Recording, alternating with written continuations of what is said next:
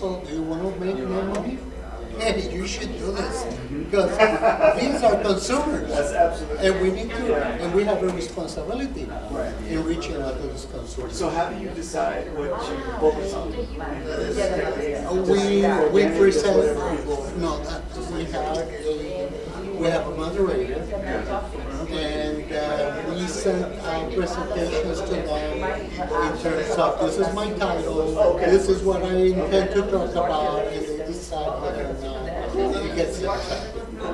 So, yeah, Oh, I love it. and I can make those connections. Yeah, well, that's definitely, are you here for both days? Okay, well, I'm really too, so that's definitely, my wife should be here tomorrow. She should be here nice. tonight, I guess. Oh, She didn't make it last night, so. I wanna make it. Exactly, that's what I was thinking. Yeah, let's go, let's go. Yes, ma'am.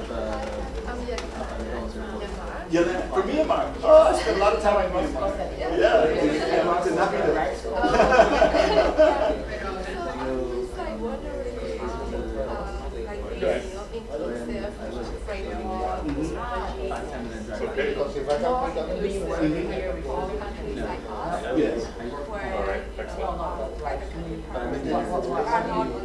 Yes. Yes. Yes. Yes. We all are. Okay. Oh, and so using that screen. Two screens, yeah, that helps. So we did research on how these possibilities technology and Right. Exactly. They're not, usually not, yeah. Happy birthday. Yes, it is. Yes, yes. That's a great project. I love that idea.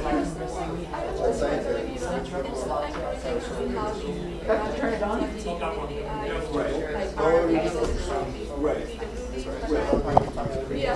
I feel like it. Test, test, So let me answer that way. Before I test, test, I'll share with you. No, I'm just changing the chair. test, test. We'll turn the chair around. They changed the name now, the acronym. They don't use PWD anymore. Test, test. It focuses on what's called person first language. Oh, yeah. So, Test, test. Test, test. Test, test. that when you say Test, test. it's to shorten person first language or person with a disability, but that most people don't say the whole thing and they say PWD. I'm just sharing with you because the community is so sensitive about a whole range of things. So they've tried to move away from that because it sounds like it's kind of objectifying PWD. You're an acronym. So they but look what they've changed. Mostly, but I'm a native speaker, that helps a lot.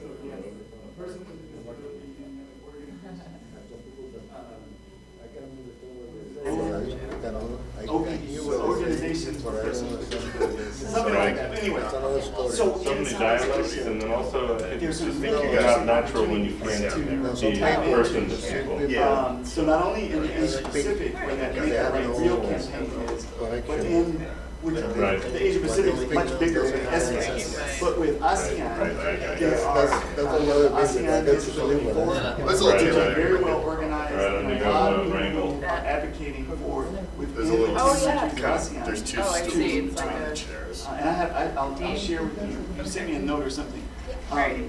What's nice about ASEAN is that there are decades. Wow, yes. Unlike Africa and even Latin Yeah, America, yeah, like there are decades of previous regional strategies building on accessibility in Southeast Asia.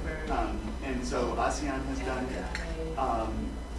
There's the ASEAN Disability Forum. There is something called The trash problem back here, I guess. So the moderator's going to sit on the stool, is that? I guess that's what it is. Not good.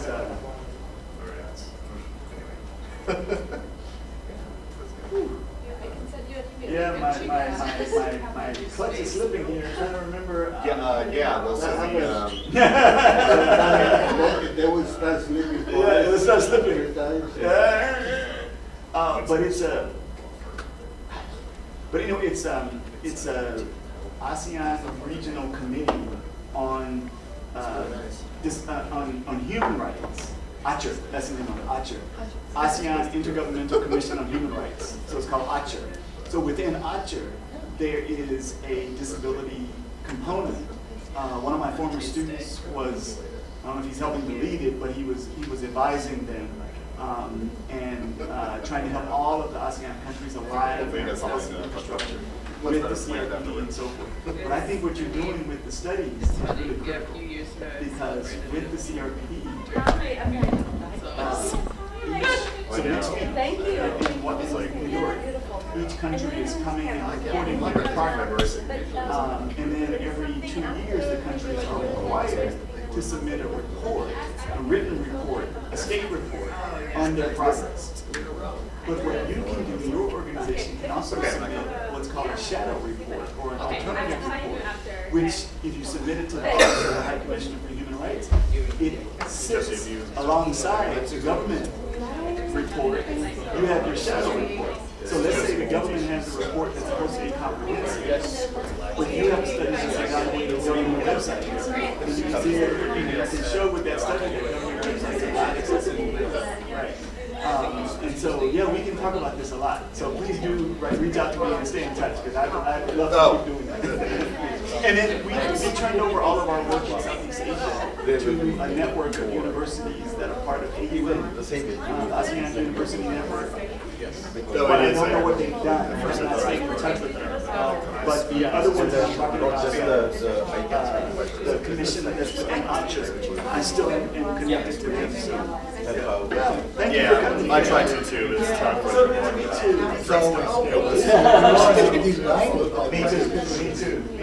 too. Now, I'm sorry I couldn't join you for afternoon cocktail.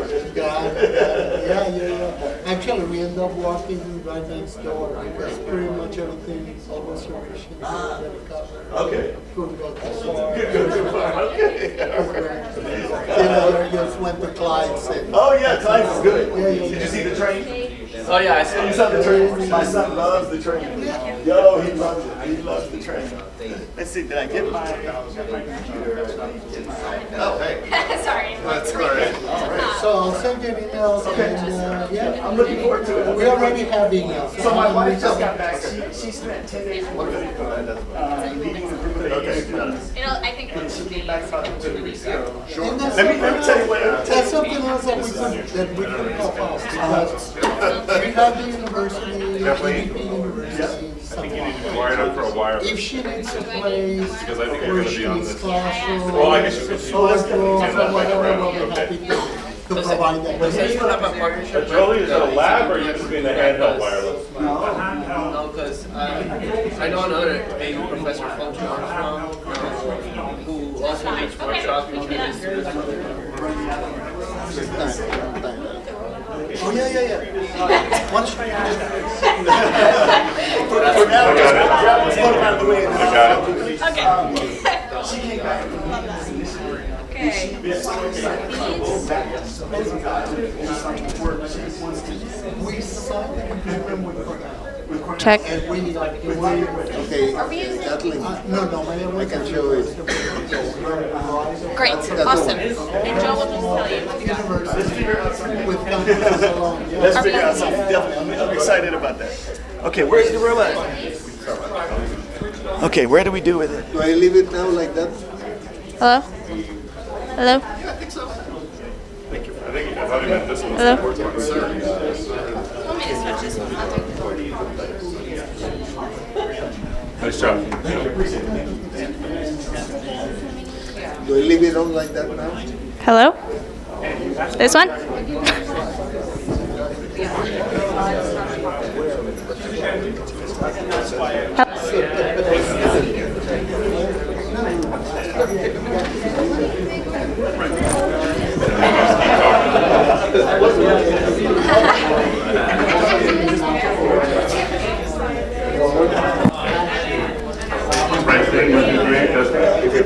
Because these are the chairs. There it is. There, now it's on. Get Are it. these on? Turn it on. I'm hearing them up there and I'm not hearing them in the room. Test, test, test. So it's a little quiet. But these should be working too, so. Test, test, test, test. Test, test. That one's a bit quiet, so I need to turn it up. Test, test. Test, test, test. Test. Test, test, test. So they're all on, I need to just turn them up a bit. So we can just use these. Well, how many are you? 3? We're 3, and then Joe's going to be at the podium first. Okay. So, yeah. This one's Q&A. Ya averigua el truquito, es cuestión de desenchufar el cable, ponerlo. All right, folks, take your seats. Let's get the panel. Después que lo tenga, él lo manda para allá. I figured. You're gonna wait to bring people up after Joe? All right. You're next. Are you connected or? You need He's going to bid slides. Okay, great. Are you going to do a? If you want me to go up now, I can. Or, I think basically, yeah. okay, wonderful. All right, everyone. Joe from ICANN, I'll let you introduce yourself. Microphone's off. Okay.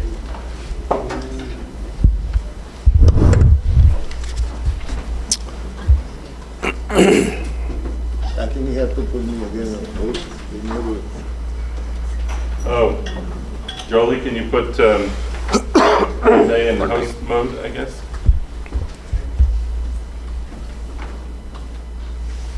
He is co-host. You are a co-host. So, You share screen. oh, I see. There's another one. Okay, try this one.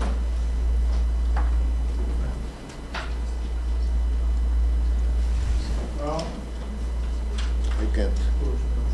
everybody else is co-host. Well, I'm confident co-host. I'm co-host. Yes, okay, try now. There you go.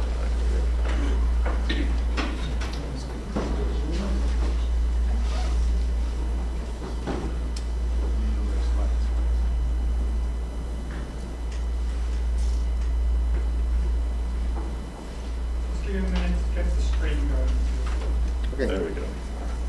We're ready. Ready to go? All right. Well, thank you to Nasig once again for having me here. My name is Joe Catapano, and I am the Senior Manager for Stakeholder Engagement focused on the North America region at ICANN. I don't think we've actually said what ICANN means yet. So ICANN stands for the Internet Corporation for Assigned Names and Numbers. And the first half of my deck here will focus on those last 2 letters, N and N. I'm based here in Washington, D.C. Yes, ICANN does have offices, and we have one here. It's what we call an engagement center, so it's a slightly smaller office. But there are a lot of ICANN organization functions that reside in that office: stakeholder engagement, communications, policy, just to name a few. So I want to thank Derek and American University. This is very special for me. I am a proud AU Eagle, graduate of the School of Public Affairs. Thank you. So being able to come back here and speak at AU is certainly something special. When I came out of graduate school at AU, I had a graduate degree in political science. My undergraduate work, which I did back in Connecticut, was in communications. And I was searching for something that blended those 2 fields. And it took a little bit of time, but eventually I found ICANN, and that was it. That was the perfect blend of those 2 things. So if you're younger, you're just starting out your career, or you're still in school, you're trying to find out, where do I fit in this space? I'm interested in a certain aspect of tech law or tech policy, but I'm not quite sure. Please feel free to find me during coffee or lunch over the next 2 days. I'd be happy to talk to you. I will do my best, as we all will throughout the next 2 days, to spell out the acronyms. Sometimes we forget, and if we do, call us out on it and have us spell it out. And so with that, I think we can go right into it here. So, what is this? This is a URL, right? ICANN.org, that is the URL for the ICANN homepage. Next slide. Now, ICANN.org is the name. And then right above that on this slide is the number. And that number is called an Internet Protocol or IP address. And so the Internet Protocol is a set of rules that allows your computer, smartphone, or other device to find the correct location that you typed in. It identifies devices primarily by using a long string of numbers. Every computer and smart device has an IP address. Also, every website has an IP address behind the name.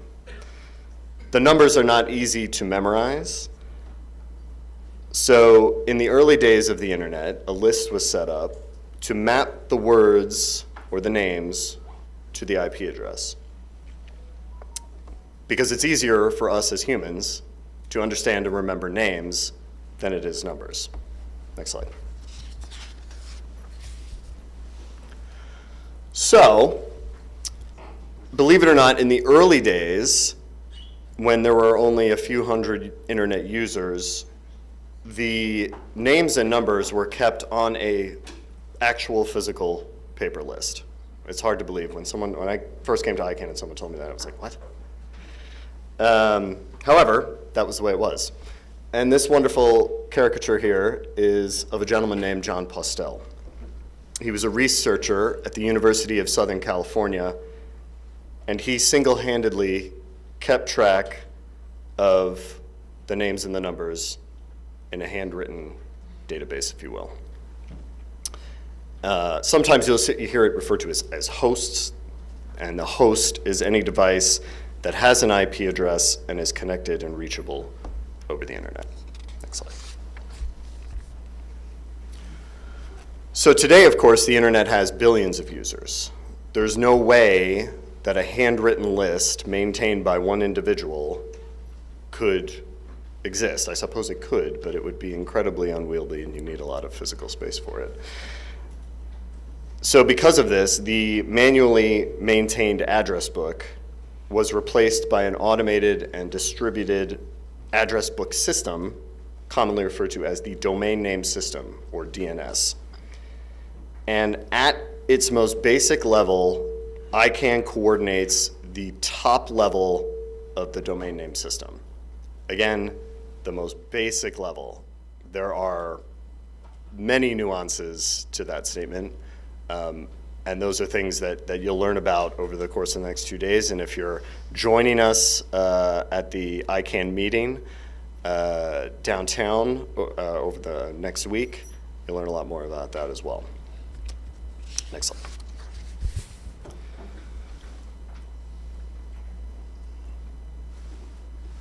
You can advance me, please. Thanks. So when you want to visit the ICANN website, you'll type icann.org into your browser. It's going up there. And your computer or device will send this information through the internet to find icann.org. Then your device will receive this information and then eventually take you to the ICANN website.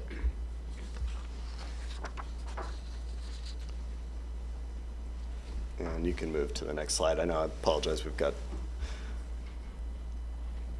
the hybrid environment means sometimes we have things that obstruct top and bottom, but there we go, awesome.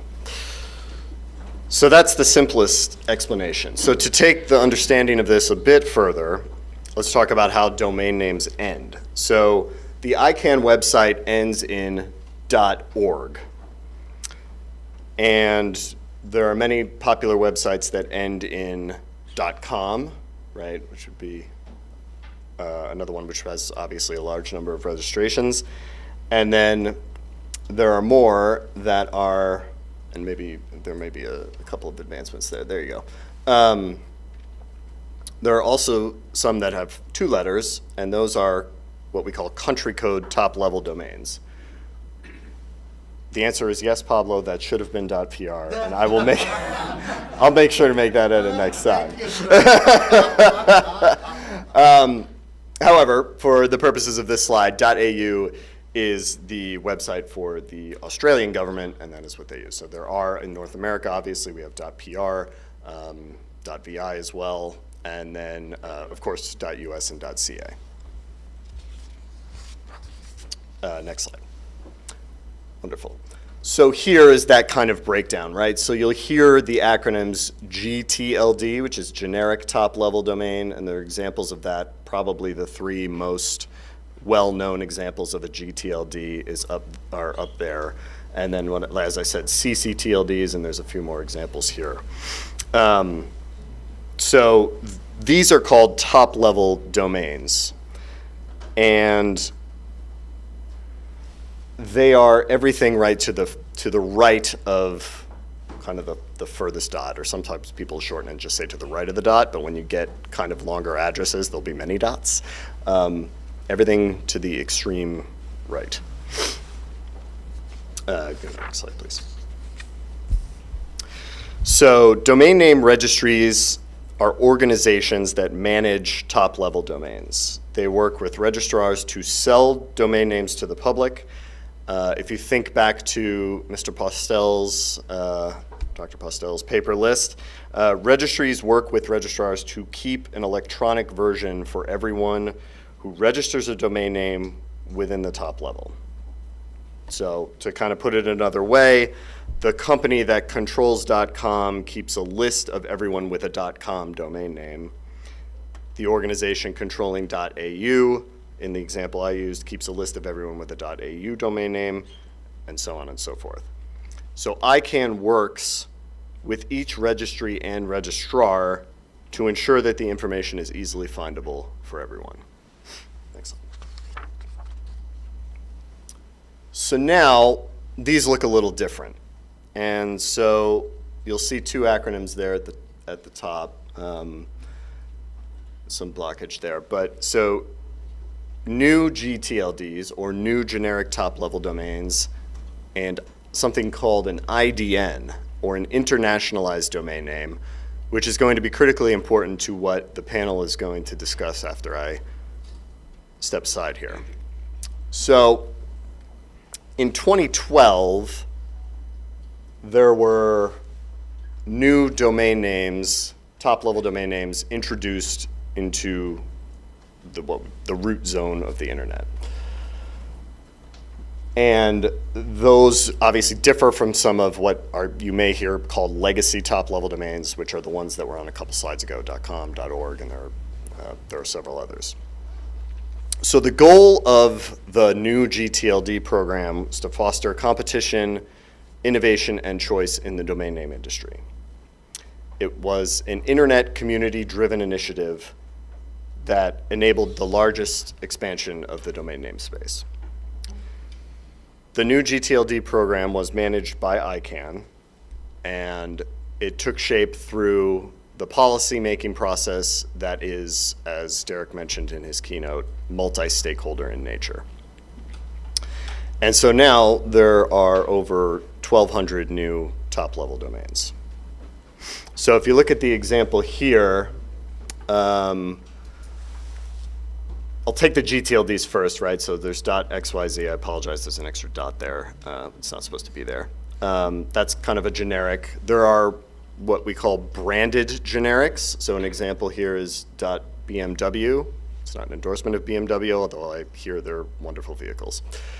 And then there are kind of location-based generics, if you will.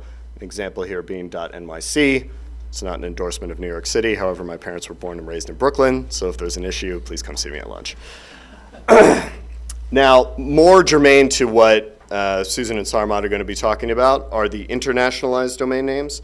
And so here, I pulled a few examples. So these are actually country code top-level domain names, but they're in local scripts. So this here is on the left is Cyrillic for Mongolia.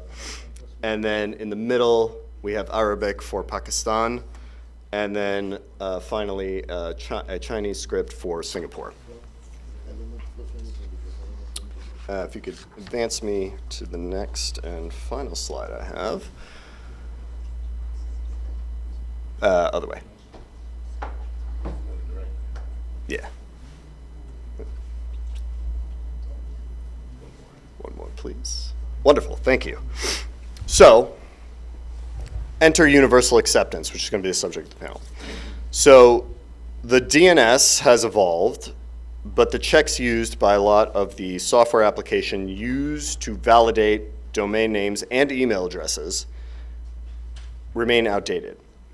So, universal acceptance is considered a technical compliance best practice, and it solves the issue by ensuring that all valid domain names and email addresses, regardless of script, language, or character length, can be used equally by all internet-enabled applications, devices, and systems. So, we have internationalized domain names out there, and now we need to make sure they work seamlessly. So in a way, universal acceptance, or more specifically the adoption of universal acceptance, really brings the promises and benefits of IDNs to fruition. And that is what your experts are going to talk about now. And with that, I will hand it over to Kathleen.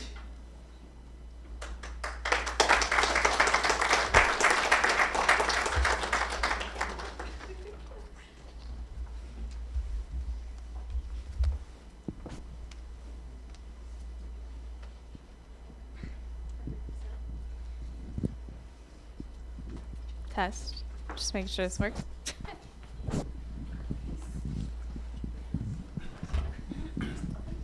Well, hi everyone. My name is Kathleen Scoggin, and I'm the program coordinator for the Tech Law and Security program here at AU, and also work with the IDPP, Inclusive Tech Policy Program. So happy to have you all here. I've had the pleasure of being part of the Nasig Planning Committee for the last couple months. So thank you to everyone who made this event possible, and thank you to Joe for giving us that great introduction about domain names generally, and now we're going to dive a little bit more into universal acceptance. But first, I would love both of my panelists to introduce themselves, tell us who you are, what your role is, a little bit about your background, and how you got here. Good morning. My name is Susan Chalmers, and I work in the Office of International Affairs at the National Telecommunications and Information Administration, which is part of the United States Department of Commerce. I've been with NTIA for about 7 years, I guess.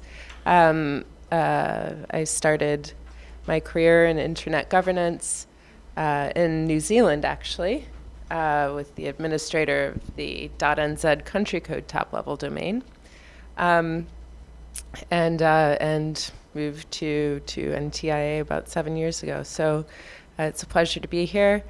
Universal acceptance is really a very interesting but a critically important topic if we want to have an inclusive and multilingual internet. And so just thank you for having me. So my name is Sarmad Hussain. I'm with ICANN. I'm involved with the Internationalized Domain Names and Universal Acceptance Program at ICANN. Before ICANN, I've been in academia. I was a professor of computer science back home. I come from Pakistan, and have always been interested in language technology, and that's sort of my area of specialization, and that's also, I guess, what I do at ICANN. Thanks. Awesome. Thank you so much. We're very grateful to have both of you here and excited to jump into an interesting discussion. So my first question for both of you is, what is your definition of universal acceptance, and how does it relate to domain names and email addresses? Well, I will leave it to Sarmad to address to address this in any more technical way. But basically, we understand universal acceptance to serve as the foundation for a multilingual internet. It is, I think, consists of some technical standards, but collectively, it is that which is necessary for people to be able to engage online, to visit websites in their own native scripts. And it is a very important topic that we need to be discussing and coordinating. And I think coordination is one of the key factors here in promoting UA. Thanks, Susan. So I'll build up a little bit on that and get into some technical details. As Joe was sharing earlier, that we've since 2012 there have been many more GTLDs which have been introduced in the root of the internet. These top-level domains have certain features which these strings didn't used to have before. So all the technology which was developed around supporting domain names and email addresses, which also include domain names, was built around certain assumptions. One assumption was, for example, that top-level domain would be 2 or 3 characters long. And then some people had even more significant hard coding of that assumption. They said only these 22 or 23 strings were allowed as top-level domains. And a lot of that technology is since those top-level domains like .au or .com or .org, they've been around for many, many years. Those assumptions actually got built into software. And that's caused a problem because since 2012 now there are many more strings, and these strings can be categorized in 3 buckets, I guess. You can have new strings like .sky, which are still 3 characters long, but they're not part of that 22 or 23 quote-unquote legacy top-level domains. There are also these longer strings which are not 2 letters or 3 letters, but much longer, like .photography or .technology or .international. And then there's these strings, top-level domains, which are in local languages, like the examples you saw shared by Joe earlier, in different languages and scripts. And the technology was, or still in some cases, just not ready. And when you enter a domain name or email address, they're expecting some of the older kinds of domain names. And when you type in these new kinds of domain names, the technology, the website says that this domain name or email address is is not valid because the rules they're using to apply, they're applying to check for those domain names are still old. And that causes what is, we would want universal acceptance of domain names and email addresses. And this is what is really causing the problem of universal acceptance, which we obviously want to address.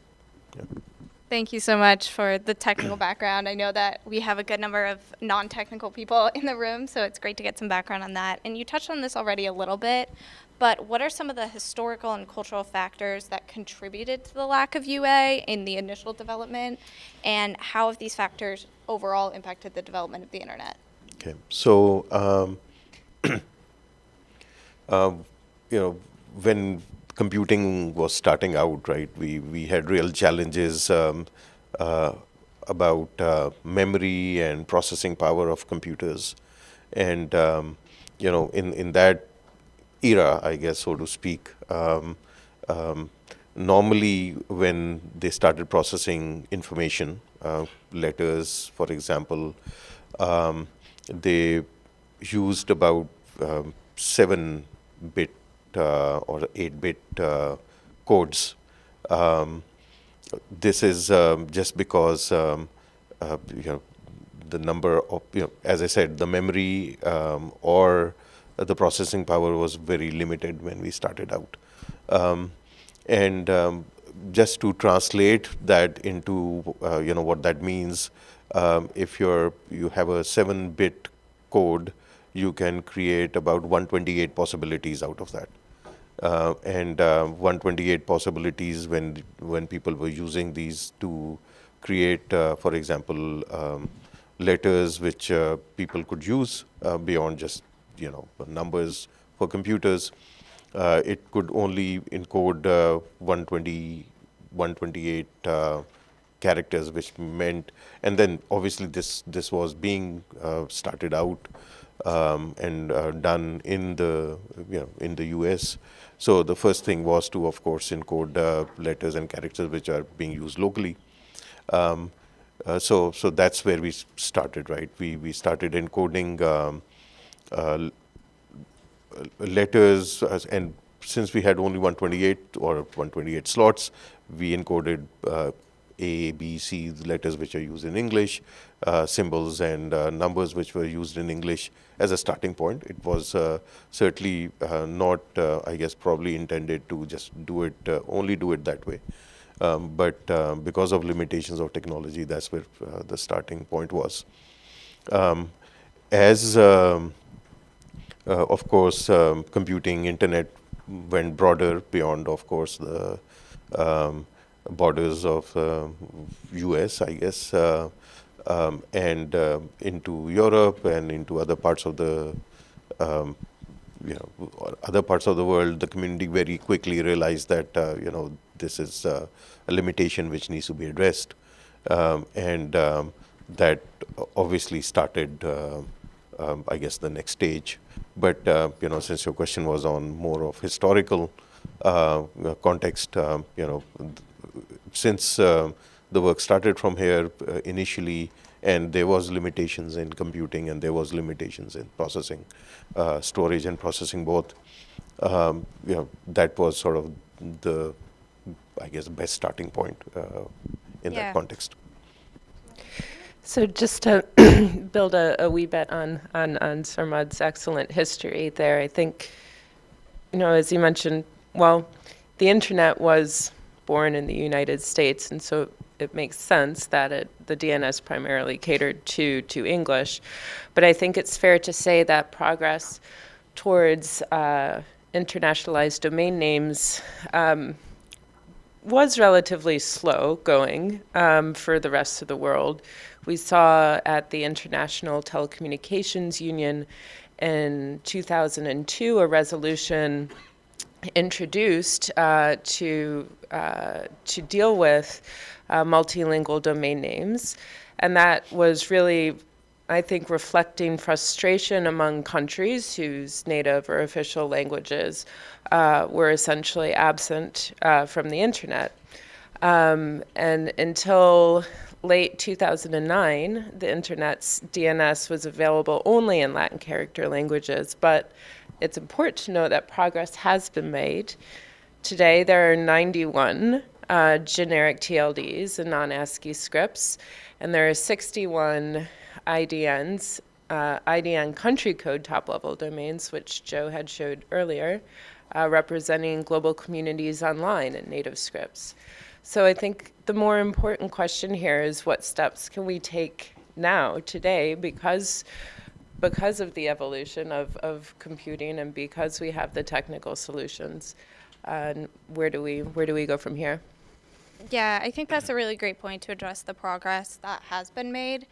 And I think that a lot of what Joe had brought up and what both of you brought up as well was ensuring meaningful access to the internet. Not simply that you're able to access a website, but that you're able to use it in a way that is most comfortable to you. So would you all be able to expand a little bit on what it means to have meaningful use of the internet and how universal acceptance kind of plays into that? You already touched on that, but...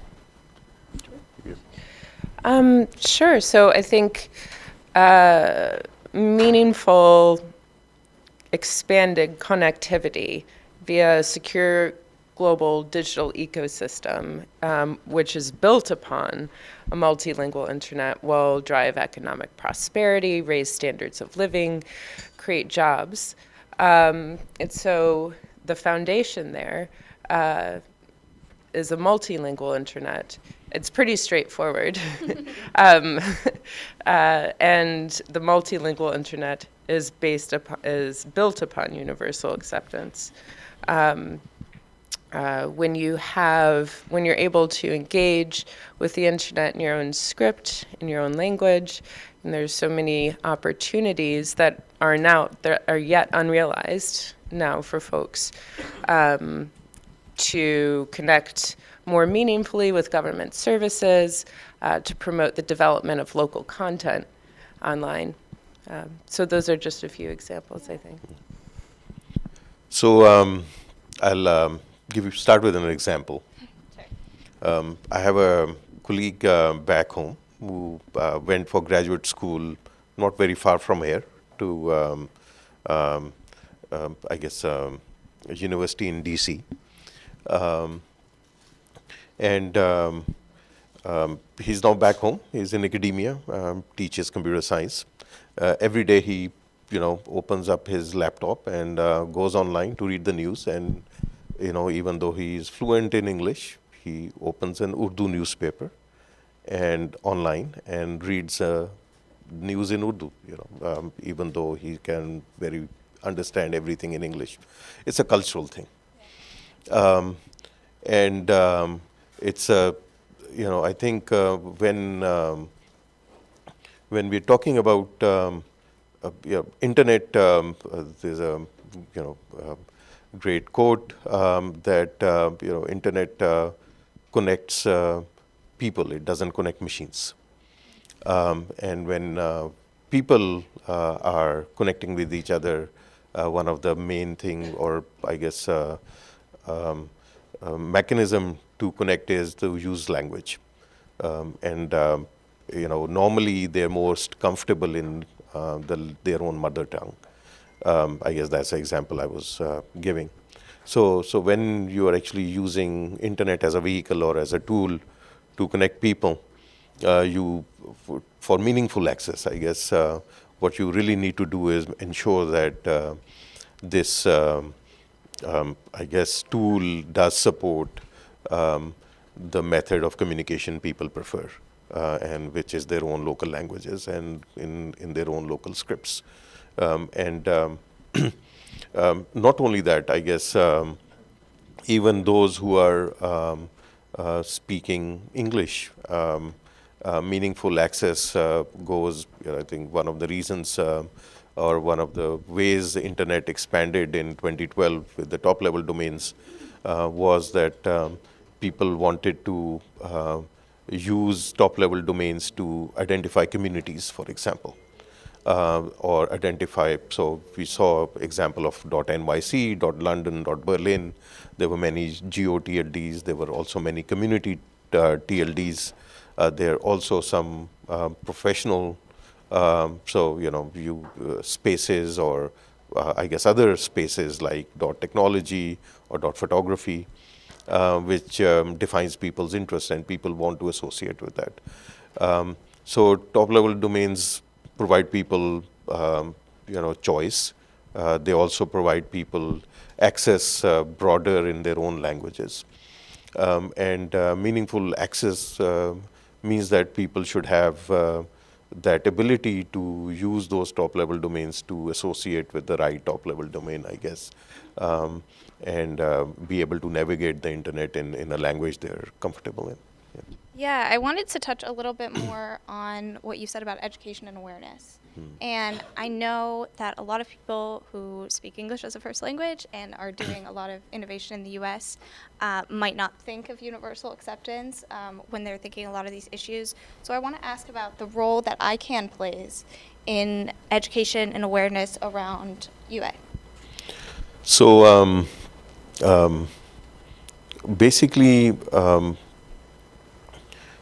there are, I would say, there are three levels of interaction, or three layers which we would want to address. When we're talking about universal acceptance, the starting point is awareness. But I think it doesn't end there. The next step is understanding the technical details on how this actually could be achieved. And then this last step in the process is actually not just understanding the technical details, but actually adopting those technical details to ensure that universal acceptance is actually integrated into the systems, all the relevant systems around people. So when we are working at ICANN, we are trying to work at all these three layers. There are places where we want to go, and I'll give an example of recently we celebrated Universal Acceptance Day on 28th March, where we actually try to reach out to communities across the globe. In this particular case, we supported and collaborated with communities in more than 40 countries and held more than 50 events. And the aim was to raise awareness of what universal acceptance is. We're following up with many of our partners, collaborators, and taking it to the next level. So next level is to engage with them and start doing technical training. A great example of that is as part of a Coalition for Digital Africa initiative, which ICANN's involved in. There is a project which we've started with the Association of African Universities, where we are working with AAU to make sure that the systems, websites, email servers for services for these more than 400 partner universities of AAU across Africa are universal acceptance ready. So we're doing a series of trainings with them, and then we eventually the idea is to take it to the last level where people are not only just aware and not just capable, but are actually actively ensuring that the technology they're producing and using is UA ready, so that the local communities can actually benefit from that technology more than they can actually at this time. Yeah, making sure that those technologies are something that can actually be used. Yeah.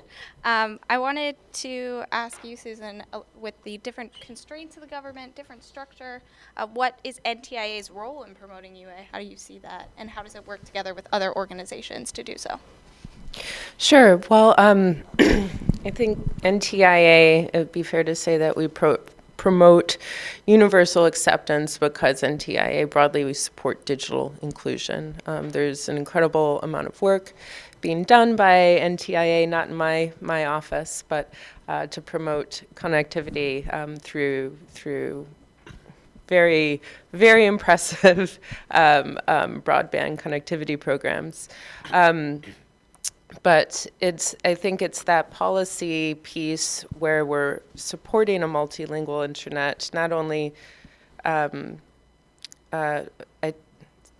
at home, but I would say more broadly, that we've worked in the past with ICANN. We've collaborated with other people, other organizations who are interested in universal acceptance. We've promoted this at the IGF through a number of different workshops, the focus of which has really been to kind of crack the code and answer the question, why isn't universal acceptance being taken up as a priority issue by governments around the world? What are the barriers that are standing in the way of that? And through all of the discussions that we've had over the years, something that we found is really just a lack of coordination. There's so many different players that could be involved in promoting universal acceptance, but they're not really speaking to each other. So I think one of the key challenges for any person in the government who is focused on this policy is how do you raise what is assumed to be a purely technical issue?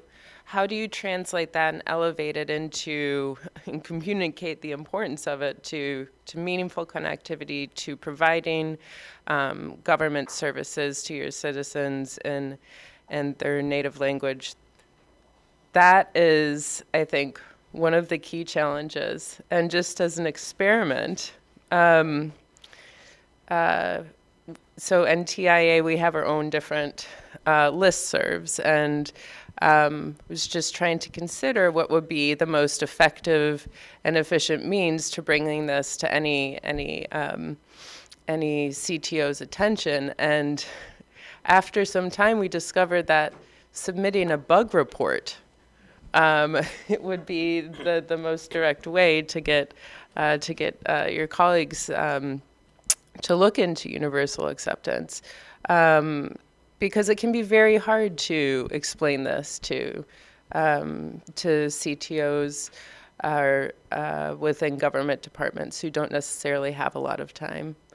But I think it's really the coordination piece, and I'd like to we can talk more about that piece. But I think at least now that, because of the excellent work that ICANN and Sarmad have done, the Universal Acceptance Steering Group at ICANN, and we've just heard about all of the activity that is going on with the Coalition for Digital Africa, I think the future is bright when it comes to this issue. We just have so much more unexplored ground to cover.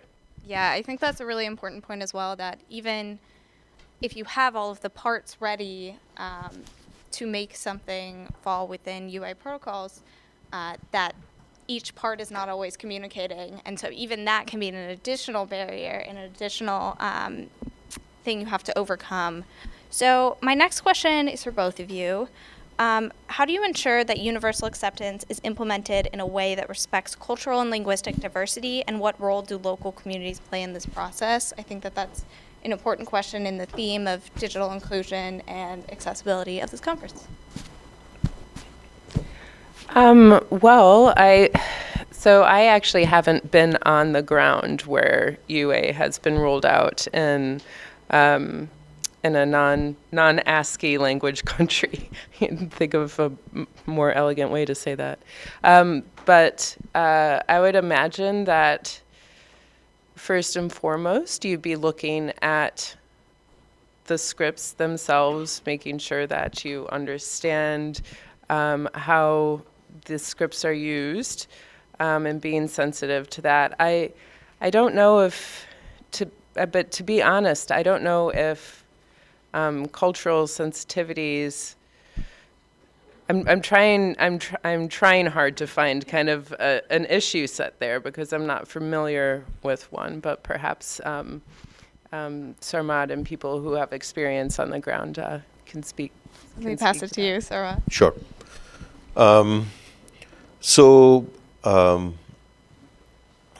I think just making things universally, make universal acceptance already addresses, I guess, cultural needs. But I think going one step beyond is, there may be some script-specific details which, as Susan was also pointing out, which need to be sort of taken care of. And that's something which obviously ICANN has been very cognizant about. So one of the things which ICANN has done since 2012, this is, I guess, right after IDNA 2008 came out, which IDNA 2008, by the way, is the underlying protocol or standard It stands for Internationalized Domain Names and Applications Standards, which is based on a set of RFCs developed by Internet Engineering Task Force. That lays the technical basis of how internationalized domain names are implemented. What IDNA in 2008 does is it algorithmically suggests some baseline mechanism where any particular script which is encoded in the Unicode standard can be actually used within the domain name system. Will you just explain Unicode really quickly for Okay. people that don't know in this room? All right. So very taking briefly. one step back, when we were talking earlier about these encoding schemes for computers, where computers obviously use numbers, but in computers you can use numbers to represent certain letters. And as we started out, the first encoding scheme was one of the first ones was ASCII, which is American Standard Code for Information and Interchange, which mapped the 128 code point spaces onto letters A, B, C, and so on. We just talked about that. But to encode all the different languages of the world, you need much bigger space. And one of the things which in early 90s, all the large technology companies like Microsoft and others did was they came together to form what is called the Unicode Consortium. I guess Unicode Consortium basically wanted to make a very large code page which had letters not only of English but all the languages of the world. So instead of 128 limit of 128 characters, Unicode has actually a limit of more than 1 million characters. Currently, they've filled in about 150,000. So there's still plenty of space left. But those 150,000 characters currently support 161 scripts around the world. Latin only being one of the 161. And then there's Arabic and Cyrillic, and I can not possibly. We could go on for the rest of the day. Yes, but there are 161 scripts, including Egyptian hieroglyphics, for example, which is now extinct but still used by researchers, for example.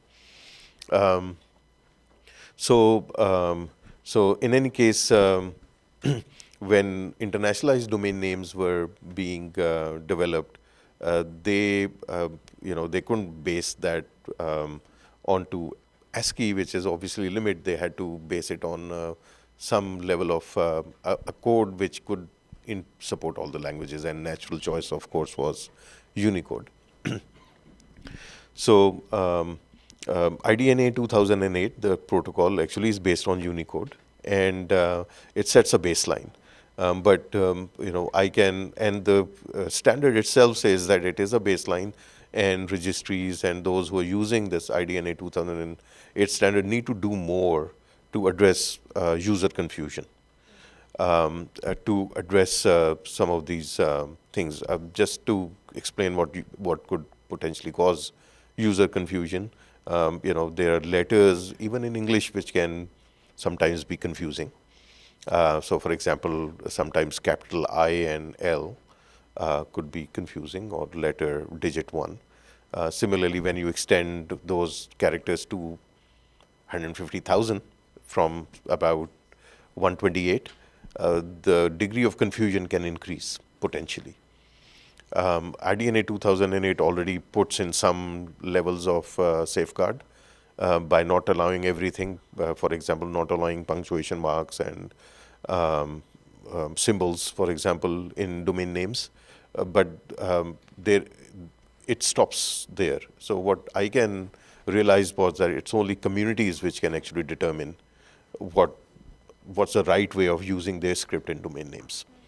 We at ICANN, or we can't tell. So what we did was we actually worked with communities. We've over the last 10 years or so, we've developed expert panels for all the different communities, just to give you an example, the Arabic script panel had 35 members from 22 different countries, and so on. So we actually develop supported panels where those script communities actually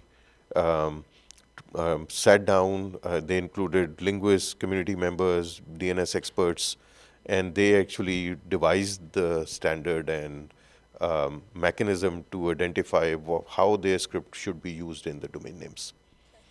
And so I think that's in one way we're trying to address the cultural sensitivity moving forward through IDNs, that we are making sure that these are used safely from the perspective of the community which is actually using the script. Amazing. I just wanted to touch on a couple more questions before we open it up to Q&A from the audience.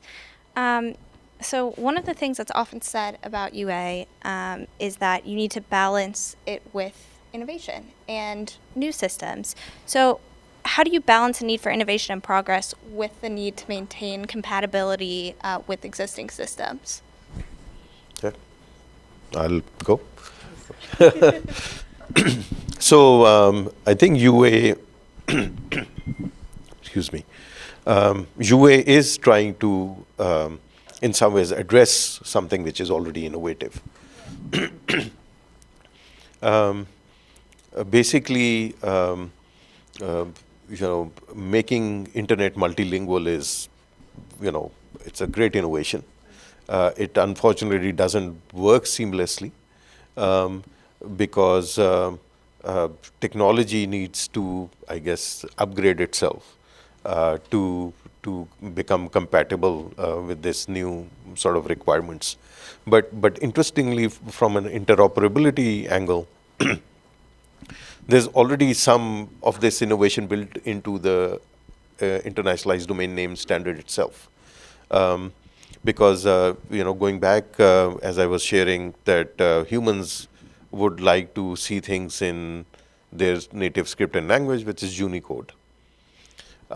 Internet was built on an infrastructure which was relying on 7 or 8-bit encoding, which is largely based on ASCII. Unicode normally is, I guess, so when we wanted to transition from like a ASCII-based internet into a multilingual kind of internet, there was obviously a choice that we just switched to Unicode, but that meant that we would have to undo all the infrastructure within of internet which was already there. And that obviously wouldn't really fly because that would be just too difficult. There was just so much out there. So the way people at Internet Engineering Task Force innovated was that they said that, okay, what we'll do is we'll keep the back end as ASCII, and we'll take the front end applications or application layer, which people are looking at. Machines don't care whether something's in Unicode or in ASCII, right? They'll just process whatever data they get. But humans would need to see things in their own language. So what they said was that, okay, we develop a standard which has a face for humans, where humans will see things in Arabic or Chinese or Cyrillic or whatever script they want to see in. The complete interface will be in local languages. When they type something, what the browser sends back doesn't need to be in that local language. It can actually convert that into what is called an ASCII compatible encoding. So it sort of maps it into what is normally referred to as an A label, and that gets sent on the wire and get processed internally. So it's very innovative that suddenly everybody's seeing what they need to see, but using the same backend infrastructure, which then doesn't need to be upgraded anymore. So yeah, I think making sure that people can type in their languages and end up in the same place, and that you don't have, conflicting 2 sites in 2 different languages that send you 2 different places, is a really interesting portion of this.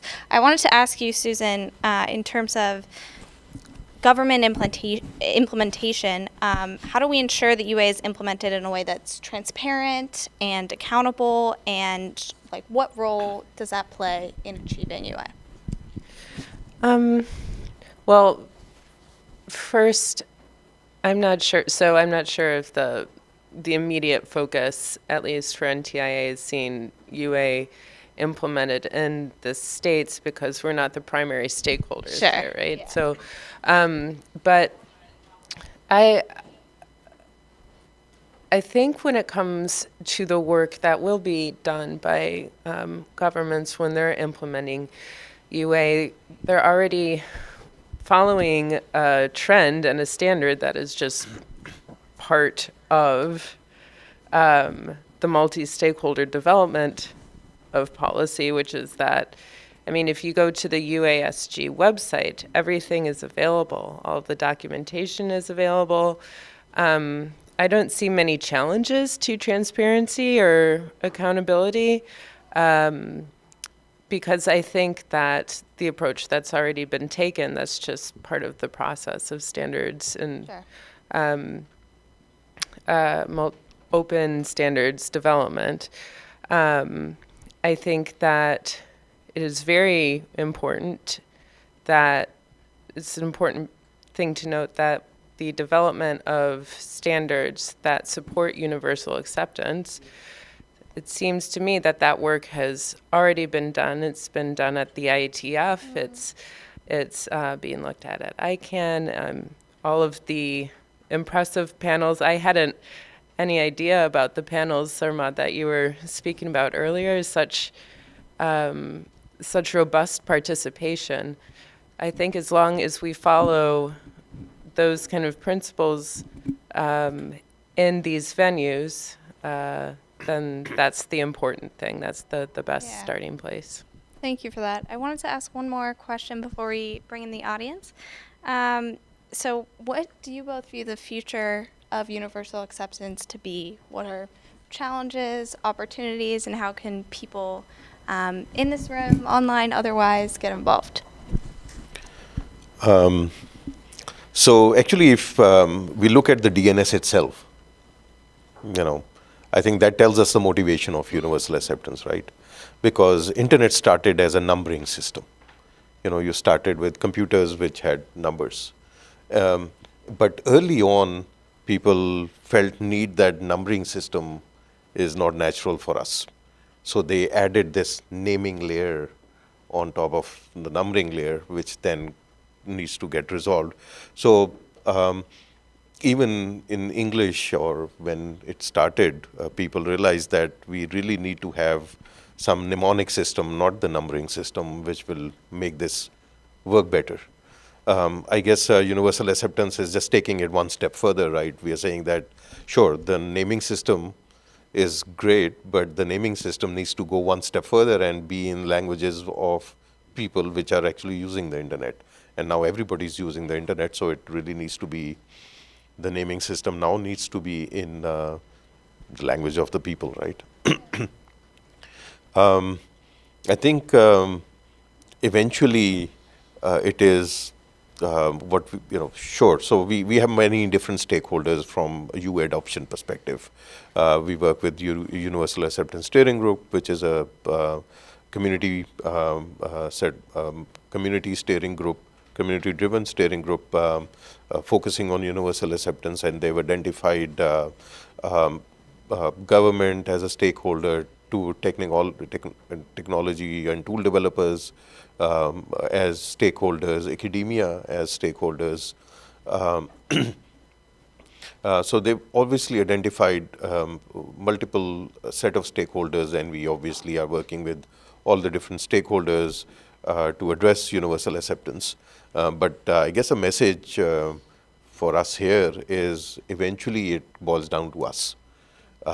Is the website I'm making universal acceptance ready? Is the email server or my email server universal acceptance ready? If I can make my technology, because that's under my control, it's not in anybody else's control. And earlier people used to say that, sure, I can make my technology UA ready, but I don't have the tools. But now, over time, the work by UASG, we have clear documentation that now you can actually develop technology, host email servers, which are UA ready. So there's technology out there. We actually have documentation. So I think starting point would be that we familiarize ourselves with what the requirements are, and then talk to our tech teams and make sure that our technology is UA ready. I think that would be a starting point. Whereas, of course, USG, ICANN, other organizations will continue to reach out to big tech organizations and other, I guess, stakeholders to raise that awareness. But we should really start from ourselves. Yeah. Thanks. So I think the opportunities of the global internet, if it were truly multilingual, are bound only by the limits of our imagination. And so just to build upon what Sarmad was saying, I think at the institutional level, there is an opportunity for some unprecedented coordination that can happen between ICANN, the UASG, the ITU development sector, and perhaps UNESCO. I mean, we've just entered the decade of indigenous languages at the UN.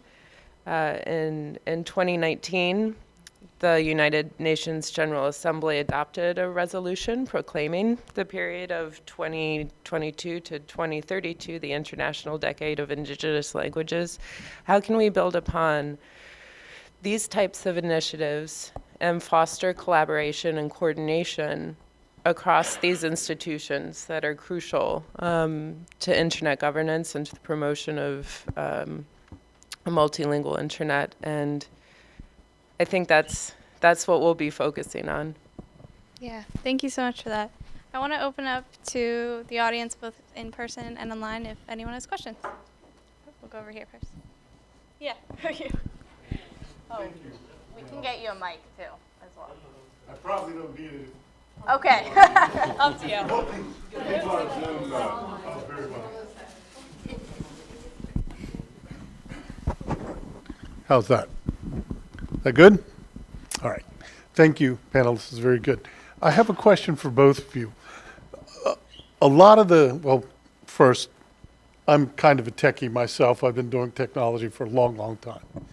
How responsive have the major tech companies like Microsoft and Red Hat IBM and Google search engine technology been to the requirement or the need to do this? And if they've not been as responsive as you'd like or hope they would have been, what can be done? Is there any kind of carrot and stick, or to use the American idiom, is there any kind of thing we can do to say, hey, Google, you really need to get in here, and if you do so, it's going to be worth a lot of money to you. I know that let me put it this way, in my experience, it takes money to change things. To actually cause change is more about how much money someone thinks they can make or is available to cause the change. Where are we? Thank you. Thank you for that question. Okay, if I start. We're seeing good progress, both in the proprietary side of software technology and also on the open source side of technology. We haven't reached where we can say that we are UA ready or mostly UA ready. Just to give you a few examples, Google's Gmail, for example, you can now send and receive emails in any script and language. So they've been what we call level 1 UA ready, where they can send and receive emails, but you cannot create an email address, for example, in your local script. So you cannot create a Chinese email address, but if I send an email to a Gmail address in Chinese using a Chinese email address, it will go and will be delivered, and you can you will be able to, using your Gmail address, respond back to the Chinese email address as well. So they're level 1 ready, they're not level 2 ready. The Microsoft also recently, so Gmail's been AI level 1 ready for many years now. And Microsoft is also, their email products are supporting AI, again, at least level 1. And then recently Apple also actually announced that they are also supporting. So some of these large tech companies are already leading the way, supporting UA, partially at least, as I said, not level 2. Eventually, I guess they'll come to level 2 as well. There's some obviously technical challenges going to level 2 because email addresses are now also used as identifiers, as usernames, which is used beyond email in many other technologies. So they actually have to be a bit careful about how they allow for example, Arabic or Chinese identifiers versus. So those are things which obviously I'm sure they are working on. On the open source side, we see that more and more of email tools, for example, are now supporting SMTP UTF-8, which is the flag which is used for internationalized email addresses. So there is good support which is coming in open source technology as well. Courier, Postfix, some of those tools actually do support EI already. So we are increasingly seeing support. Eventually, it comes down to business, right? If there is a user requirement, if your client or customers require a feature, they would prioritize that feature and support it. And I think that then boils down to all of us as well, that once we start using our email addresses, domain names in local languages more and more, and people see more and more traffic of these internationalized domain names and internationalized email addresses, technology businesses will automatically, I guess, move forward and adopt these and provide support for these more and more for their own interest as well. So let me stop here. Yeah. Very straight and short and sweet answer. Government procurement policies. And that's, I think that is, when it comes to these questions, when we're talking about standards, I think that applies not only to universal acceptance, but to IPv6, DNSSEC. Government procurement policies, I think, should be the most effective means to at least generate promotion of these standards. Awesome. Anyone else? Do you have a question over here? Yeah.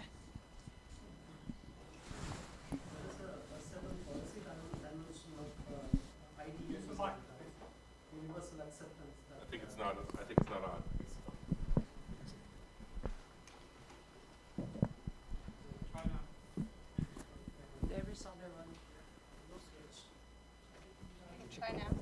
Hello.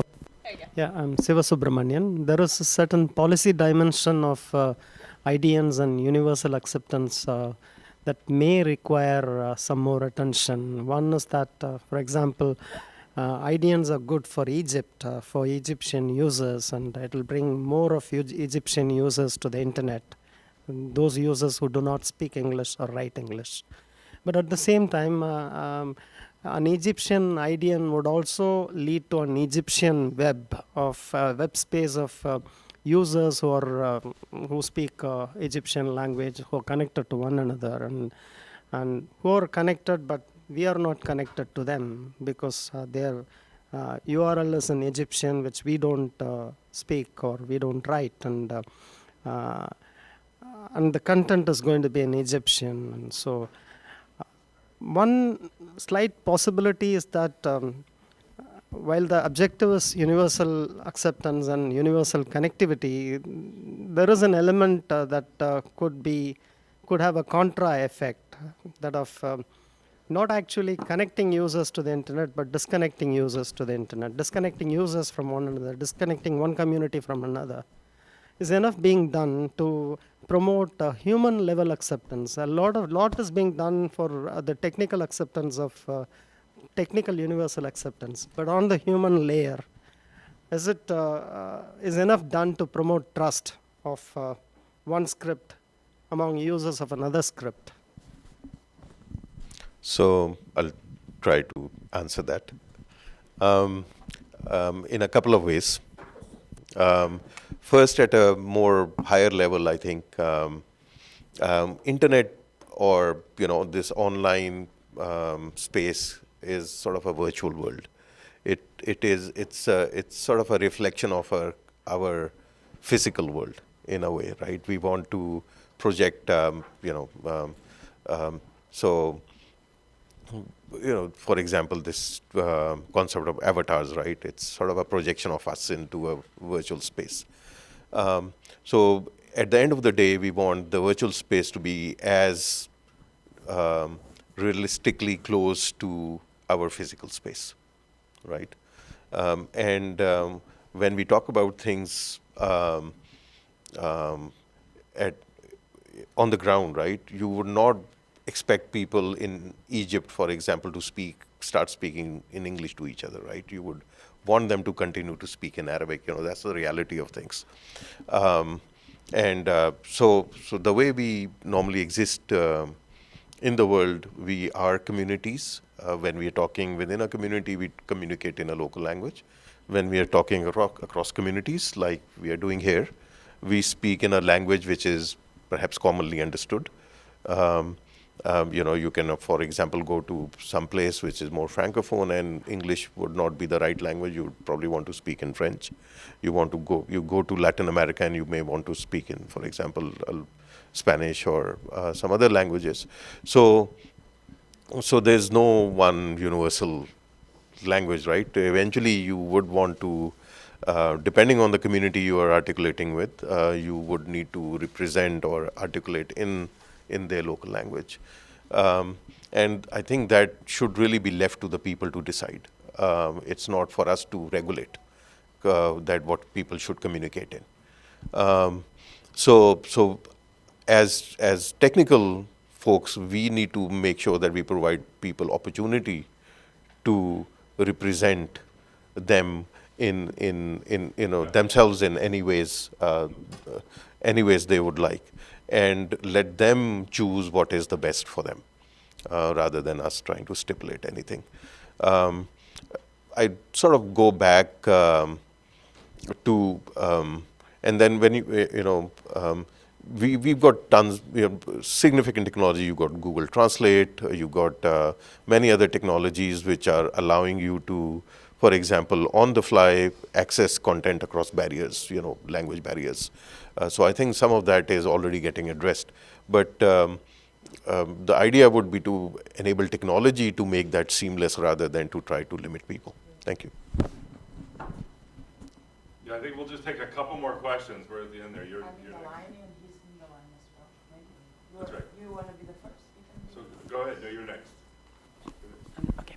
Thank you. My name is Juliana. I'm a digital rights activist in Brazil, and I would like to understand a bit more about the multilingual strategy and what the goal, the main goal of it, challenges, and specifically in the case of Brazil, we have a huge indigenous community, and I was in RightsCon last week when we were there discussing about accessibility and infrastructure. I mean, we need the education basis of some vulnerable communities to implement the real digital rights, because I mean, if I give my cell phone to some indigenous people, maybe they don't know how to use it. So I guess, and I believe in the digital education and of course the infrastructure that they need do in the region, for example, in Brazil that I'm talking about. But of course the language would be important to have the access, the real access. Because I mean, I can speak now in English, but of course I understand more in Portuguese or maybe in Spanish because it's near to my own language. So I'd like to understand better the strategy by itself. Thank you very much. Well, I would invite you to to look into what has been discussed at the Internet Governance Forum. And NTIA has submitted a workshop proposal for this year's IGF in Kyoto in 2023.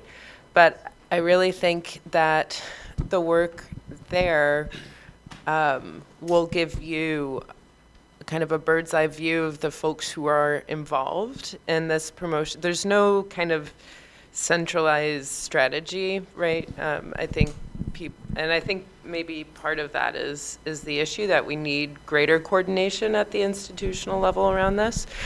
But yeah, I can dig around for some links even to send them to you. But if you spend time with those workshops, it will give you kind of a better impression of what's going on. In 2021, we did organize a high-level workshop at the IGF and did invite an indigenous speaker from Brazil who presented her her concerns about universal acceptance and language and preservation of her language too. So it'd probably be very relevant for you. Just to add one more resource to that list, you may also want to look at some of the work UNESCO's done. There was this multilingual in cyberspace. They had some initial work which came out in early 2000s, and they've done a lot of work since then as well. So that's another place you should actually go and take a look as well. Thank you. So we got one more question with the microphone there, but then we're gonna take questions in the hall. Yeah, I've been waiting for. Okay. Did you not get the microphone there? Where is it? Oh, okay. Yeah, go ahead.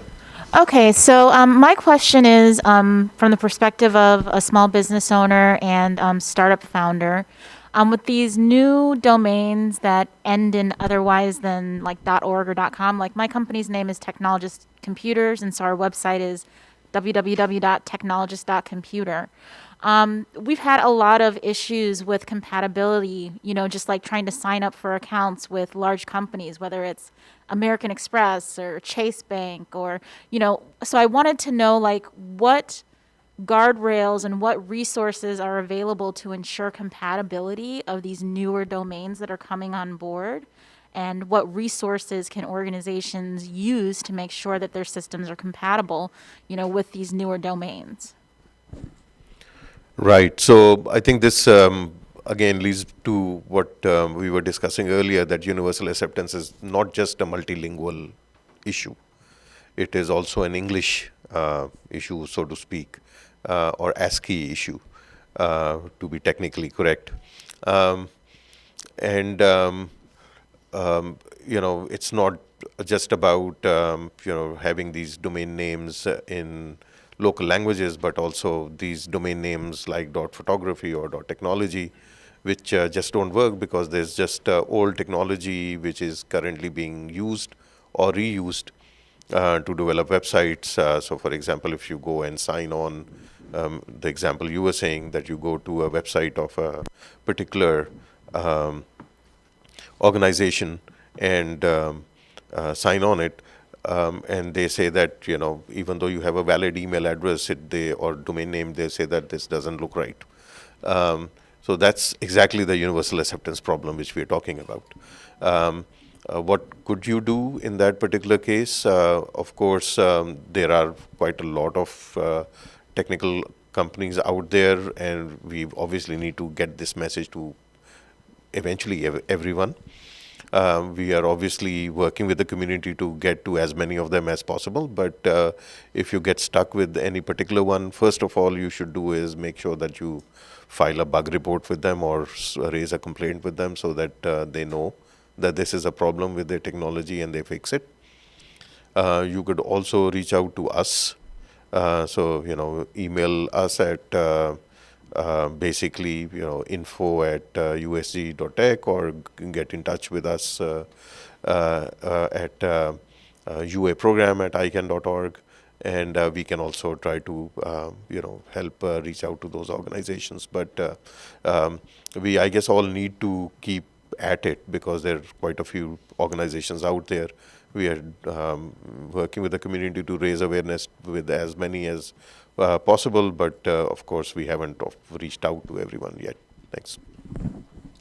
Well, thank you to both of you. We appreciate your insights so much, and thank you for being here and sharing with us. So.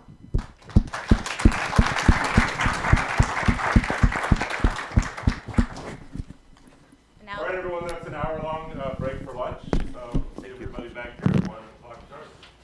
And back in we're for breakfast. Yes. Can we get one picture before we all stand up? Or we The can. short answer is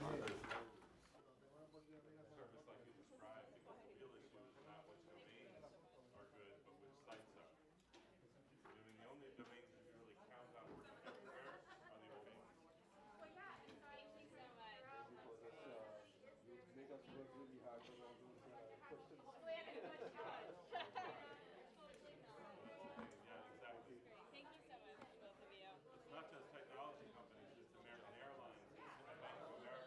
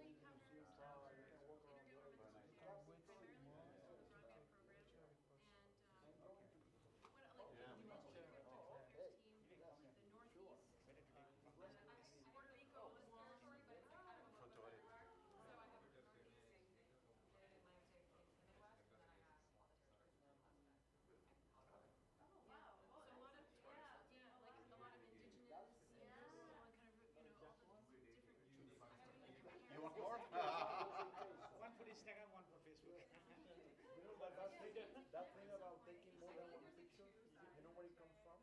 It comes from the old photography. That, film photography used to be, I always used to take 2 or 3 just to make sure that I could get a good one. With this, you take a movie. Some are like not just doing pure government, stakeholder, academic pieces. So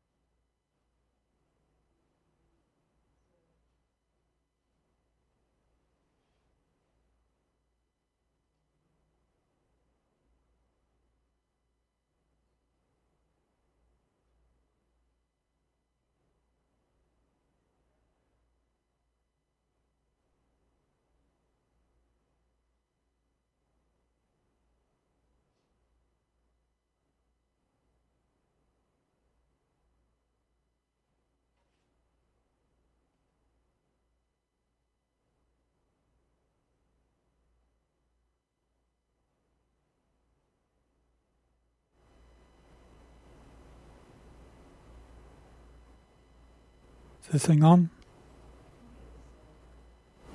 Is this thing on? Yes, Yes. just about. Yeah, it's on for me. Except I'm getting an echo. Who's that? Who's that talking? Doug Dawson. Oh, that's good. You're the who I really need to test. What I'm trying to test is if my mix minus works. I'm going to switch to that. Okay, very good. Okay. Although the echo cancellation does appear to be working. Yeah, I'm hearing myself 1 second after I talk. Yeah. Just say something else. Yeah, I'll keep talking. No, hey, yeah, it's still doing it. Yeah. Okay, now I'm going to switch inputs on this thing.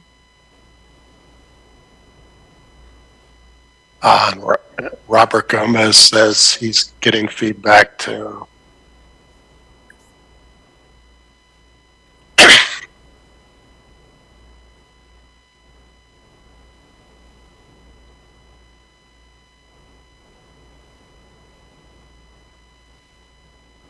Let me try again. Yep. Have you got Still a doing cold, it. Doug? It doesn't sound like you. I'm sorry. Did you get a? Do you have a cold? You sound a little hoarse. Yeah, it's allergy season, and we have the smoke from Canada.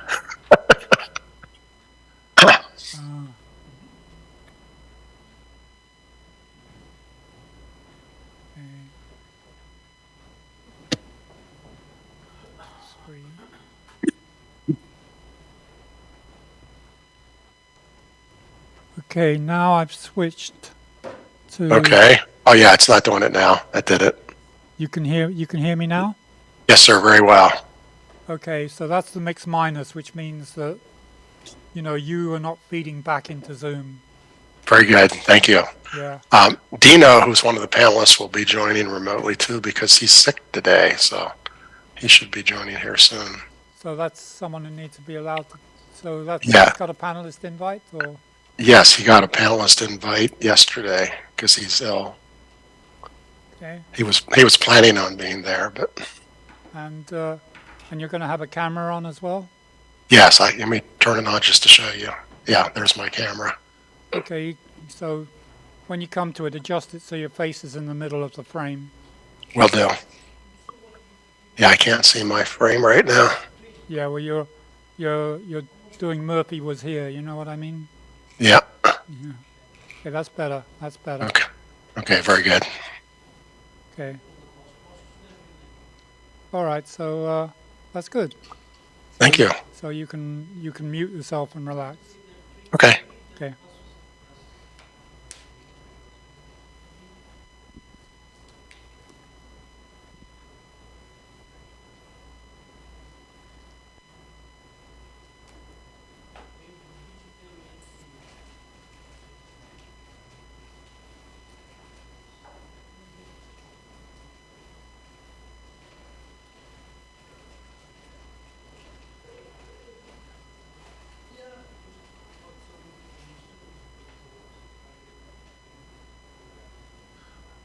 Well, Doug, the only thing we didn't try was going on to original audio, which depends on how much background noise you have. I'm in a pretty quiet office. Yeah, well, if you go into audio settings, you can switch on original sound for musicians. And where is that? You go down to the bottom to by little microphone, audio drop down. Mm-hmm. And at the bottom of. Yeah, at the At the bottom bottom? left of your Zoom. Thing, Okay. it should have next to your audio should be audio settings. Yep. You should have original sound for musicians. Let's see. Original sound musicians. Okay, I just changed to that. Okay, let's hear you. Okay, is that better? Yeah, it is a little bit better. Okay, very good. Is that something I should keep all the time? Does that make it If better you for don't have a everybody? lot of background noise, sure. Oh, because great. It cuts out the Zoom noise cancellation, so Oh, You know, yeah. it doesn't clip you so much. Yeah, I'm in a quiet office, and I moved my cat, who's very loud. Yeah. Okay. Hey, Dina, are you on here?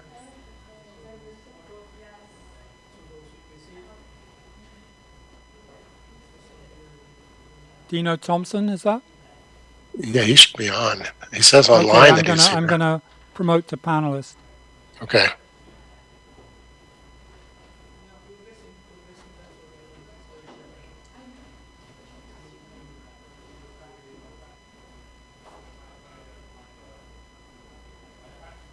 All right, I'm here. Can you hear me? Yes, sir. We hear you well. Thank you. Perfect. Perfect. Thank you. I'll be right back in 1 second.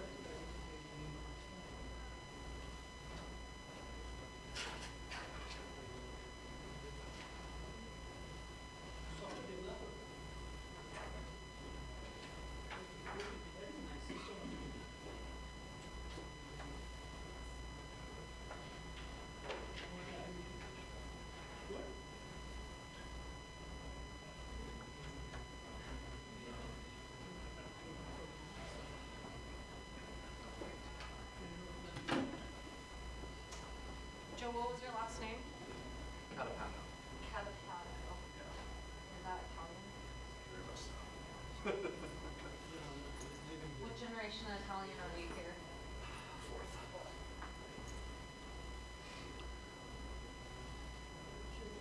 I have another question. Are either of you guys going to do slide presentations?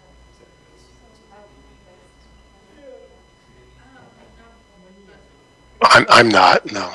Dino is not. That's good. So I'll just spotlight you in Zoom once we get going. Okay, thank you. I'll take a photo. Oh, well, I'll send it to him. I work for the Goodwill. Yeah. And then I just met Mark Well at the Efficiency Tech Summit in Anchorage. Oh, I was there too. Oh, you were? Yeah. That's All right, so we're both pulling 5 conferences in one. No, yeah, that was great. It was my first one. It was also my first time doing this. really good. That was my second time to Anchorage, and I did get to go down to Seward and back. Okay. But like the day, the 24/7 sunlight is That was a little rough. hard. I had a lot of trouble sleeping. I did come back cold, not COVID or anything, but I did have a pretty nasty cold. Well, like especially like when I flew there. Where are you based out of? Here. Oh, okay. Yeah, that's what he said. When I flew out, like we had instant delay because we were waiting on a flight. I think I actually have 3 speakers, so I'll And probably then use the roving mic as my main mic. Seattle to Anchorage, should finish one flight. Then we had I'm moderating. and There's then 3 speakers. had to land in Anchorage, and then so by the time one is, that's we right. landed, it was super late, but it wasn't, they? Oh, you know, it's okay. still All right, daylight. great. I had it so, so coming back. Who else is that there? I didn't see him. Denver, Andy matched the. So he's here? I think so. Supposed to be. So I haven't seen him you yet. really don't have, what you might want to do is to have some laptop with the Zoom sitting in front of you, so that you can be sitting and looking at each of the guys. You'll be able to watch. Oh, I see. But because you can see them there too. Yeah, but that's it's almost the same size in a way. I was gonna actually have Ron pantomime their actions from his chair, from his I'll seat. just an audio check and they're both good. All right, great, thank you. So, and then this mic is a slightly better mic than the other. Okay, I'll take that one then. Nobody has slides, right? That's correct.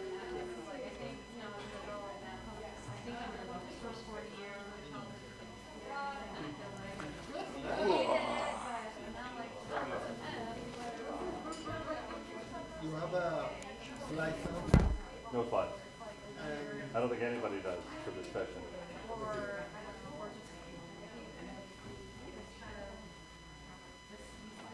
Yes, there's one. There is? No, that's it. Huh? No, it's for the 3:30. That's not this session. 3:30. That's right. This is 1 o'clock session now.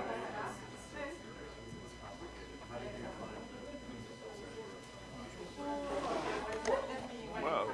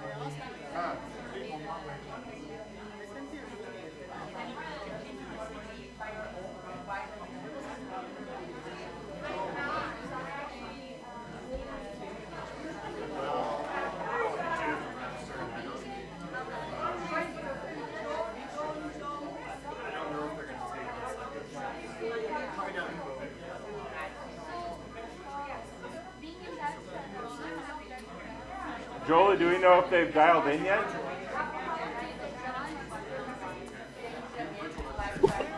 I'm. They've dialed in yet? Yeah, we are here. Can you not hear us? Oh, great. Thank you. Okay. Yes. No password. What's the one with guest in it? I'm just getting myself set up here for the live stream.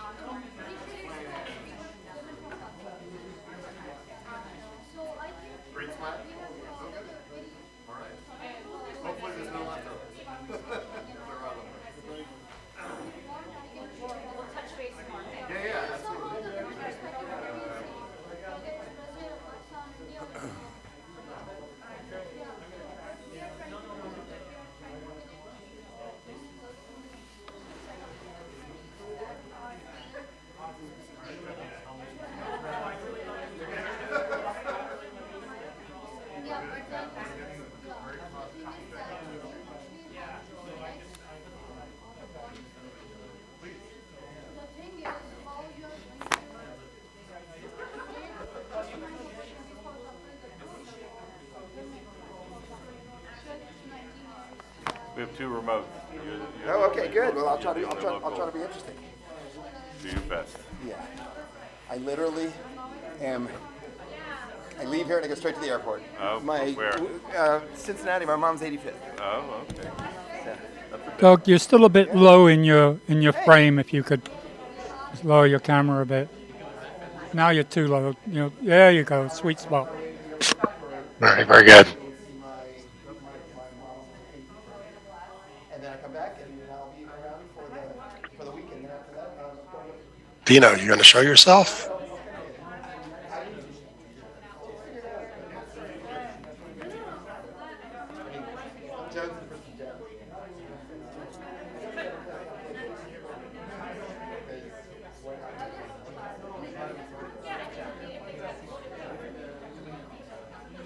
Just tell me if you want.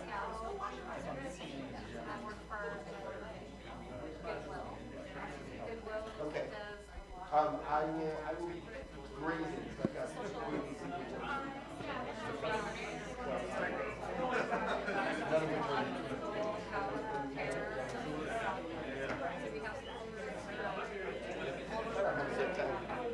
Do I get one of those handy dandy name tags? Yeah, you would have needed to stop at the registration desk out there. But I wouldn't worry about it now. I'm ready to roll whatever you want. Yeah.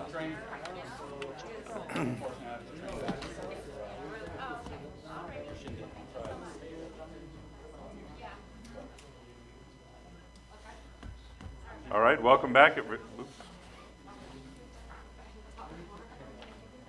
Welcome back, everyone. I guess it's on. Thanks, everyone. We had a good lunch and met some new people. We've got lots of time in this program for networking, so you should never be afraid to come back to the room on time. Eduardo. Jefe. Okay, so in this session, we're going to talk a little bit about public-private partnerships. My name is Jonathan Zook, and in addition to being the MC, I'm the moderator of this session, and I also know the least about it. So I'm going to let the speakers do most of the work here, and I'll try to craft some creative questions. So what I thought I would do, just to get things started, I went through the bios of the speakers, but wasn't sure how to reduce them down. So I thought I'd go to each speaker and ask you to introduce yourself, and also kind of give the aspects of your background that are relevant to this session, if you would. What are you doing? What are you working on?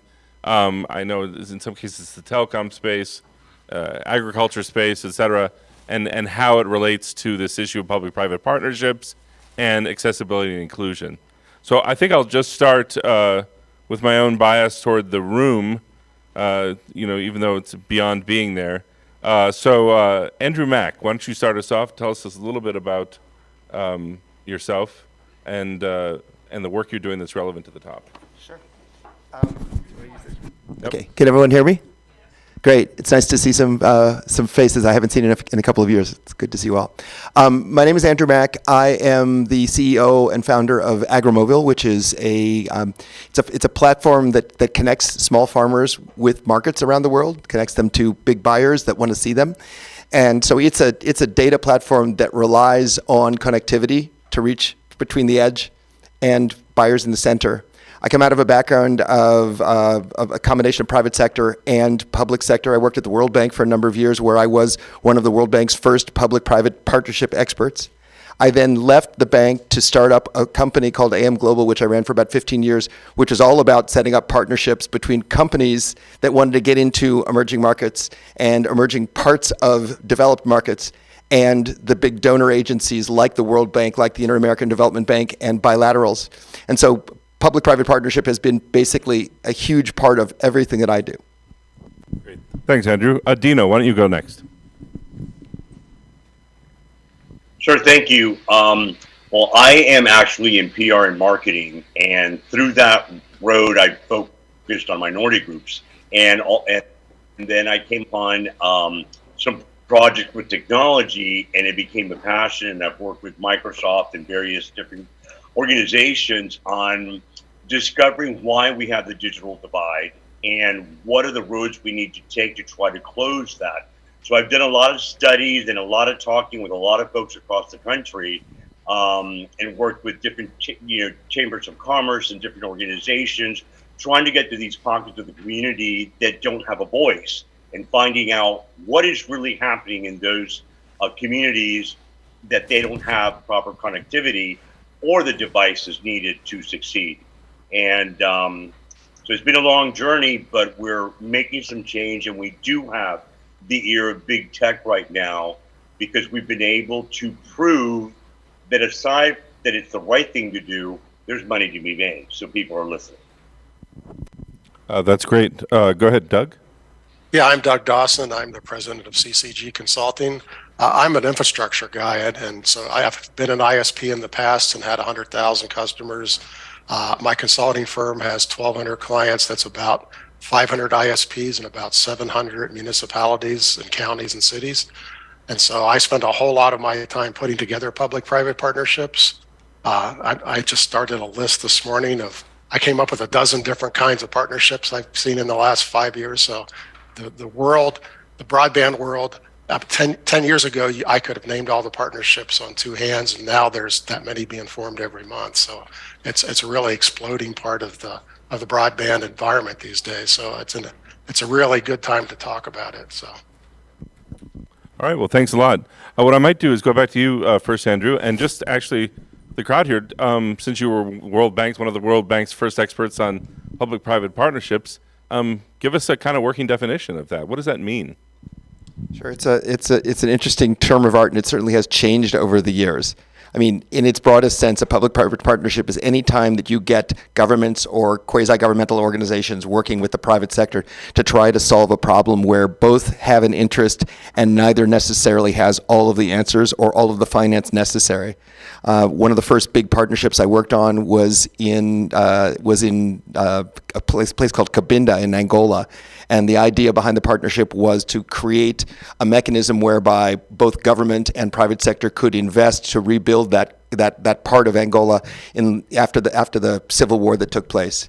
The basic guts of a public-private partnership, though, are that it is a joint action where both the private sector and the public sector are invested, and where they make a huge effort to try to understand what are their common goals and what are their common rules of working together. That's really the big gist of it. Thanks. Doug, you said you're a infrastructure guy, and I guess Dino's question is for you as well, whoever wants to answer. I think infrastructure comes up a lot in the context of public-private partnerships, but that's probably not the only vector of public-private partnerships into this question of accessibility and inclusion. So I'm wondering if really anyone on the panel wants to speak to some of the other kinds of public-private partnerships that might speak more directly to this notion of expanding the people engaged. And I mean, broadband's obviously one of them, but where else do these public-private partnerships find themselves? I'll start, but I suspect Dino has a more deep answer than me. We're starting to see a lot of partnerships aimed at digital equity. Folks putting together plans to get computers into homes, to get people trained on broadband. This is driven by grants, which really kickstarts the idea. But for this to be permanent, we're going to need these partnerships. So this is brand new. We didn't see many of these till the last couple of years. So this is what Dino does for a living, if I understand. So I'll hand it over to him. Well, this is a really good question because it kind of unveils what's going on. So aside from the issue that you have with connectivity and not having Wi-Fi to certain parts of the community, you enter a complete different set of challenges, which is these communities not knowing how to work technology. So we have these partnerships that are being set up around the country where folks are living in communities that are teaching this, because we're finding the barriers of language, we're finding the barriers of technology, we're finding the barriers of certain, aging, and all those things come into play, and you just can't give somebody a laptop and tell them, here's your free Wi-Fi for a year, and expect that to take off. So we've created different tracking devices on the devices we're giving them with their consent, obviously, so we can see what happens when that device goes home. Is it being thrown in a drawer? Is it being sold because they need to pay the power, or are they actually using it for what we were hoping they were going to use it? But we've forgotten that important step. They don't know how to use it. So what happens? There's that gap that we've created yet again. So we're looking at how to close that, and we're doing that with partnerships between different organizations and big tech. So that's I wonder if that answers your question somewhat. Yeah, I mean, I'm not sure that I completely know the nuances of my own question. Part of my understanding is that a lot of public-private partnerships sometimes come out of the areas of business that are engaged in corporate social responsibility as well. That sometimes they are, in fact, PR exercises that have this side benefit of doing good as a result of the work as well. And I wonder whether accessibility and inclusion have become sufficiently a part of corporate social responsibility efforts, such that basic accessibility and inclusion of underserved regions or communities are now part of those kind of PR efforts that happen around the world to help make things more inclusive. I hope that question was clear. I think I understood what you said, and I think your question has to do, besides doing good work, are they also making money? Is that what I heard? No, I guess what are the CSR efforts in companies beginning to take on this issue of accessibility and inclusion? In other words, folks with handicaps and disabilities, et cetera, is that part of CSR? Are you seeing that around the world at all? Well, there's definitely that effort. There's no question about it. But in my personal experience, where I've really seen the effort go full force is when in the background there is gain. This is a capitalist country, and we've got to talk the way I see it, and the way most of us working in this, we see that very clear defined line. Are they coming forward with that? Obviously not, but we don't care because we're getting this work done. So, but there is that that coexistence. There's no question. Did that kind of answer the question? Yeah, I could speak to that if you like. So, so we did, as part of the firm that I launched when I left the World Bank, we did a lot of work with the CSR departments of big companies, Chevron, Motorola, Oracle, Fortune 100 companies.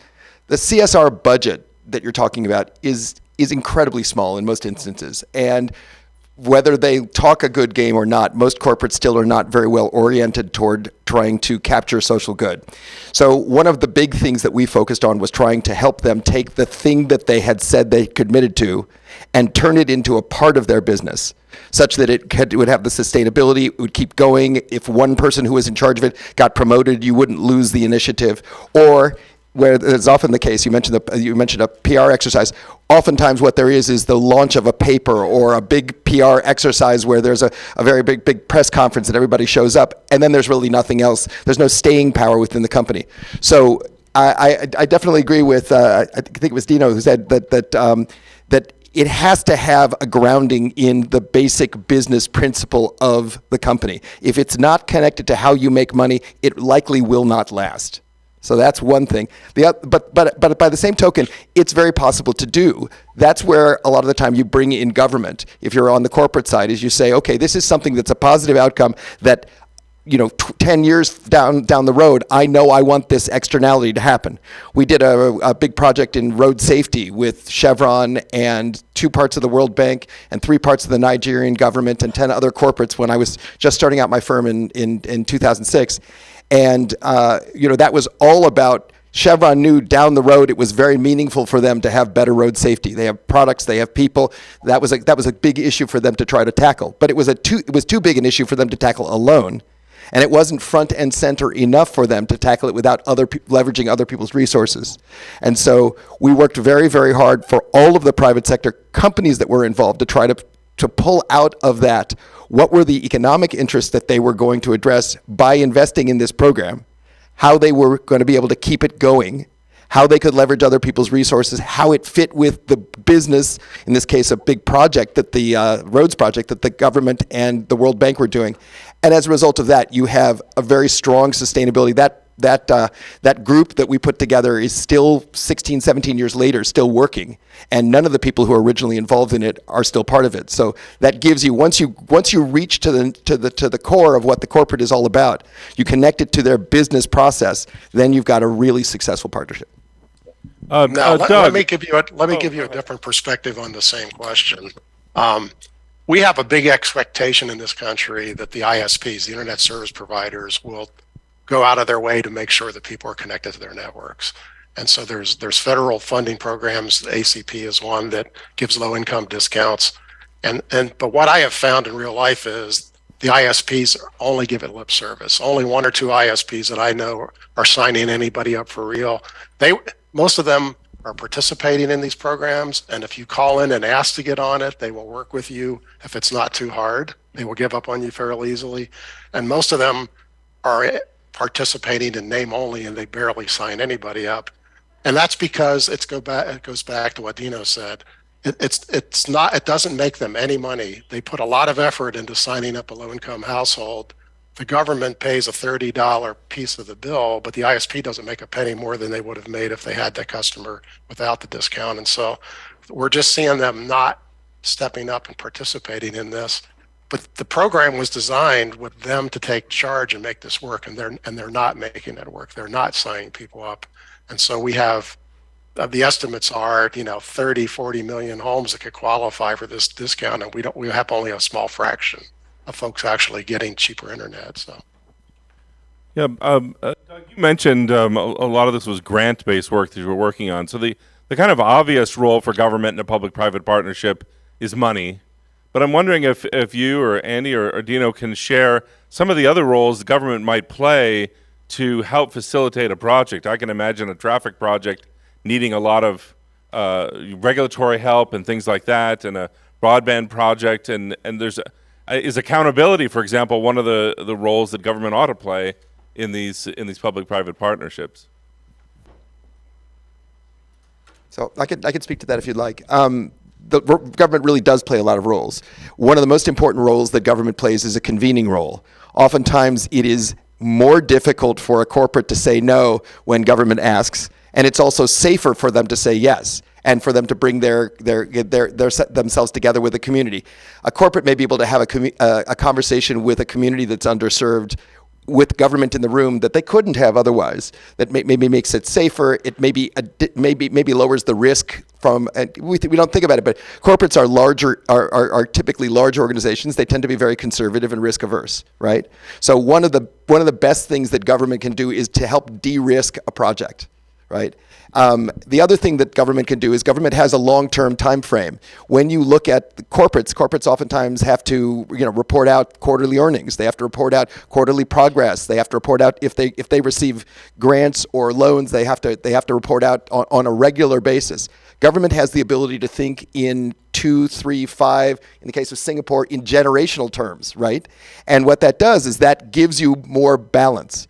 I'll give you an example of something that we're doing right now in Tanzania, which is really interesting, and I think it's very much the same as the conditions that you might find in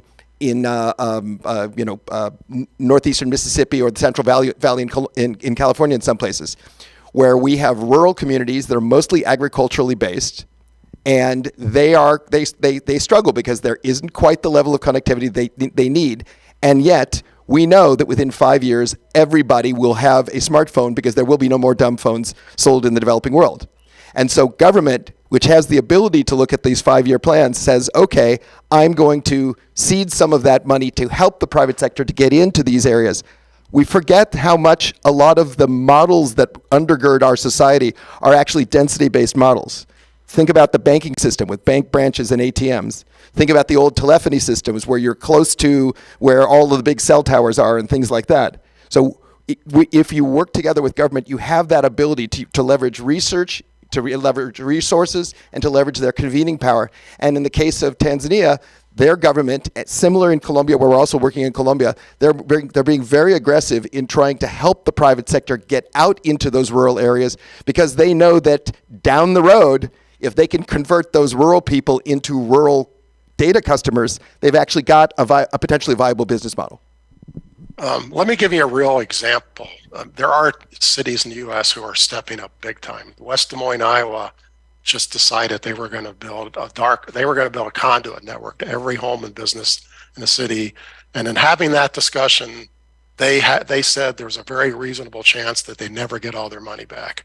So they know that's something that the private sector was not willing to come to town to do because that was a very expensive undertaking. It's 100% buried, the most expensive kind of construction. But they knew that once they built it, that ISPs would show up and serve on it. And in fact, ISPs have shown up and are serving on it. Google Fiber is there.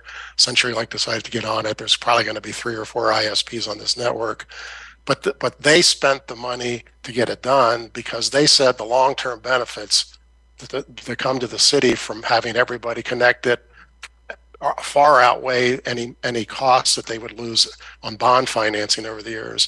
And they came to that conclusion by looking at cities who have already done it. I mean, Chattanooga, Tennessee did built their own fiber network and showed a several $billion benefit to the community as a whole from doing it. So West Des Moines, Iowa said, look, we'll spend the money. It's not really a partnership in that they spent all the money and then they hope somebody would show up for it. But they took that big bite, as he just talked about, to say, we will be the infrastructure provider. In the long run, we know people will take advantage of it, and we know our community will be better off.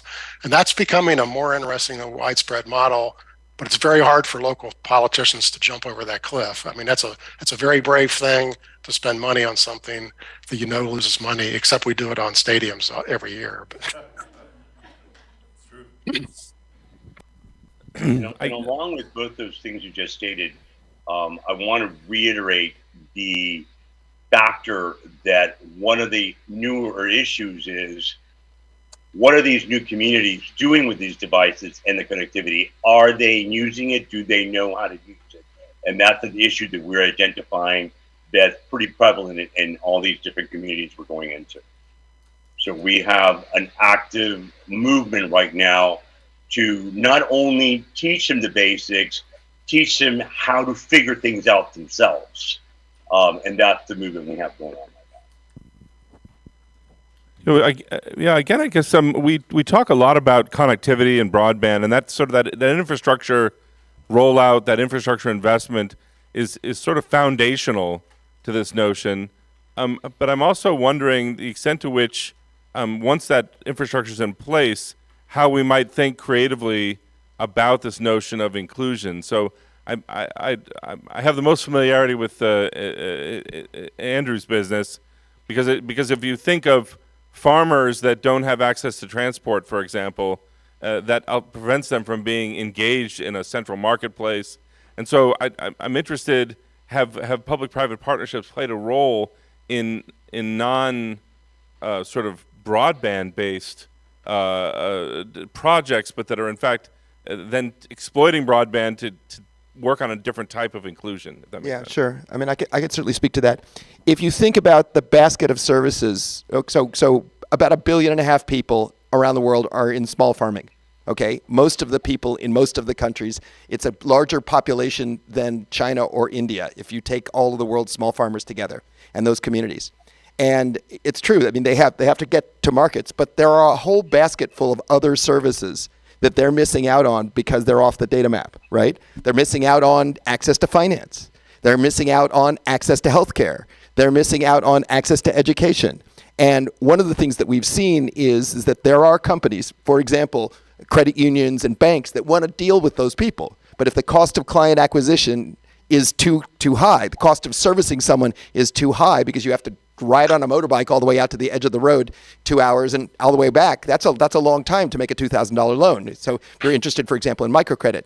And so what we found is that actually makes for a very good public-private partnership because the data, the government cares deeply about making sure people are more successful economically, because that's their tax base. They're very interested in making sure that they're more successful in terms of their health because that's their worker base, right? And so what you're starting to see is that the infrastructure piece is just the leading edge of a whole basket of services which you might say go into making a more productive, more engaged, and frankly more economically successful and probably less unstable citizen base, which every government on earth wants. So part of this is about reaching out into the countryside, and part of it is about reaching into some of the underserved urban areas. But they have a lot of the same basket of services that government wants them to have, and that the private sector probably can't do just on their own. Now, interestingly, in this country, private sector's out in front on farming. Land of Lakes, John Deere, a whole lot of different of these groups are putting together entire giant software packages, drones, I mean, all this stuff. And of course, it's only working in places that have the infrastructure. So the farmers are ready for it. I talk to farmers every week. I talk to farmers who have gotten connected, and I'm talking to farmers who are desperate to get connected.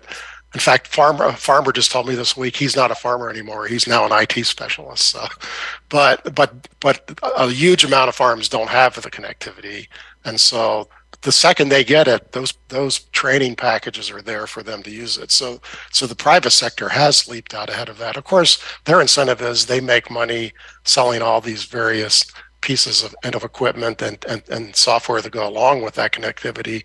But, it's the inner city and poor neighborhoods and large apartment buildings where our problem is. The private sector is taking care of farming in this country. That around the world, that's not true, as you mentioned. But here they're all ready for broadband. So. But Doug, let me follow up with that. Once the broadband's in place, is there a role for government to play in partnership with the private sector to make the use of these new technologies? I don't know if it's training or implementation, or is the private sector really in a position to just take care of that once the broadband's in place? Is there once everyone has broadband, is there no longer a need for public-private partnerships? Oh, there's a huge need, just not for farmers. Farmers are going to be trained by those large companies. Now, there is an interesting agricultural need here. One of the stakeholders who's just been ignored are migrant farm workers. And that's become a very competitive market just to get them to come to your farm in the first place. So having broadband is essential to get them there, but they also need help in using broadband. They want to communicate with home every night and do all those things that you want to do on the internet. And so in North Carolina, there's been a group formed exactly for that purpose to train those folks and to get out and work with them. But the farmers don't need it now. Dino's talking about also there's millions of people who need it. It just doesn't happen to be farmers. So, So what are some examples outside of agriculture for where public-private partnerships will come into play once broadband is in place? Well, how about Native Americans? That's a big issue in this country. I do I did a study with them, and you have entire reservations that do not have any connectivity, and they need to get out of the reservation and probably go down a couple of miles and connect at McDonald's. So we have some big issues out there in other groups. Yeah, I guess I would disagree with you a little bit, Doug. I think that there are an awful lot of places, especially in communities of color out in rural areas, where there isn't very good connectivity, and there also isn't very much digital nativeness, right? So people haven't grown up with the technology as much because they've been off the map for a while. But to your point, Jonathan, about what other industries or what other sectors, a really good one is rural healthcare. I was reading a statistic the other day that said that 50% of all of the rural hospitals in the United States have gone out of business or are going out of business within the next 2 or 3 years. So we need to clearly there's a role for telemedicine and things like that, but you still have to figure out what the business model is for that. You still have to make it work with in-person medicine, and you have to give people the ability to be informed consumers of whatever it is they're getting. I mean, that's one of the things that I think we take for granted, is that we've grown up with so much technology in our lives that we know how to manipulate it. I even look at the difference between myself and my 11-year-old son, and he guesses right when he's searching for things more often than I do because he's grown up with it. I think that there are things like access to social services, especially healthcare, which are mission critical, where the cost outlays are very significant, where I don't think we've really solved the problem yet, and there will for sure be a role for government down the road. Yeah, I mean, I guess I would add to that in the context of healthcare, some of the issues has got to be regulatory, because right now the industry, the healthcare industry, is led around in many respects by what Medicare and Medicaid are doing. And so unless they accept reimbursements or do reimbursements for remote care, then the health insurance companies won't either. And so just government's playing a role in changing the way we think about how doctors are compensated is going to be a big part of remote health care for sure. What do you think? Go ahead. Let me follow up. I mean, there's probably 40 million people who are below the digital divide. I mean, we have a huge number of people in both cities and rural areas who don't have any digital knowledge. They've never used a computer. I mean, so I was talking about farmers. If you go to a rural place where they've never had broadband before and bring it, you need to train almost everybody. It's really it's a massive one-time effort to get those folks up to speed. I mean, I talked to a rural county in Missouri where half of the residents have never used a computer at home of any sort of digital device at their house. They simply don't have the base knowledge. In fact, since they've never done it, they don't think they need it and they don't want it. Until they get it, then they quickly change their mind. We know that, but yes, so. But we don't even have to go rural. COVID taught us that it's everybody. Yeah. Connectivity, even in big cities such as Manhattan, we couldn't get a third of the children in Manhattan to connect. Right. To school. And then we had another huge issue where you were mentioning healthcare, where social workers could no longer reach their clients. And these folks could not download apps to get medications and do the things they needed to do, even though these social workers who had been blocked from visiting their clients by law were desperate to try to help them. And we actually lost people due to that. So that healthcare element is extremely important. I'm so glad you guys brought it up, because this is affecting people in all sorts of ways. It's not about getting online and getting on Facebook. This is healthcare. This is banking. This is education. This is survivalship. Technology is no longer a luxury. It is a human right. And that's what I think we need to get in everybody's mind at this point in a country like ours. So what do we need to be doing differently?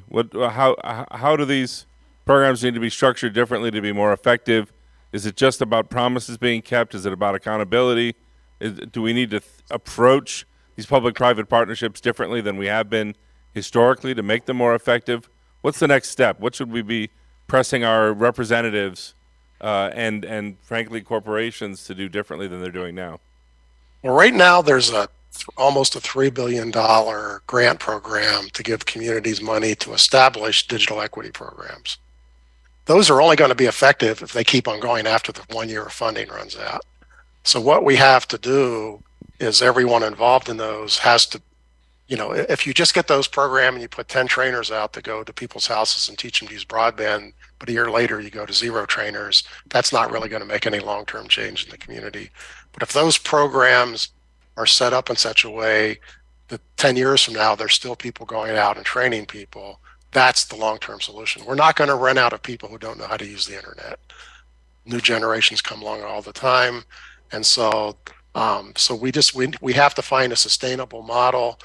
Government, nonprofits, and a little bit of corporate are the ones who have to do that. It's mostly nonprofits and government that sort of have to make this work. So, yeah, it's a point of this panel. I think it's definitely looking at how to form these partnerships, make them sustainable long term, and also be aware that technology is changing all the time. So this education factor does not just stop.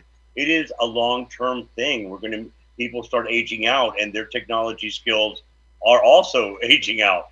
So we have to look at the real picture, and not just from a capitalistic view. We have to refocus our view on a more humanistic view, I think. And is anyone doing that? Are there examples that folks here can be looking to for where it's being done right that others should be following? Or is there really just new, you've got a lot of folks in academia here. Are these areas of research for folks? Do the answers exist and we're not doing it? Or do we not know how to do it? There's not been nearly enough of it done, but there's some very good examples. In Chattanooga, there's a nonprofit run by Deb Sosha, and she went to the city has their own broadband network, but they never did any digital inclusion. They never trained anybody. And she went to them with a proposal to give her some funding. She raised the rest elsewhere. And she announced to the public that she was going to have training schools. She thought she might get a couple hundred people, and she got like 5,000 people signed up. I mean, the need is really drastic there. And they had no idea it was that big. And so, they've not been able to train that many people yet, but her system is really working. And what she found works is you have to train each person on what they're most interested in. If you want to go teach my grandmother how to use internet, teach her how to use how to use knitting patterns because you got her hooked, man. And if somebody else, it's going to be how to get on a social network for someone else that's playing games. And if you teach each person what they most want to do, they learn all the rest on their own. And so we know the training methods that work, but there's very few of these programs. Hopefully these grants will kickstart hundreds of new ones. But there's been very good systems. There's a place in Charlotte, North Carolina, who has given out something like 100,000 computers to homes that don't have them and to homeless students and that sort of thing. And so they really have it down to an art form. They actually raise the money. They pay high school kids to refurbish the computers so they make a good living wage and learn a skill. They get them out to people and they train them how to use them. And so it's there are a few programs around, but unfortunately, it's probably not a list of more than 100. I mean, I'm just guessing, but it's not gigantic, unfortunately. But we now know the models that work. So I think I could speak to this. There are three principles, if you will, that I think are really important. One of them is urgency. There needs to be some urgency in what we're doing.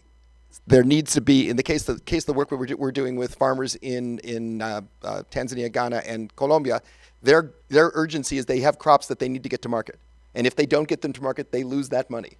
So that they're trying to feed their family, they're trying to make a better life for themselves. That is a real-time urgency, right? The second thing is trying to find the right partners.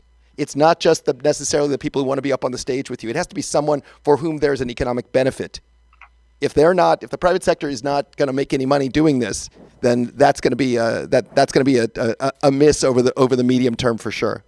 And I think the third thing that's probably the most important thing is having some real clear goals that people can call you on. Because what we've seen in a lot of instances is exactly the kind of program that you mentioned, where there are commitments that are being made, there's a ceremony that takes place, there's TV, a couple of people put it on their LinkedIn profiles, and then nothing really happens. And if we have concrete goals where we can say, this is something that needs to be accomplished, here's how we're going to measure our success, here are the people at the table, and constituents, citizens and NGOs and the press and others can go back and look at that over 6 months down the road, 2 years down the road. They can see whether there's been progress or not. That's really meaningful. Too many things get started, too few get finished.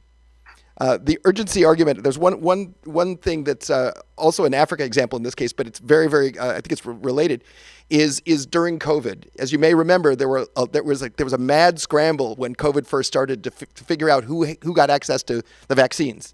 And wealthy countries bought up a lot of the vaccines and were not interested in sharing them in any meaningful way.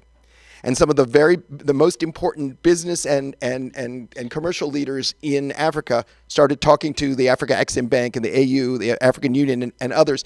And 3 or 4, I think it's 4 or 5 of the most important actors on the continent got together, and they'd call each other every night to say, okay, we need to solve this problem. It is urgent. We can measure what it means to get these vaccines to people or not, right? We're tracking this stuff all the time. And they knew that they knew there was an urgency around it, and that it was ultimately about the economic future of the continent. And they came together and they solved the problem for Africa, and Africa made it out of this out of the biggest health crisis in recent history. So it certainly can be done, but it's got to be done in a way where it's not a short-term. Let's get a PR event and move on to the next thing. Doug and Dino, you guys work more domestically, I think, than Andy does, but you may not work with these folks. One of the organizations, if you will, government agencies with which I have some experience is economic development offices at the state and county level, and I feel like historically they've been very focused on basically trying to poach a factory or a manufacturing plant from another state or county to move to them to create basic employment. Is there any kind of a light on the horizon with those economic development efforts to steer away from this sort of old world way of thinking and steer in terms of entrepreneurship and other areas? Because that seems like an area that would be ripe for public-private partnership. Because Amazon, for example, has every desire to get rid of all of its employees, right? So they don't want to be called on to employ more people, but I think they would love to be part of an effort to train more people to be entrepreneurs, to be online sellers, to do things like that that are, as you say, economically beneficial to both parties. And I'm just wondering whether or not you guys have had any experience with these economic development offices and whether there any movement in that direction, or are they still sort of ensconced in this, bring a factory here and I'll give you a tax break? Interestingly, that model's broken. Hardly anybody does that anymore, except you can't turn down someone bringing a gigantic car manufacturing plant, right? But communities have, for a large part, stopped poaching each other. In fact, the biggest in rural counties, who I work in a lot of rural counties, the number one thing they are stressing is work at home. People working at home flood their economy with good paying jobs that they're making from an employer in another state. And when you're in a county where the average household income is a third of what it is in cities, getting people making $50,000, $100,000 jobs in their communities is revolutionary. They make more money getting 100 people in that county with good paying jobs online than they do bringing a factory. And so that's really been the new thrust. And of course, they need broadband to do that. But there are a lot of communities that are really working towards that. Some of them are paying people to come there to work at home, once they get a fiber network in their place. So I think a lot of local economic development folks have recognized that broadband is one of the 2 or 3 keys to their long-term success. I mean, they will tell you that. So yeah, we just don't see. I mean, I'm sure there's still communities doing the old style, but I've talked to 100 of those agencies in the last 2 years, and hardly any of them use that model anymore. So, are they going beyond broadband? Are they going beyond broadband though to the work itself? In other words, like I said, helping people figure out how they're going to work from home or what they might do once the broadband's in place. I can give you a clear example. What we have done. Maybe get closer to your microphone. If you would, thanks. So I can give you a clear example of this working in the right direction. So we reached out to different organizations, one of them being the Georgia Hispanic Chamber of Commerce, which is one of the largest in the country. And it's all dependent on who's in the helm. And she got this right away. And what they've created is a subsidiary to the chamber called the Business Center, where they became very active and still are on educating the entire state in different, online, by going there in person and making sure that technology is part of the Latino educational forum. It's not just about this, that, and the other, but they've recognized the importance of technology and they put it in the forefront. So they also recognize the impact it's going to have economically in the state by having these folks well educated going forward, as we know that the Latino community is going to be the biggest in the country in the next 20-25 years. So I've seen the positive in folks that are getting engaged and getting prepared for what you just asked, and that's a beautiful thing when you have the right people behind the helm that recognize and understand and can see forward and are visionary. Great, thanks a lot. I'd like to open it. I'm going to open up for questions. Just a one tiny little addition, which is that nowadays, if someone were to go, when Tennessee and Alabama and Mississippi got into fights over who was going to get the next car plant, one of the things that came to the fore really early on was you can't even get a job in a car factory anymore unless you're pretty good with technology, because the jobs are becoming more and more sophisticated. The cars and whatever it is you're manufacturing is requiring more and more, or else it'll be done by a robot, right? So I think that's also, it's something that's happening right now. There's no way around it. Thank you. Questions from folks?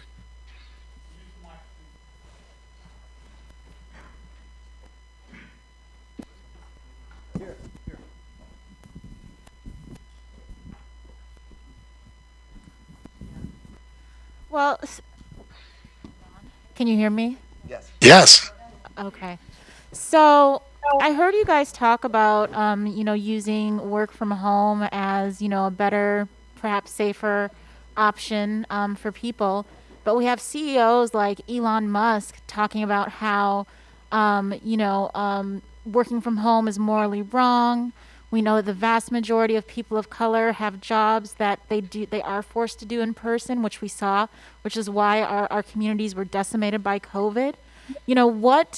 What are organizations and governments doing to encourage people to be able to work from home, and by setting up these types of infrastructures and protecting the right to be able to work from home when possible?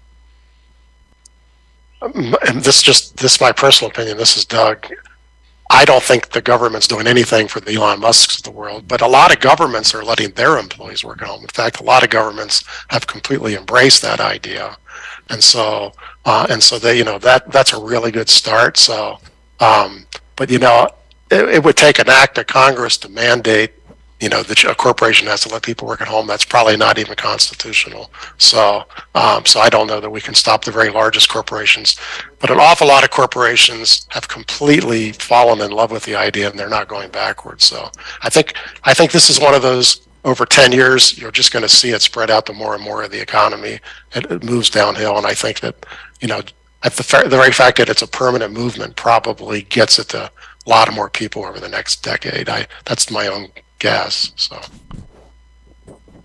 I think we have a question online, but I'm having trouble figuring out who it is. Do you want to turn on your microphone and ask your question? Although we're in webinar mode. A question? Yeah, I have a question. Okay, yeah, no, I'm just trying to get the online question if I can. I appreciate that other people have them. It's your question. That's the online question? Yes. Okay. I thought it was Wilfredo, yeah.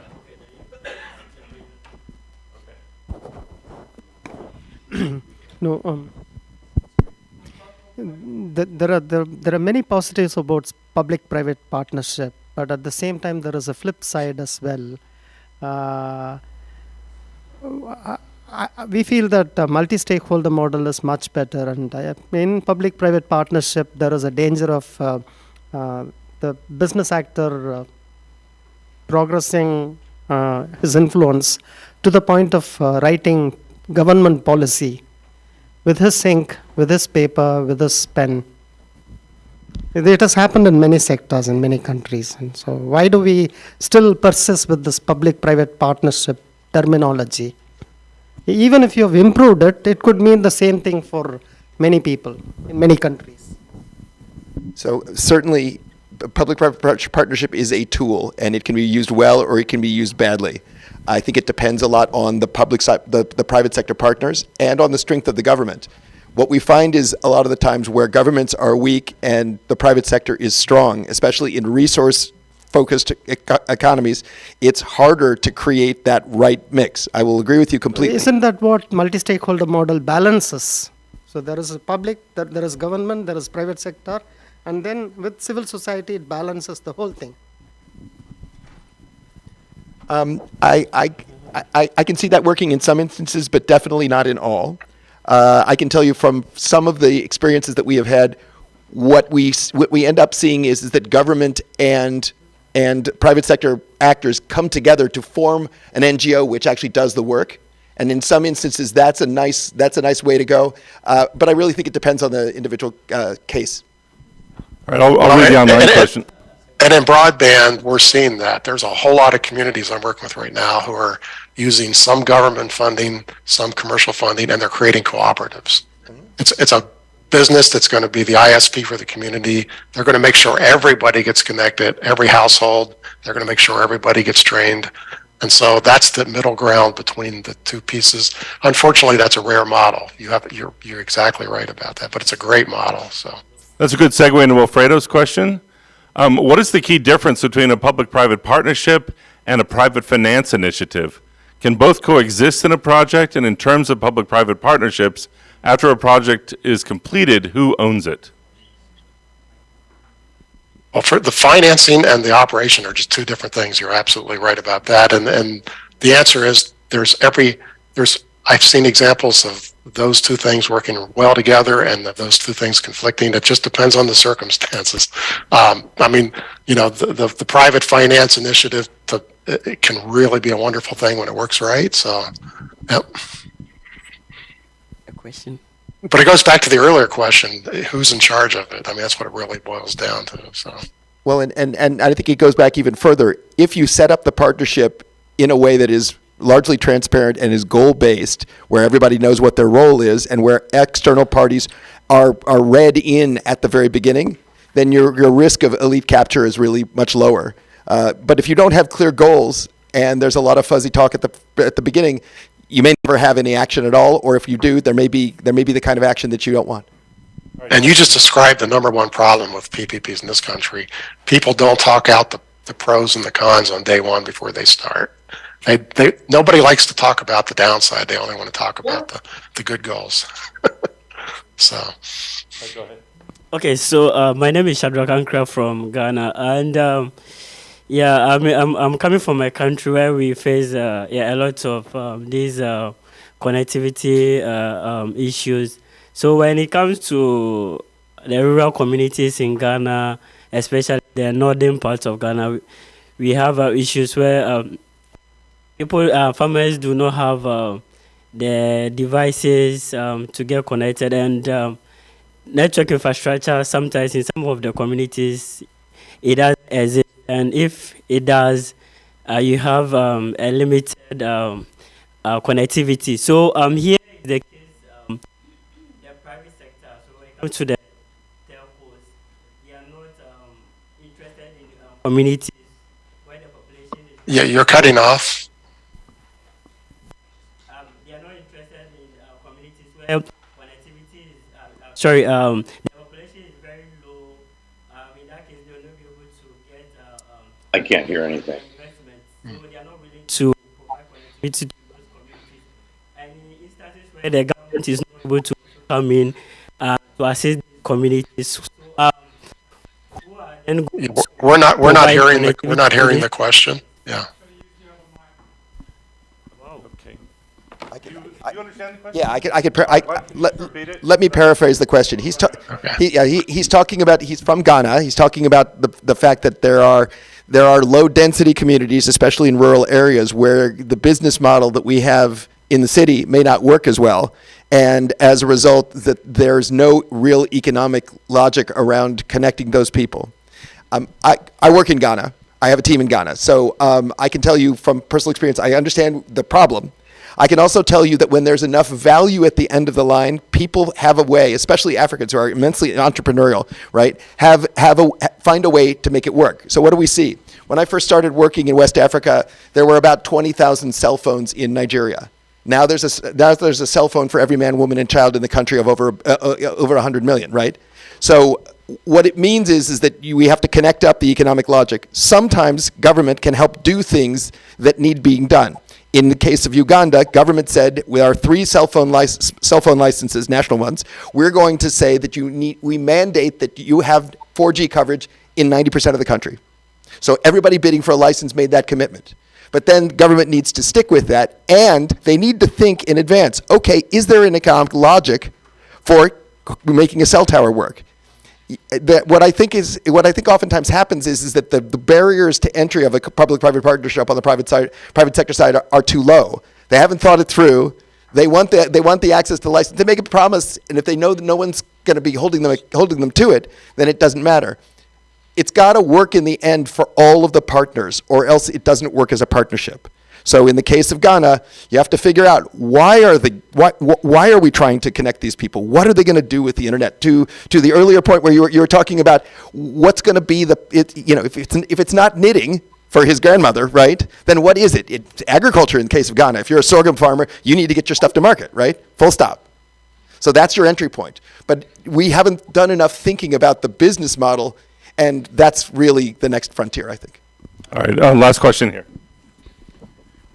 Hi, I'm wondering if in the actual brass tacks of implementation, making these work, is use of local economic development officers viable? If you walk into the local office at, I don't know, Loudoun County, I don't know where, but and say, hey, is there anything you're trying to get accomplished? Are there goals that you have that a public public-private partnership might assist? Or is it just, you got to go in there and sell them everything from ground up? Well, the answer to that is, if you want to put those offices on a scale of 1 to 10, there's a bunch of 1s, there's a bunch of 10s around, and there's a lot of people in between. Some economic development offices are just amazing. They have completely grasped these ideas and they're out promoting them. Other ones are sort of placeholders and they don't get very much done. It's back to the accountability. So yeah, we see every possible range of good to bad of those offices. Good ones can make a giant difference. I'm in Western North Carolina. They're extremely active to make sure the most rural people here get broadband. That's their number one goal for the next 3 years. So, and they're doing a pretty good job of it. So, but other places are not at all effective. So. All right, we've reached the top of the hour. Really appreciate join me in thanking Doug Dino and Andrew for their participation in the panel. Thank you. And this is now the start of a 30-minute break, and we'll be back, is it not? 15-minute break? Oh, I have until 2:15? Why? Oh, I didn't think my schedule said. We can ask another question, yes. Sorry, yep. Trying to do 2 jobs. I'm Kosi. I'm a Sinwan from Benin.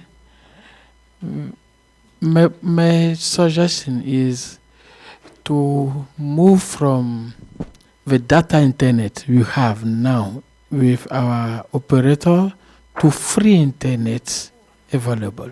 It's not possible for us in our country, in Africa. I don't know what is the situation in Europe or another place in the world.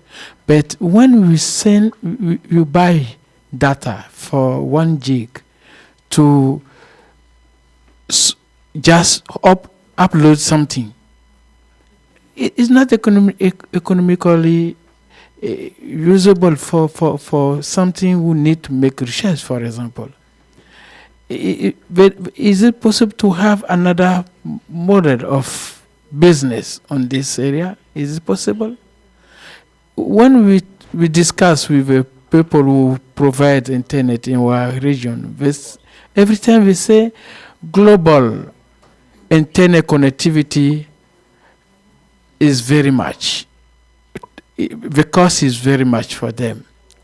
Why can we do? Why? The second thing is also is training.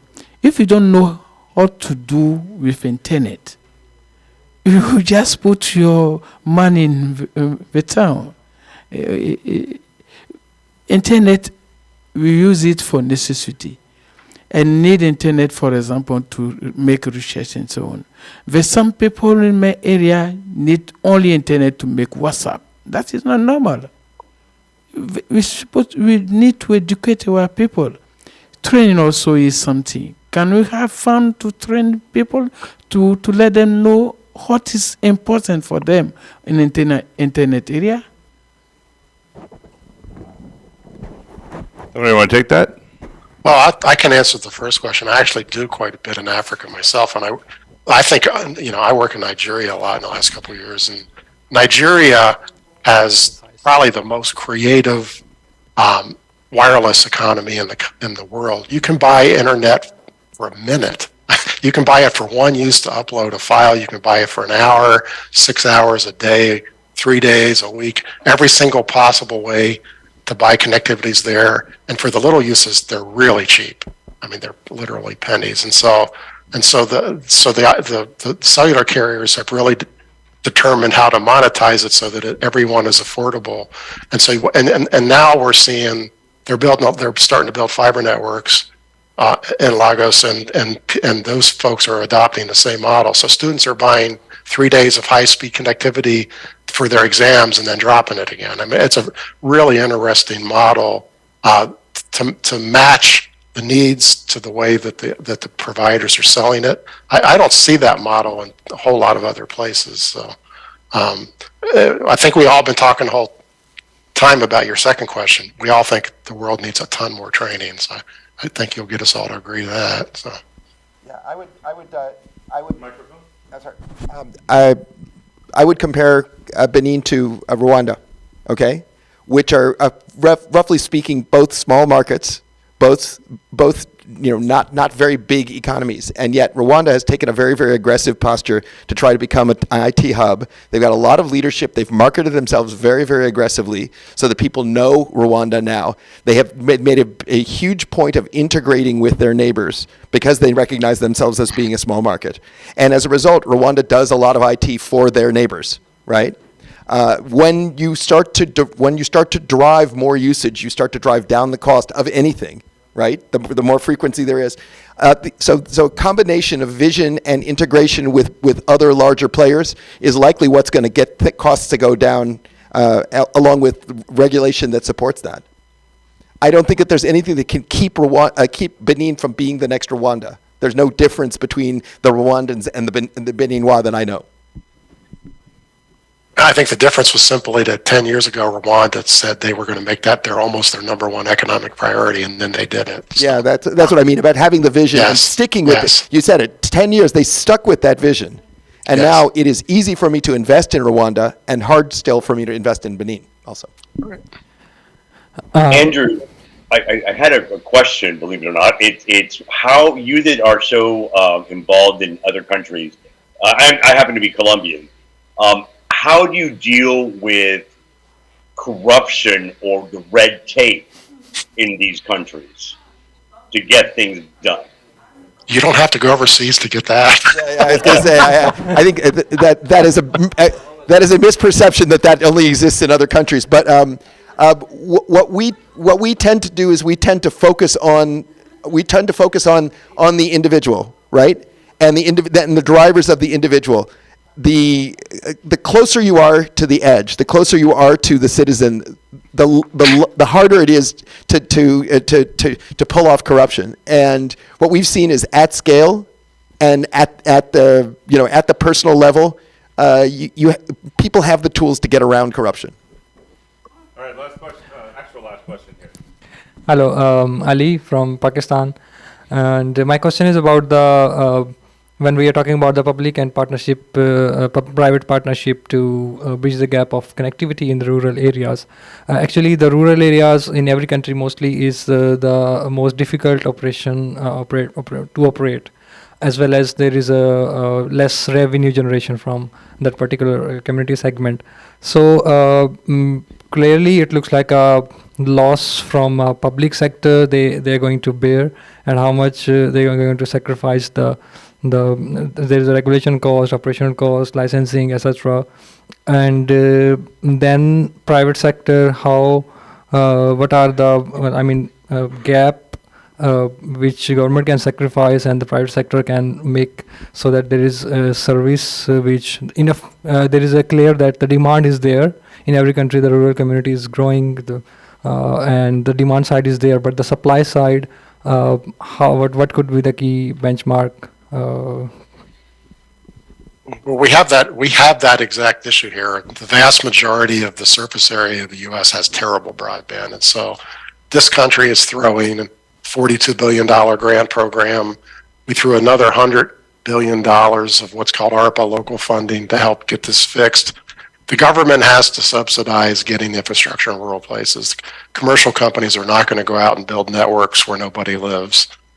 The problem is that's not a sustainable model, back to the word we keep using, because somebody's got to pay to keep that running over the years. And so we're building them now, and let's hope over the next decade we figure out how to make them sustainable before they deteriorate and don't work anymore. But the answer is the government has to step in to solve rural infrastructure problems. There's no other way around it that I know of. So. Those are great words to end the session on. So once again, I'll ask you to thank Doug, Dino, and Andy for their presentation.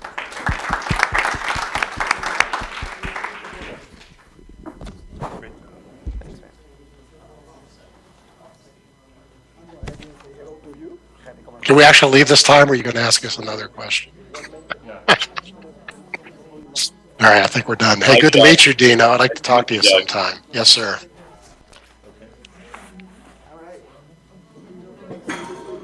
He's running to the airport.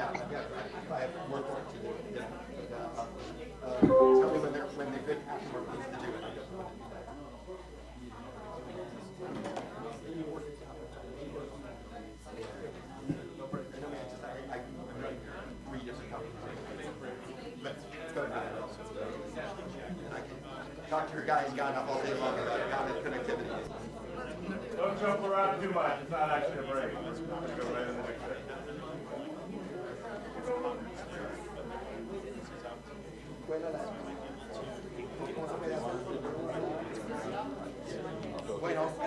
Like the moderator's been sitting there. Yes, because we also on Zoom, so they won't hear us at all without the mic. Is this the one that's going around? That's, yeah, and then there's one for you.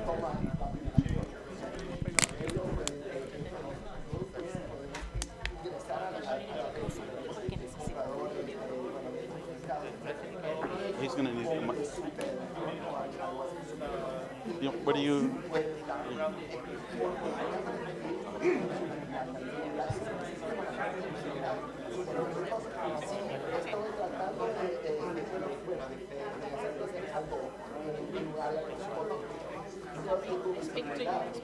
Okay, that's okay.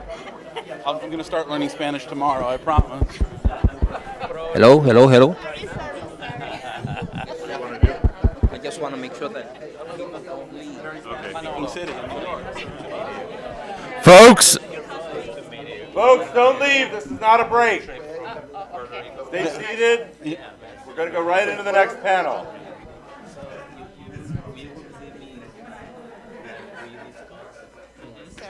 Yes.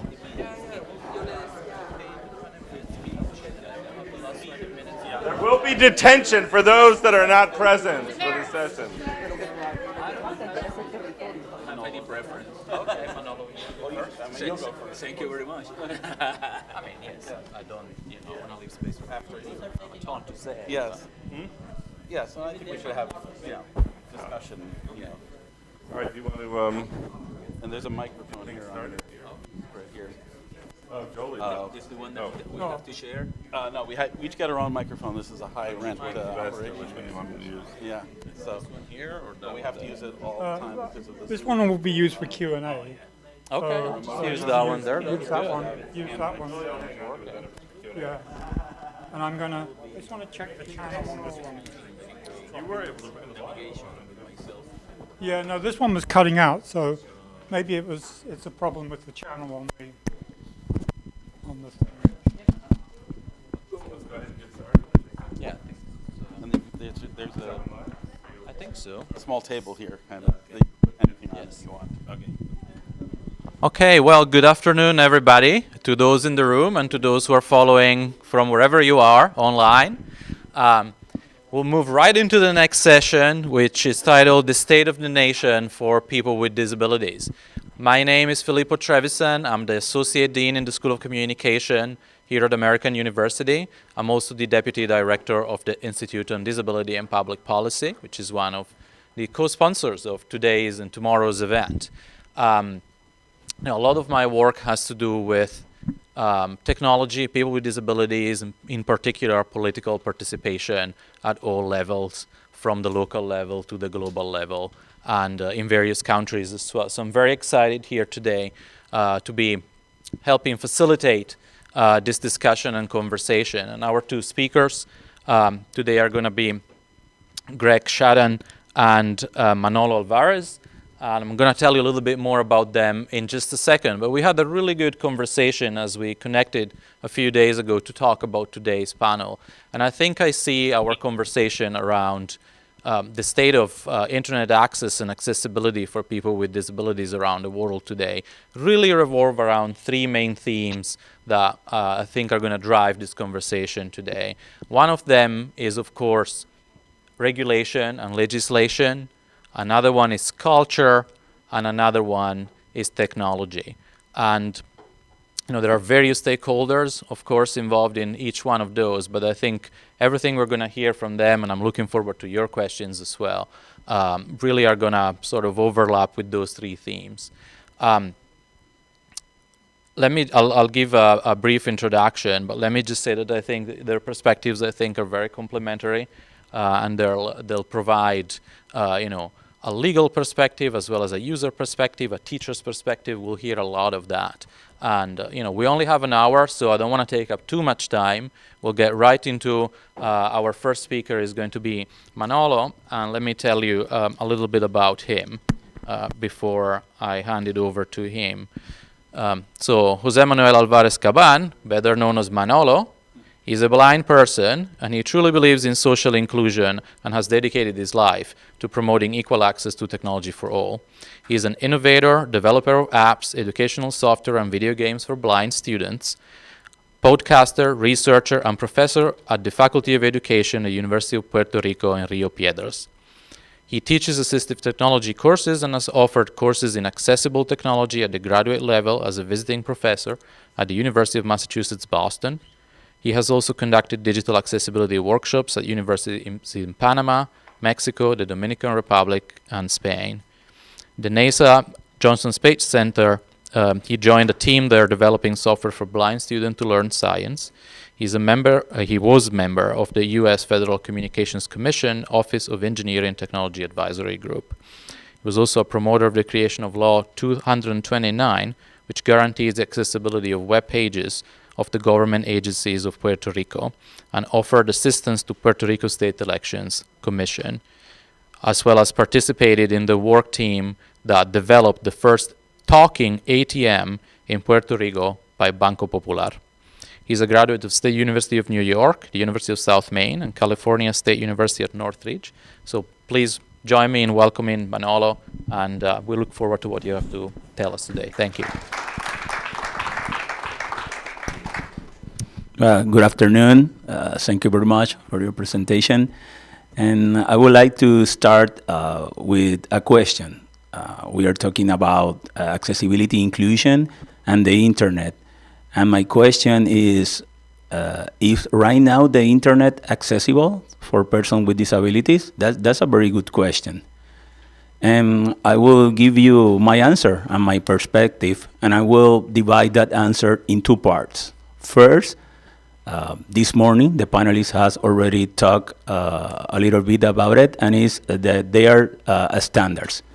WCAG 2.1 are guidelines that just do that, guide the process, enable the web page can comply and be accessible. And that's important. We need standards. So we can assure that that web page can be accessible. That's one of part, and the other part is usability, the user experience. You must need that person with disability navigate your web page. You must receive feedback for person with disability that use assisted technology. I will then do a very, very short demonstration. I am using a Braille display. This is a technology that I connected to my iPhone or through my computer, and everything that is screen reader talks is presented in Braille. And the technology that I will demonstrate it right now is my iPhone that also has a screen reader integrated, and it is a voiceover, and I will give you a very short demonstration because what I want to do is a relationship between the standards and the usability, so you can understand, and maybe at the end I can answer the question that I make myself. It is accessible or not right now, the internet for persons with disabilities. Okay, so standards, let's go to the first part. WCAG 2.1 is right now the current standards are divided in 4 principles. The first principle is that all information, digital information, must be perceptible. And for example, that's the most important, one of the most important guidelines, the 1.1, that say that every image must have alt text alternative. That's what the standards say. So that's an example. There's another guidelines over there in perceptible, the contrast of colors. If you have a video, you have to put closed captions. So that's an example of a guideline that you must follow. The second principle is make the information operable. For example, you have a form in your web page. So a person that use a keyboard like a blind person, to access the web page, does not use a mouse, can follow very easy, pressing the tab, the order of that form. That's another example of make information operable. The third principle is understandable. We have to make our web page based in some guidelines. For example, structure, make using headings Here I go. that have hierarchy, so I can navigate it. I will show you an example that have all of these right now. And the fourth principle is robust. So if we comply with that, person with assistive technology then can access that information. That's the standards. Let's then make a very short demonstration so you can see that standards of a user perspective. So I will activate my screen reader of my phone. I have it here.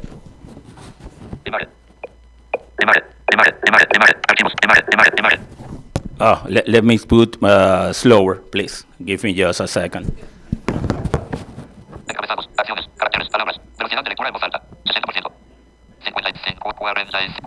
Spanish always sounds fast to me. Español. Velocidad de lectura. Idioma. Velocidad. 50%, 45%, 30%. Okay, 40%. That I think that's slow, that you can understand it. That this voice also is a very robotic voice. That is my preference. Technology have on very natural right now text to speech technology. But since I learned that technology so way back, I get used to this voice. So that's something that's a preference of a person. So I am running in a web page. I create just a web page. So with this, all the things of those guidelines that I just say to you, and we will explore, navigate very quick with my screen reader. I am now on some image, and that image does not have all text, the text alternative. So I want you to hear what happened with a blind person. A person that uses a screen reader will find. Image, image, image, image, image. Do you hear what said? Image. I don't have any idea. Just imagine if I am on a university and I said, please select or choose our university programs, and it says image link, image link, image link.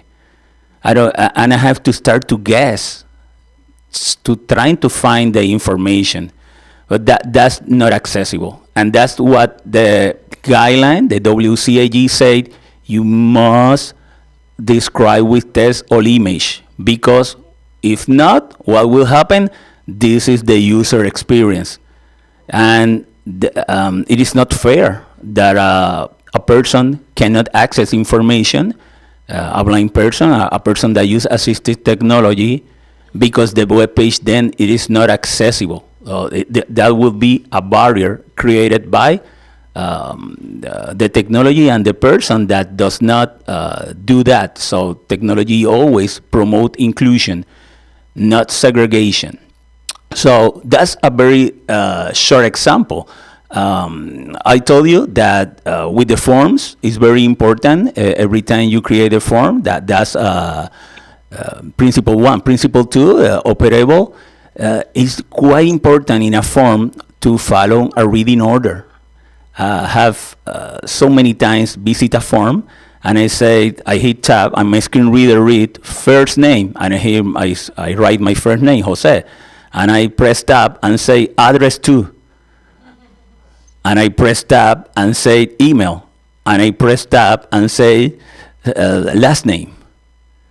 Does not follow the guidelines. The reading order is very important, because I have access forms that have 40 fields, and it is no way that I can at the end make that information correct. And in top of that, when I find the button to submit, if that button does not have the text, well, I will just hear button, button, button. I have completed forms that have 2 buttons at the ends. And I said my screen reader, button, and button 1, and button 2. And I start to guess again. And when I press, I say, well, my logic say that button 1 must be send. And I press it, it says cancel. So there's another guessing because that web page first does not follow the rules, the guidelines, and second, does not pass by a manually review of a person with disability. I have found buttons that have an image and the person put the alt text, and when I found the button, it said magnifier. And that button, what really means is search. But the correct way to put is search button, not magnifier. But that's also important, the context, when you describe the alt text relationship. When we are talking about the third principle, it is about understandable. Our information must be understandable using headings. And I want to show you an example here that is very common. It is language. Internet is globally. And person that create contents, web page must specify the language of the web page. And if are more than one language in one page, must specify a tag. This is in English, this is in Spanish, or whatever language it is. I will make my last demonstration related to that topic so you can hear what happened when you find a web page that had more than one language and what happened with the screen reader. I will put, for example, I will put the voice in Spanish right now. I use a better quality voice, and then I will go to... Okay, I will visit a web page. There I have, there is HTML editor, so blind persons can programming a very accessible web page. So I will navigate this web page. Inclusion code Tira. Home. Visit download. Link. Documentation. Link. So this is the navigation bar, and I said home, download. It is reading English. But here now. Español visitado. Enlace. Final de lista. Now there's the option for Spanish, but say Español in Spanish because the web page is correctly tagged in the language. So if I keep continuing with that page, an educational HTML and Markdown editor.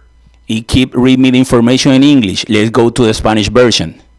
Español visitado. Enlace. Final de lista. Inclusión code. Tira. Inicio. Visitado. Enlace. Descarga. Enlace. Documentación. Enlace. English. Un editor de HTML y Markdown accesible y educacional.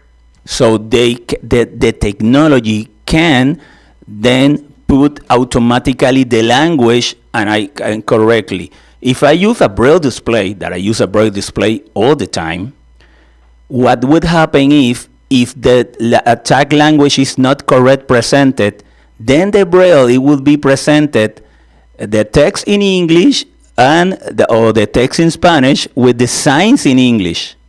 For example, in Braille, an uppercase letter in English have the dog 6. In Spanish is 4-6. And all the signs changing. So if I access with a Braille display and the language is not correctly presented, that it is not understandable to me. So what will happen again? I have to start to guessing. And that's not fair. In this era, that the best result that I can have accessing as a person with disability a web page if that I guessing right. And that's something that if you follow the guidelines and if you use a person with disability to test your web page, then it's the best practice in being able that then we can define that web page is accessible. I will conclude now my presentation, and later on I'll be more than happy to answer any of your questions. Thank you. Thank you, Manolo. It's, always interesting to hear and learn also from direct experience, as well as all the wealth of experience you have teaching and working in this space. And, many questions, but I think we should move on to Greg and hear from him, because I think your perspective is going to complement very well what Manolo's been sharing with us, and then we can open up for a conversation with everybody. So let me tell you a little bit more about Greg's experience. He's a lawyer, 35 plus years of experience in intellectual property, technology, and transactional law. His practice focuses on intellectual property and technology transactions, internet law and policy, IP protection, and web app accessibility under the Americans with Disabilities Act. He advises clients on various internet law matters, including ICANN and the new GTLD program, internet governance, website development and content, domain name acquisitions, transfers, disputes, and online policing and enforcement of IP rights. He works with clients on resolving compliance issues relating to accessibility for websites and mobile apps under the Americans with Disabilities Act, and has worked with clients in entertainment, consumer goods, technology, internet, apparel, accessory, fragrance, financial services, manufacturing, pharmaceutical, and publishing industries. So a wide range of different clients and experiences, helping them work towards more inclusion online. He is also a resident of Greenwich Village in New York, plays the saxophone, and is a graduate of Columbia Law School, as well as the Wesleyan University. So thank you very much, Greg, for being here with us, and we look forward to learning from you. Thank you. So, as Filippo said, I'm a lawyer, and about 15 years ago, one of my colleagues noticed that I did, technology, law, and that I was involved with ICANN and internet matters, and said, can you help me with this web accessibility stuff? I've been doing bank ATM litigation over accessibility, but now that the litigation field has moved to websites, I don't know anything about it. And the rest is kind of history. At that time, there wasn't much in the way of litigation. It was mostly compliance counseling. Since then, things have changed a lot. And this is an area that in many ways is defined by litigation or the threat of litigation. And it's, but the litigation almost always never actually occurs because the cases are settled very early, typically before any papers are filed by the defendant. So we've got a little robot here. In any case, it's a robot Glenn from Canada. Just as long as he doesn't bring the wildfires with him. In any case, the plaintiff's bar has gotten hold of this issue over the last several years. So a lot of the litigation has been brought in a very high volume.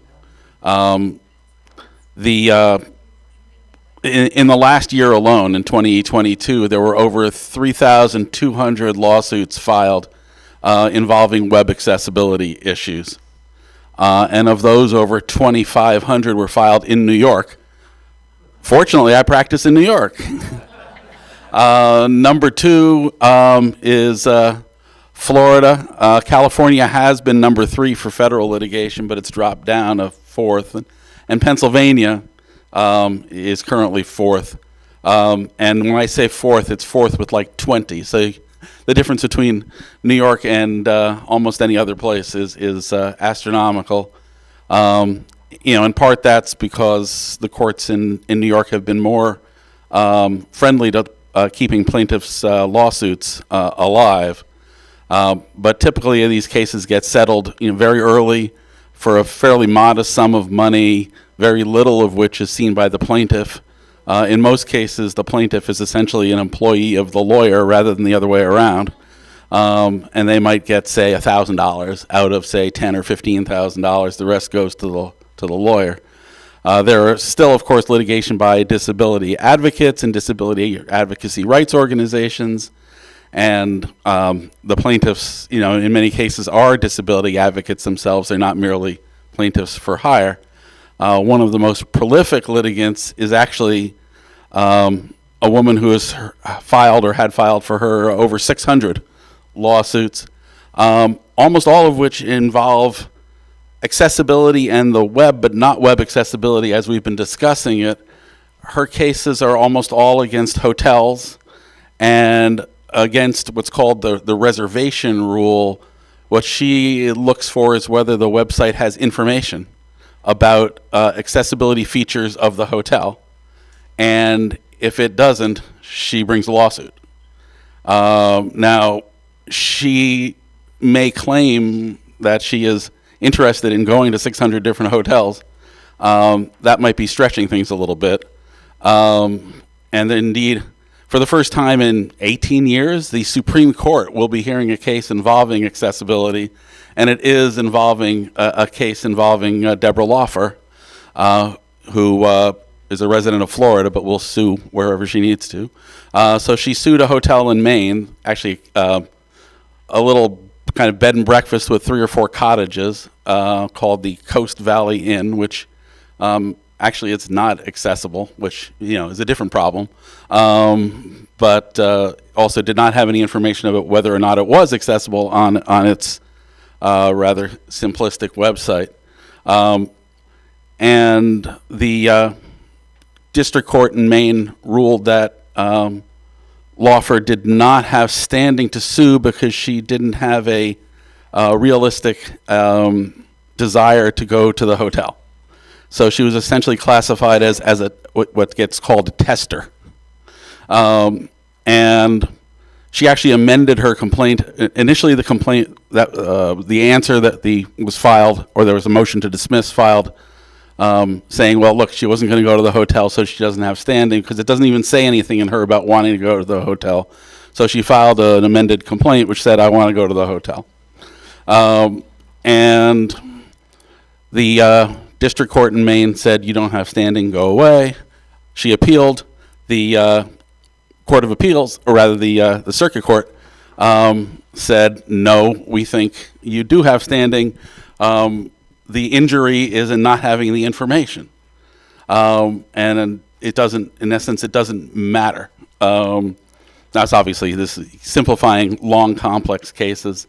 You're always going to say something that isn't quite right, and I'm telling it in a very, gossipy sort of way. So, but the ultimate truth is essentially where I'm at. So that now, that creates what's called a split in the circuits. There already was one, but it created one more relatively high-profile case, which was enough to kind of create the interest, on the Supreme Court. And so now the First Circuit, which includes Maine, came out and said that they believe that she has standing, that is even that the issue of having a significant cognizable harm is sufficiently met here.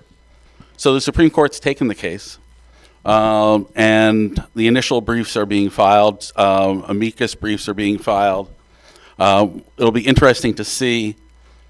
The ultimate result of this case will either be that it'll be even easier for plaintiffs to litigate, bring litigations, or it's going to be somewhat harder. And that you're going to have to demonstrate more of a real and good faith need to patronize the establishment. So it'll be very interesting to see. And even though this case only involves the reservation rule, it will really redefine the whole landscape for regular web accessibility cases about whether the website itself has the features that we've been discussing here and meets the WCAG guidelines. Now, one of the interesting facts here is that the WCAG guidelines are not regulations, of course. They're issued by the Worldwide Web Consortium, the W3C. And they are really kind of technical standards. They're not actionable developers' toolkits either. So they're not great for developers, they're not great for lawyers, but they're the only thing we really have. Now there are obviously, there's a lot of guidance for developers, not as much as there should be, but there's really nothing else that substitutes for this in litigation involving private parties. Under the Rehabilitation Act, the WCAG guidelines have essentially been adopted, and that covers federal websites. But again, it's not perfect. It's not really regulatory language, but it'll have to do. And there's a reason why why there is no regulation. The Americans with Disabilities Act came into being just before the World Wide Web really caught on. Some of you may remember a time before the World Wide Web really caught on, and others of you may not. But in any case, there was the regulations only really speak about brick and mortar establishments, and there was about 15 years of attempts to get a regulation set in place for the web, and tens of thousands of hours of work were expended. But the problem is that technology moves much faster than the regulatory process, and they kept having to pull the regulation back and rewrite them. And then the very last thing that happened under the end of the Obama administration, they pulled back a notice of proposed rulemaking and instead threw out 100 questions for everyone to answer about what we really should be doing. Then Trump came in and Trump said, I don't like regulations at all, and killed the entire regulatory framework. Put it on his list. He loved creating this dead regulations list, and he put web accessibility right on it. So that's where it stood for 4 years. The only thing that the Trump administration did was say, WCAG guidelines are not the law, and what matters is functional accessibility. And that's, and you can be flexible in how that's interpreted. So that left people with even less guidance. And meanwhile, the Trump Department of Justice did absolutely nothing in terms of web accessibility, any type of enforcement. It was just essentially shut down. Under the current administration, Department of Justice has woken up again. They are enforcing the ADA with regard to websites. The Department of Education has issued what's called a Dear Colleague letter, telling higher education institutions they need to get their act together. Of course, they've been told that in one way or another for the last 20 years, but we live in hope, and institutions do continue to improve, but it's a battle. It's always a battle. And then they've even started a new regulatory process, but this time they've started with the part of the ADA that deals with state and local governments, which is called Title II. What we've really all been discussing here without saying it is Title III, which relates to public accommodations, which means places where the public is welcome. Title II deals with state and local governments, and Title I deals with places of employment, and that's actually dealt with by the EEOC. So if you wonder why your intranet is not covered by Title III, it's actually covered by Title I. And what does the EEOC do about ADA compliance and enforcement? As far as I know, absolutely nothing. Maybe that'll change too. But as we've discussed and as you've heard repeatedly, there's a lot of good reasons. There's moral and capitalistic and legal reasons. I think Professor Cogburn gave the list of the troika of reasons. And yet, why are we falling down? Are we all morally bankrupt and legally atavistic and capitalistically uninterested? No, none of the above. Maybe the moral bankruptcy. But in any case, a lot of the reason is that nobody knows who is supposed to care. Let's look at how a website is developed. Who gets involved? The marketing department, an outside developer usually, legal might get involved, obviously the business owners, the in-house IT staff. None of them are tasked with accessibility as a role. What you need, to cut to the chase, and since you don't want to listen to me for 3 hours, you need an accessibility czar. You need somebody inside for whom accessibility is their job, that if accessibility fails, they are a failure and they get fired. So They need to have skin in the game, and they need to have the executive suite have their back, and they need to have access to the executive suite. So we really need our, I call it czars and champions and C-suite representatives all involved. Somebody has to get that started within a business in order for them to be inspired. And you know, a litigation that can be settled for $10,000 or $15,000 might not do that. Now, of course, the other part of the litigation is that you have to get your website compliant within a reasonable period of time. But there's a problem there too, unfortunately, that has arisen, which are accessibility widgets and overlays. Now, if you're a business and you have a website and you've been told that it needs to be remediated, you could probably figure that the cost to remediate it rather than replace it, but to make it fully compliant, could be somewhere between 30 to 50% of what you spent on the website, or even more. And you probably don't have any budget for that. Your maintenance budget is probably 10% of that at best. Now, what if somebody says that for $49 a month, you can get an easy widget that you can just place on there, a little button that looks like a little Leonardo da Vinci man accessibility symbol, and you press it, and voila, magic, your website is compliant. Well, and you don't have to talk to your lawyer about it, or your developer. Your in-house IT guy can probably put it on, or even we'll come in and do it for you, just like a vacuum cleaner salesman. We'll make it happen for you. And so a lot of businesses turn to that, and then they get sued anyway. In last year's suits, at least 200 said they were directly because of accessibility widgets. But even with the number of 3,200 website lawsuits, that's still only a fraction of the number of websites out there just in the US. And imagine the rest of the world doesn't have a litigation crazy culture like we do. So solutions are going to come from different areas. So it's a bit of a mess. The disability community, as I read it, is generally very opposed to the widgets, and because they don't work. They actually can interfere, particularly with screen readers, can actually conflict with these widgets and overlays, and and you may not know that the button is there. It may not be in a place that's easily navigable and findable. So it's created basically a distraction almost. And I have to tell clients in a nice way, this is maybe better than nothing, or maybe not, but what we really need to do is get you a website that is accessible by design. Really should create a new website that is accessible from the ground up. Let's work on that. And also let's, at a code level, solve what I call the low-hanging fruit on the website. And you need to get a team together, all those people I mentioned, and now they all have to care about this. And part of that is that they need to understand, again, really the diversity, equity, inclusion, the need, accessibility is integral to that. And you know what? Even if you're opposed to DEI, which seems to be fashionable in certain political circles these days, accessibility it's good business, and you're including people who really need to be included and they're not different from you.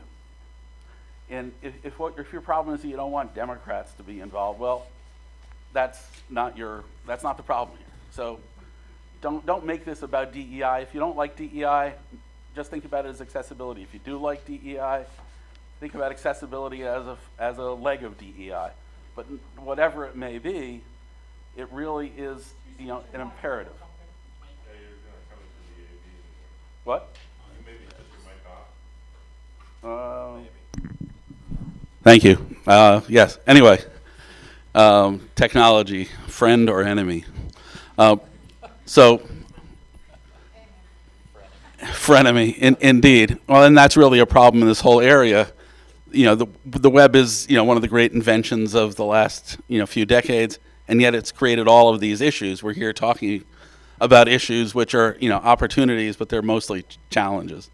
So I'll wrap up here and say that what is really the concern is to get beyond litigation and to convince corporations, businesses that operate websites, and developers, particularly, frankly, developers, And I'll just say for a minute, from the developers that I've talked to, there are some that are really have bought into accessibility as a very important aspect.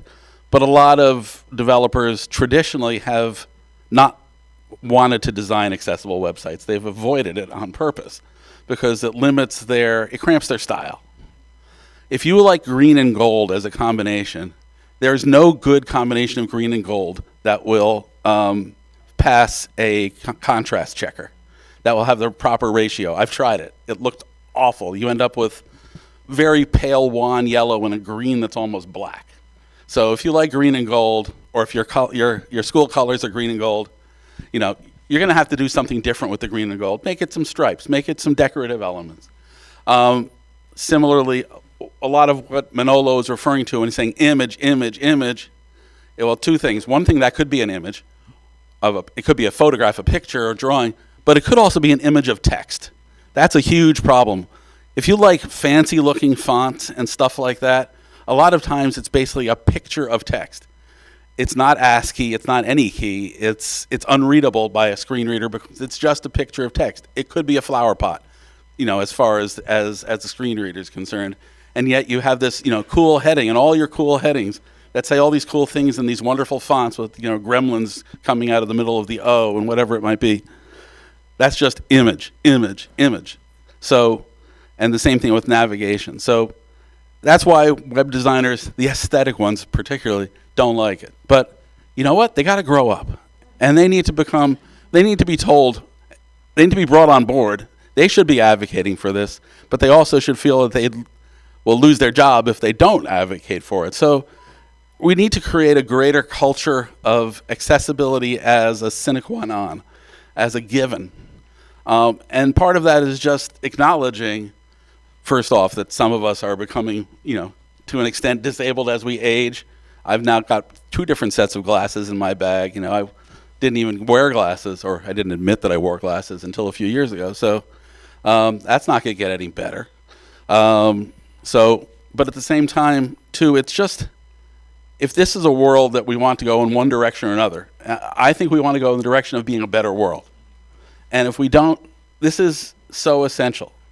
And part of this, too, is that, to use a word more figuratively than literally, you need to see people with disabilities as visible and not ignore them, not look at them as a speed bump. They are us. They are my brother-in-law. They're the guy sitting to my left. They're the husband, the mother of a friend, whatever it is. It's just a concern that needs to, at a kind of base human level, about, who are we anyway? It really needs to, and I'm a little worried from the current climate in the U.S. that the culture of cruelty might, interfere with this too. But in the end, I think that because there are good reasons even for cruel people to be kind in this case, in the right measure, that we need to move forward and, find whatever reason works for people. But the end result really needs to be to get to the point where accessibility is taken for granted. And I'll be back in 50 years to discuss that. Thank you. Just some very fascinating, points of overlap, and I think again this idea of understanding the experience of other and appreciating that, and particularly what you've said about widgets and overlays, and in my experience as well, working with political parties and political campaigns, it's easier sometimes to have that entry point in terms of culture when it's a new organization and a new website. And it's very, very interesting to see how that develops. So that can become then an opportunity as an example for others who, otherwise might be tempted to use the widget, which to me also brings up this false sense of security from the point of view of the organization, of thinking, oh, we've done what we needed to do. We are, accessible, between quotation marks, so to speak. So I'd like to welcome any questions you may have. I certainly have some, but I want to give those in the audience an opportunity first. Please. Do we have microphones going around? And can you put your hands up again so I can see them? Yeah, okay. All right. We'll start from wherever you want. Well, let's start from over there. Yeah. And then we'll come down here. Thank you both, or all three of you. This is really interesting to me since I've been on. Not on? It's on, it's on. Hello? That better? Okay. I said this is really, first I said thank you, and I mean that. And this is interesting to me since I've been around since long before the web. But I was wondering from a developer's perspective, are there any classes or certifications, because in high tech certifications are, you know, the big thing. Yes, I have this certification that supposedly proves I can do something. But are there any certifications that say, okay, yes, Joe has shown that he can develop websites that are accessible. So I could take a developer and say, okay, Joe developer, I want you to go to this class, I want you to pass this test, and you are going to be used. I'll try to answer first. The answer is yes and no. There are some organizations that have put forward training programs. There are a number of resources out there, but there's no accepted standard. There's not like in the privacy area. There's one accepted standard, at least in the U.S. that if you're a CIPP, that's the only standard you really need. CIP US, CIP EU, whichever one it is, and that's kind of understood. But there's no winner yet, and I don't know that anybody's put forth something that's intending to be the winner. There's no kind of Microsoft certified version of a certification, as far as I know. That and I'm not a developer. I don't even pretend to be one, but my understanding is that it's still an underdeveloped, so to speak, field. Yeah, I would like to add something. I agree with you. We have a challenge that a lot of the web page that are now created are created using CMS, like WordPress. As a matter of fact, last time I revised almost 38% of web page from around the world, I created by WordPress. That means that there's a lot of persons that are creating web page that are not developers, that does not have technical knowledge. And when you're creating with WordPress, you cannot even have access to the code. If I tell you, you can do that, and you can do this HTML code or CSS. So that's a challenge that we have also, and that's something important to take in mind, that a lot of persons create web pages right now and does not have that technical skills. I'll also mention that WordPress has some accessible templates, but not all of their templates are accessible. So you have a choice to go on there and pick a template that's accessible or not, and you may not even know that that's something you should be looking at, is whether or not it's accessible. And there's also other companies like that. I see Professor Cogburn in the back, who I think I'd like to maybe let him cut the line and add a view here. But I'll say there are other. In addition to WordPress, there's e-commerce engines like Shopify that they'll provide some advice on it, and they'll provide some tools. But Shopify's view is that if you want to get anything more than basic Shopify, you have to go to a Shopify partner, which is a developer. And some of the developers are, friendly to accessibility, and others aren't. So it's still a crapshoot out there with that. Do you want to add something? Sure. Just to add, thank you very much, and great question. And I think you're absolutely right in terms of a standard that everybody has agreed to. But what I think within the industry, I mentioned earlier the International Association of Accessibility Professionals, IAAP, and that came out of the disability community, the CSUN conference, the annual Technology and Disability Conference.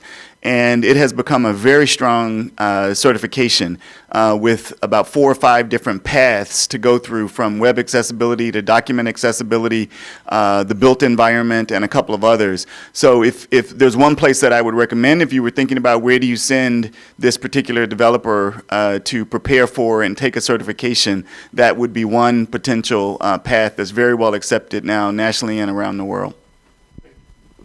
Thank you. Let's come here to the front.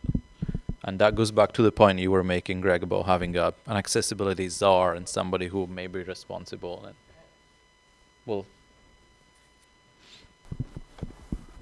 Hi, first of all, my name is Juliana. First of all, I would to compliment for the panel. It is super important to have this kind of discussion. I just want to add a comment about things that I believe. I guess public sector and private sector and the civil society as well, like the civil sector, need to build capability of developer in some points of view. For example, disability people need to have the right of freedom of speech, for example, and the right to have access of information, and to be a citizen and a real citizen, you need to have like a politician's information and this kind of things that you can have a knowledge about the democracy and about your role as a person. So when you build a software or when you are like building a service or product, you need to have like the total user experience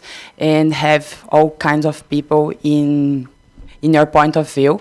So I work with public policies in Brazil, and I strongly believe if we have like kind of standards or frameworks, putting some of the responsibility of having some fundings of building capacity of the software developers, this kind of stuff would be important. And yes, this is my point. thank you. I don't know if you have any reactions to that or. I agree. Yeah. And certainly, I've seen it again, working with certain organizations, particularly in the political space.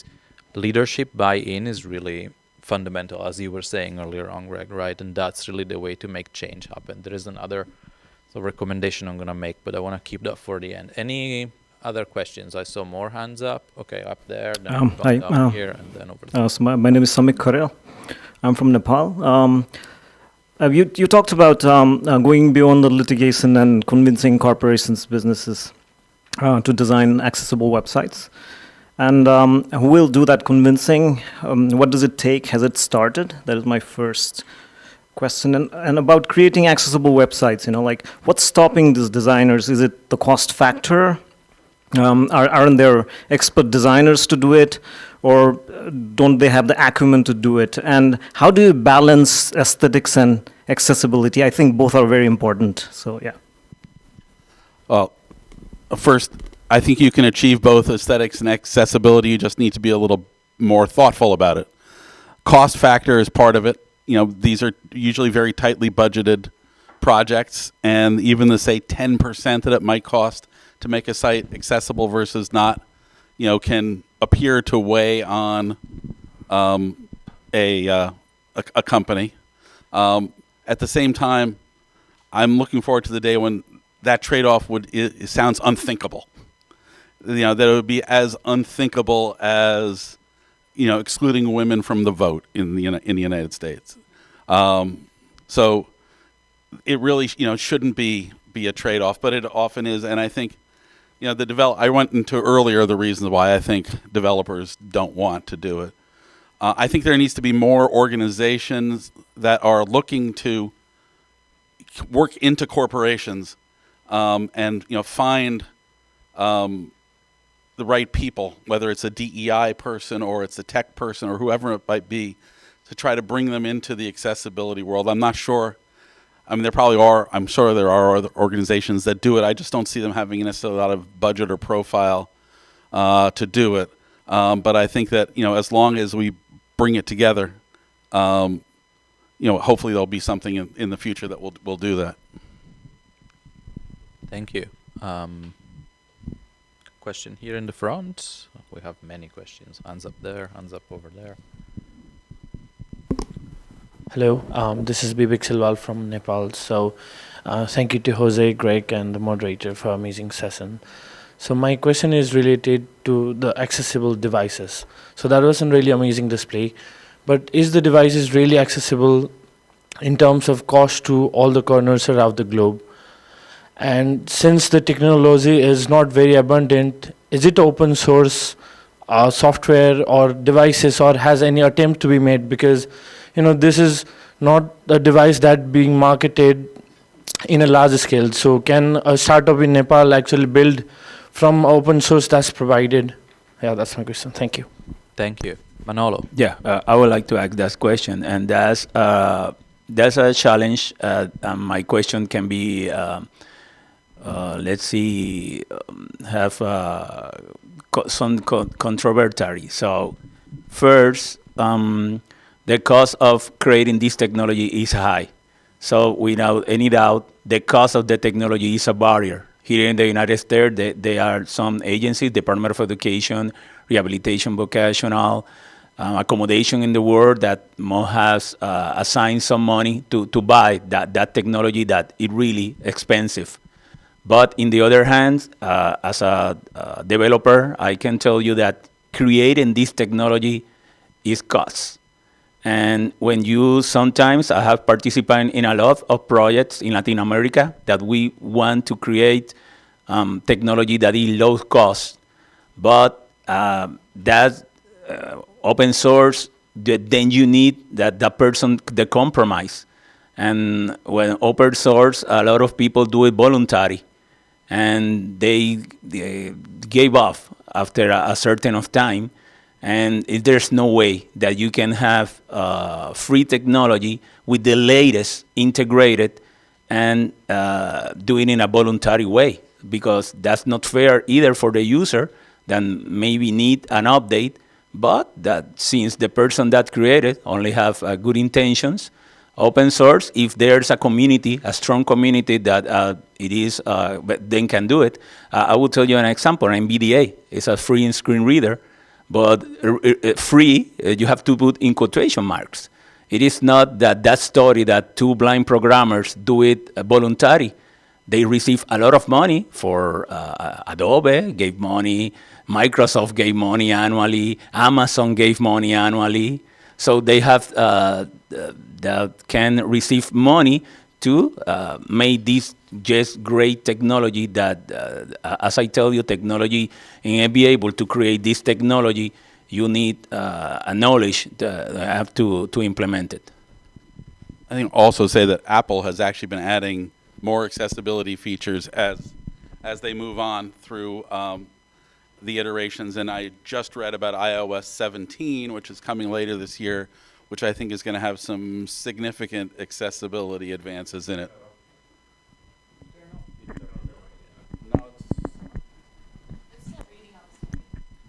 Okay. Anyway, Apple's adding stuff, especially iOS 17. Looks like it'll be a real advance for accessibility. I think that's a great comment in terms of, clearly affordability is key, but also keeping pace with technology and technological advances. And if you look at the early days, particularly of social media, for example, a lot of accessibility around those came through APIs and third-party applications that were developed by some in the disability community themselves. And then, technology companies start to be more responsive to their needs and so on. And the need to have that embedded within technology development really is important, because there might be all sorts of get-arounds and, different solutions, but they are always going to be catching up, first of all. And then the trend that we're seeing with platforms in particular, the likes of Twitter, but we could name others as well, closing off their environments to APIs from third-party applications really is going to be a problem for certain parts, in particularly of the disability community, not knowing what the development of that technology going forward is going to be. And so it really, it's really a cultural and business issue that needs to be addressed within the business sector first and foremost. Twitter also fired their entire accessibility team, but that's a different story. We had a question over there, and then we'll go to the back. Thank you. Hi, thank you very much for this presentation. It's really woken me up to quite a lot of factors that I don't always pay a lot of attention to, and I'm really grateful for this. And I think that many like website developers or folks often focus really quickly on minimum viable products to get very quickly out the door. And I don't know that this is something that there's a great prioritization given to. I heard some wisdom from the other side of the room earlier about the commercial benefits, maybe as the attractors that might be helpful to, jingle some jewelry in front of the people who prioritize projects that might help this. But my question was, Professor Cogburn had identified that we might be intimidated by the speed at which those who are visually impaired listen to audio. And I have a question for you, Manolo, is you slowed it down to about 45% for the benefit of us in the audience, but what is the typical speed at which you're listening to the vocals? Well, the speed of a speech synthesizer, it is the words per minute that the synthesizer can say, and right now, 45%, it could be about 100 words per minute. I use it typically 350 words per minute, and the important is not that is the important is that you can understand it. That's the important thing. It is not that it's more fast or more. For example, I understand it, and if somebody send me an email, I can read it in 40 seconds. But if I put it more slow, I will have 2 or 3 minutes to read it, and that affect my productivity. For me, that's something that is flexible and is individual, and that's assistive technology. Assistive technology must be individualized to feel the needs of each person. Anyway, New Yorkers speak 350 words a minute, so I don't see what's the problem.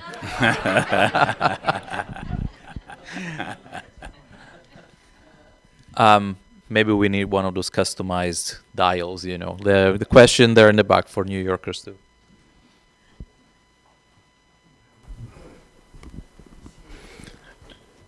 So some of you know me. My name is David Mackey. Not sure everyone knows my background. My background is I'm a developer. I've been I wanted to possibly bring a perspective which can be hard to describe if you're not a developer. And I don't want to be speaking on behalf of all developers, but I am a developer with a person in the past who has not had disabilities. And if I can bring that voice to this conversation, I hope I add something to the conversation. We've touched on a number of things, both with this conversation and the previous conversation and the conversations from this morning, which are relevant from my perspective as a developer over many decades. It's not, if you don't have access to that discipline, it's possible that you may not appreciate the difficulties required to maintain knowledge in that space, keep up to date with what's going on, and continue to develop what I would consider learning new languages within the development space itself. So it does present a challenge as a quote-unquote developer to produce software that's valuable to a wide range of people. And I wanted to highlight what was said sort of tacitly or sort of indirectly, which really does boil down to the costs associated to maintain the knowledge required to create tools that reach a broad range of people. So I do believe the development community, and again, this is, I'm re-emphasizing what was said with this panel. I do think the development community benefits with conversations like this, where you can, when you're outside the development community, if you can highlight what are the guidelines and focus our attention on what are the things that we need to do for you as an end user and which particular end user community. So I don't have a question, but I did want to be speaking from that perspective. Hopefully that adds value to the conversation. Thank you. Thank you so much. And, I know we are at time, and I'm, appreciate all the questions and contributions, but I'll just say to that point, yes, again, in the political space in particular where I work, what I've seen is it's been collaboration between developer and, in particular, blind, owned, and operated user testing organizations. But there needs to be the willingness from the client to make all of that work, right? And so I'll just close by saying one thing, because we've talked a lot about changing culture, and I think there is a big, role for that to play at a small level, at an everyday level. So I'll just give you an example. Every week I put together and send out a newsletter about what my wonderful colleagues in the School of Communication here do. And it's, great to get pictures with that sometime. But 6 months ago, I said, we need to start doing this different, because people were just sending me pictures. And we were plugging them in. We changed the platform we use. Now we have more functionalities to make it more accessible. We're not just sending an email anymore. I said, if you want a picture to go together with this, here are some resources to write an old text description for it. And everybody was a little bit freaked out by it. And it's like, what is this? How does it work? How is it different than a caption? And I said, I'll help you. Don't worry. And so I started getting requests like, oh, can you just write it for me? I'm really busy. I don't know how to do it. You're clearly better than me. I said, no, we're not going to learn anything here. You take a first go at it. Then I'll help you. It's fine. I don't mind, correcting it, giving you tips or whatever. And that's what we're doing now. And very quickly, people just became better at it. And they started doing it. And now, whatever other organization they might be involved in, suddenly they have this experience and they can bring that up if they're doing things different on their website, on their communications, and so on. So sometimes these little small changes, that's really where it all needs to start. I'm not going to say it's going to be solving all problems, but certainly it's going to bring this point to the table, and maybe it wasn't there before.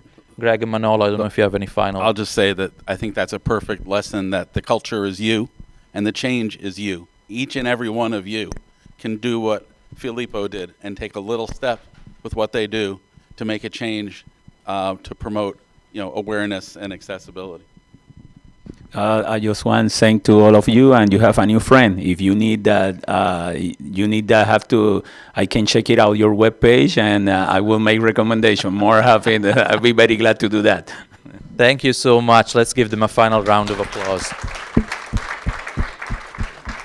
All right, I believe there is a short break now for about 15 minutes. So try to come back at 5:30.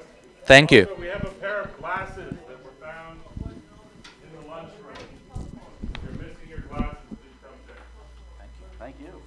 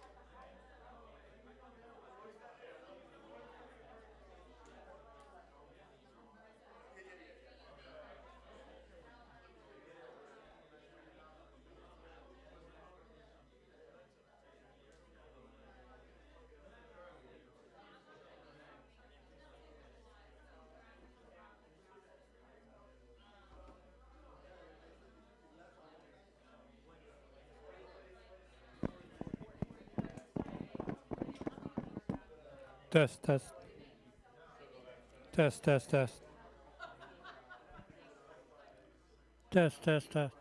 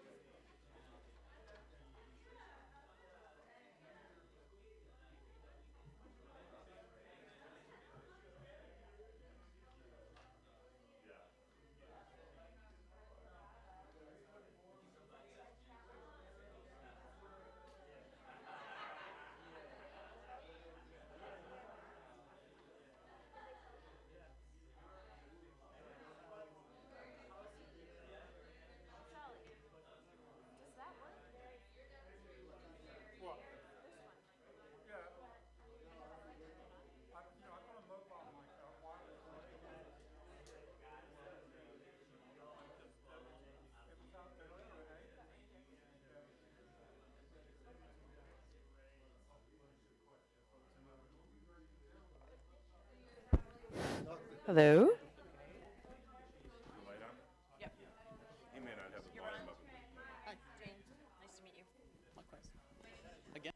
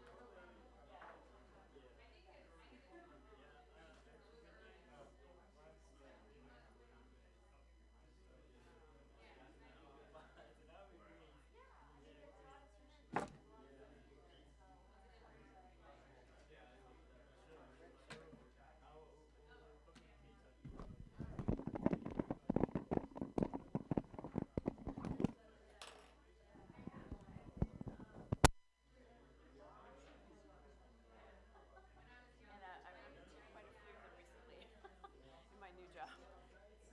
Wow. Someone said, well, we'll get that network finance. And I said, how long do you think it's going to take to build that? Oh, a couple of years. I'm like, no. It's going to take a while. It's just, I will say that there's a great opportunity to build more infrastructure right now.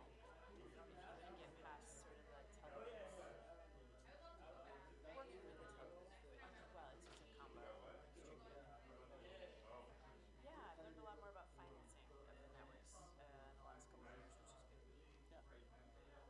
I always call that layer 0 because if you don't have, you can put, religion and other stuff like layer 10 or whatever. 10. But finance is 0 because if you don't have money, none of that stuff's happening. Exactly. And a lot of people are like, oh, it's easy. I'm like, okay. You know something magic I don't know. It just takes a while to get people also to trust you. That's one thing that Test. Test. Test. Test, test, test.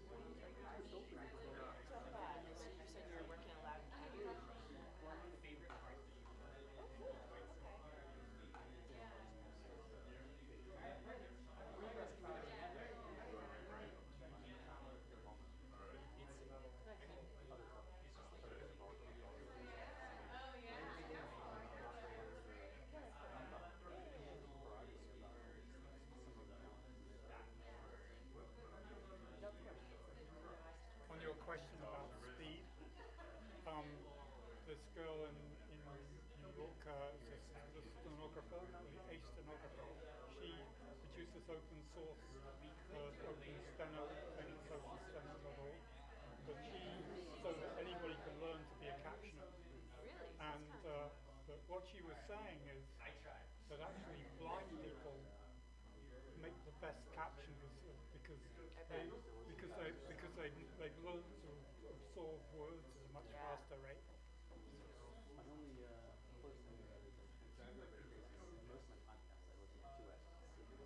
You know, we used to listen to a lot of the old meetings that we would record when I was at the internet site. If I missed a couple staff team meetings, not staff, but yeah, I listened to 1.5 or 2 because not sure quite dependent. Because that way you can zoom through a session fast. Yeah, I just put it in also for a transcript and then I read the transcript. Quick scan.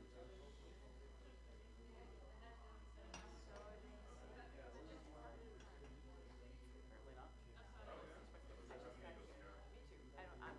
We'll say no. No, relatively yes.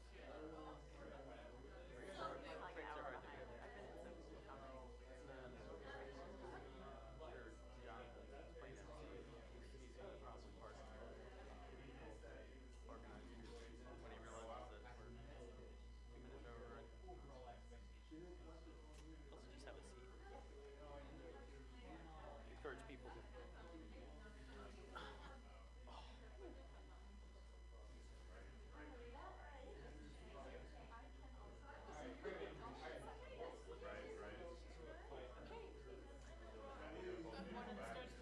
Hi, Ron.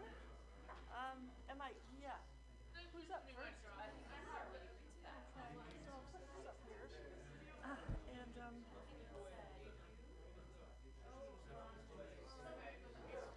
No, I'll be the caboose. I'm caboose. What did you say? You're not going to do it? No, I'm the caboose. Oh, you're the caboose. Okay. I thought you were backing out. Good.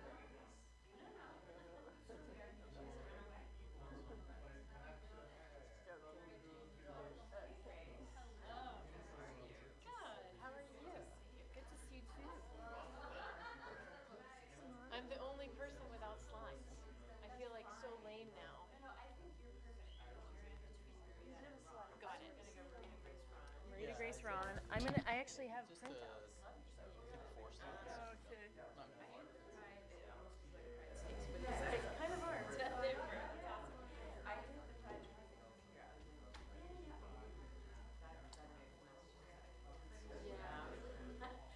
Yeah, at some point I have to get back.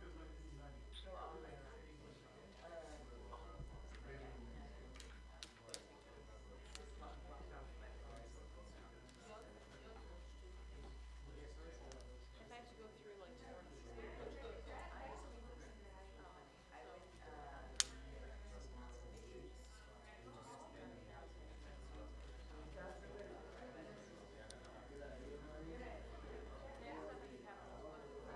I'm gonna grab those handouts.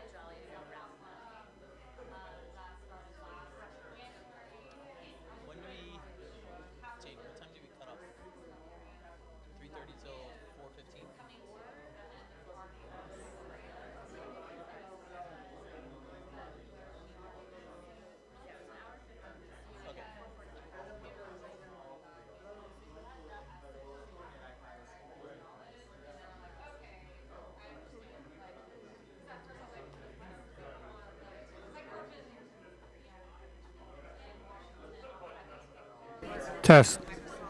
Test. Sorry, I haven't got it turned up. Okay, you'll turn it up. Okay, right there. Thank you, sir.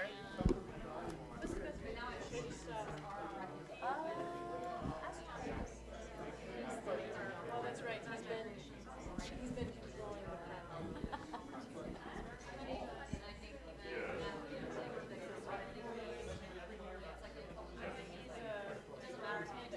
Okay. However you want to frame that, and I think that's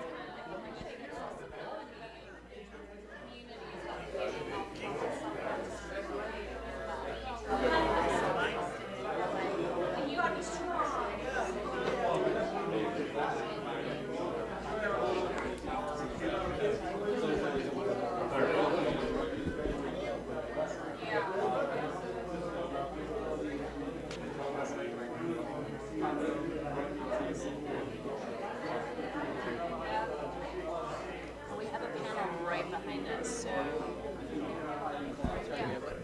we have a panel that starts right after ours with no break. So we'll figure it out. Read us in both.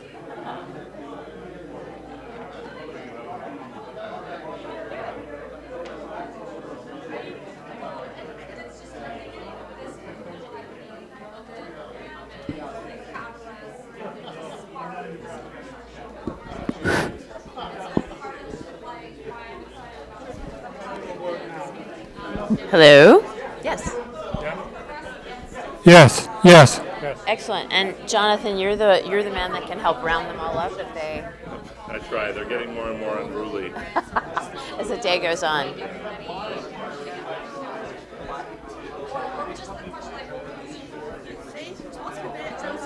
I know. You shouldn't have had 2 minutes, but you did. Oh my God. This is the time of day when it's kids yeah, their attention spans. Oh, yeah. Okay, folks, let me get you to sit down. Take your seat. You can round them up. They can.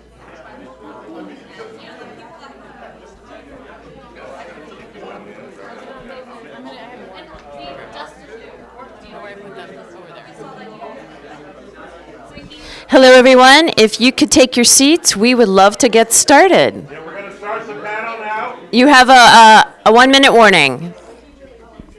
Grace is handing out some handouts. No, that's all good. ¿Dónde está? There she is. Okay.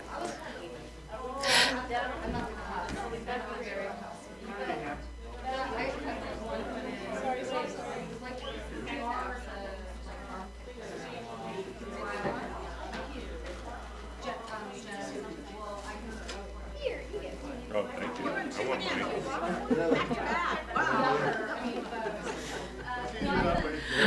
Okay, 10, 9, 8, 7, 6, 5, 4, 3, 2, 1, go! Woo! All right.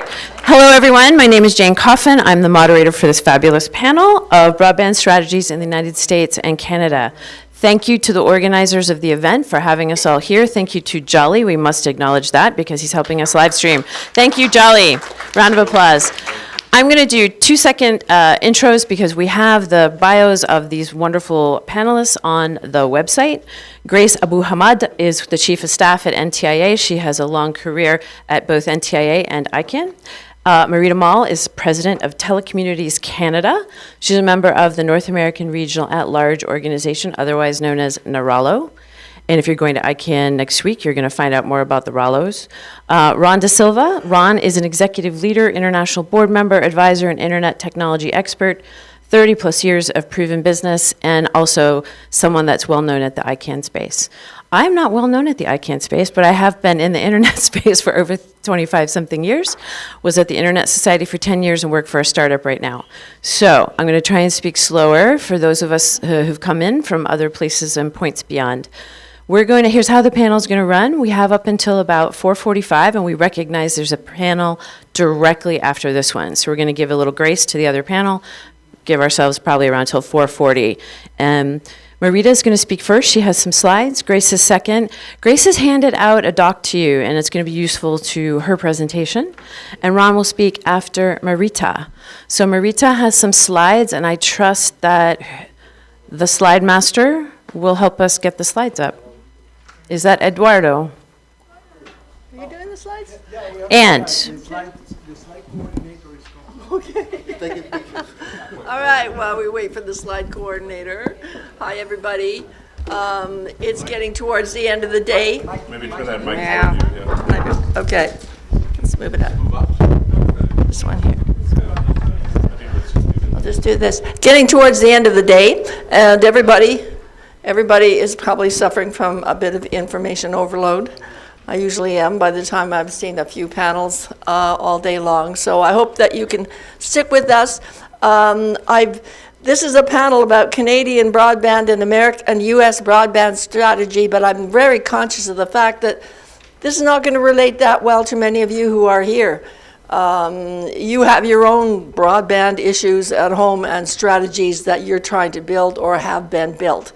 So what I've tried to do in my presentation here is to put it in a much larger framework. I was involved back in the 90s in Canada when we were talking about broadband strategies and those things, and everybody was really excited. We had research groups running research, studies and workshops talking about. Sorry?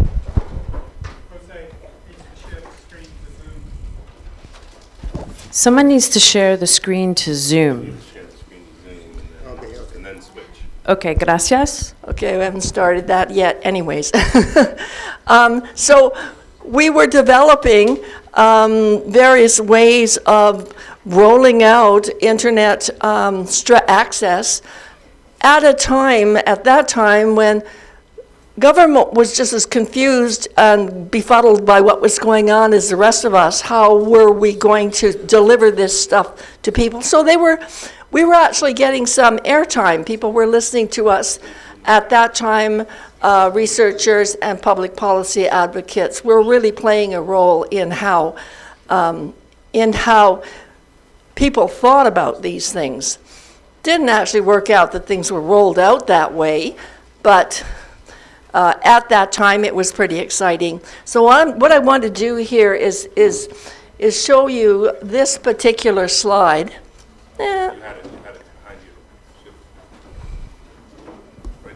It's coming. It's coming. Anyway, this one is not indicative of the weather outside. No. Next slide. Yeah, it's a rainbow. Well, it's sunny. It is not sunny. It hasn't been raining. We developed this in, some of us in the research space, to describe what needs to happen if you're going to have an internet access strategy in a country.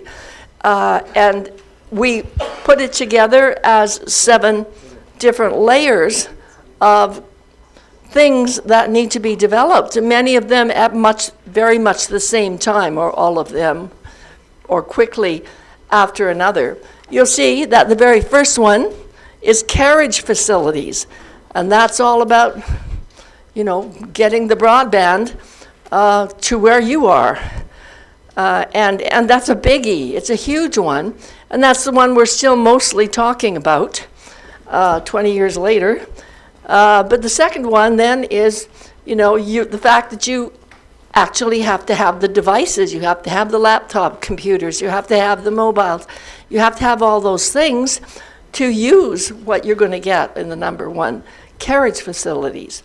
The software tools, the web, the browsers and all that didn't even exist when we started this. And you need to have that's the next layer that comes up on top of it. You need the ISPs, the people who are going to come to the market and make it possible for you to have these services. You need the content. Why would you have it? It's got to be some content. There's a bit of a chicken and egg thing here. What comes first, the access or the content? Everything pretty much comes at the same time. You've got then you've got something called literacy and social facilitation. People were talking about that in a previous panel and how important that was, that you couldn't just put it in there and walk away, that you had to have a strategy for really delivering this, and sustainable strategy, because these things change and people need to continue to learn their way through this kind of a change. And over the whole thing, you have the big one, the big red, ooh, all right, we lost our rainbow, but it's okay. It's the same thing. You have the big red governance. Do you want to go back one?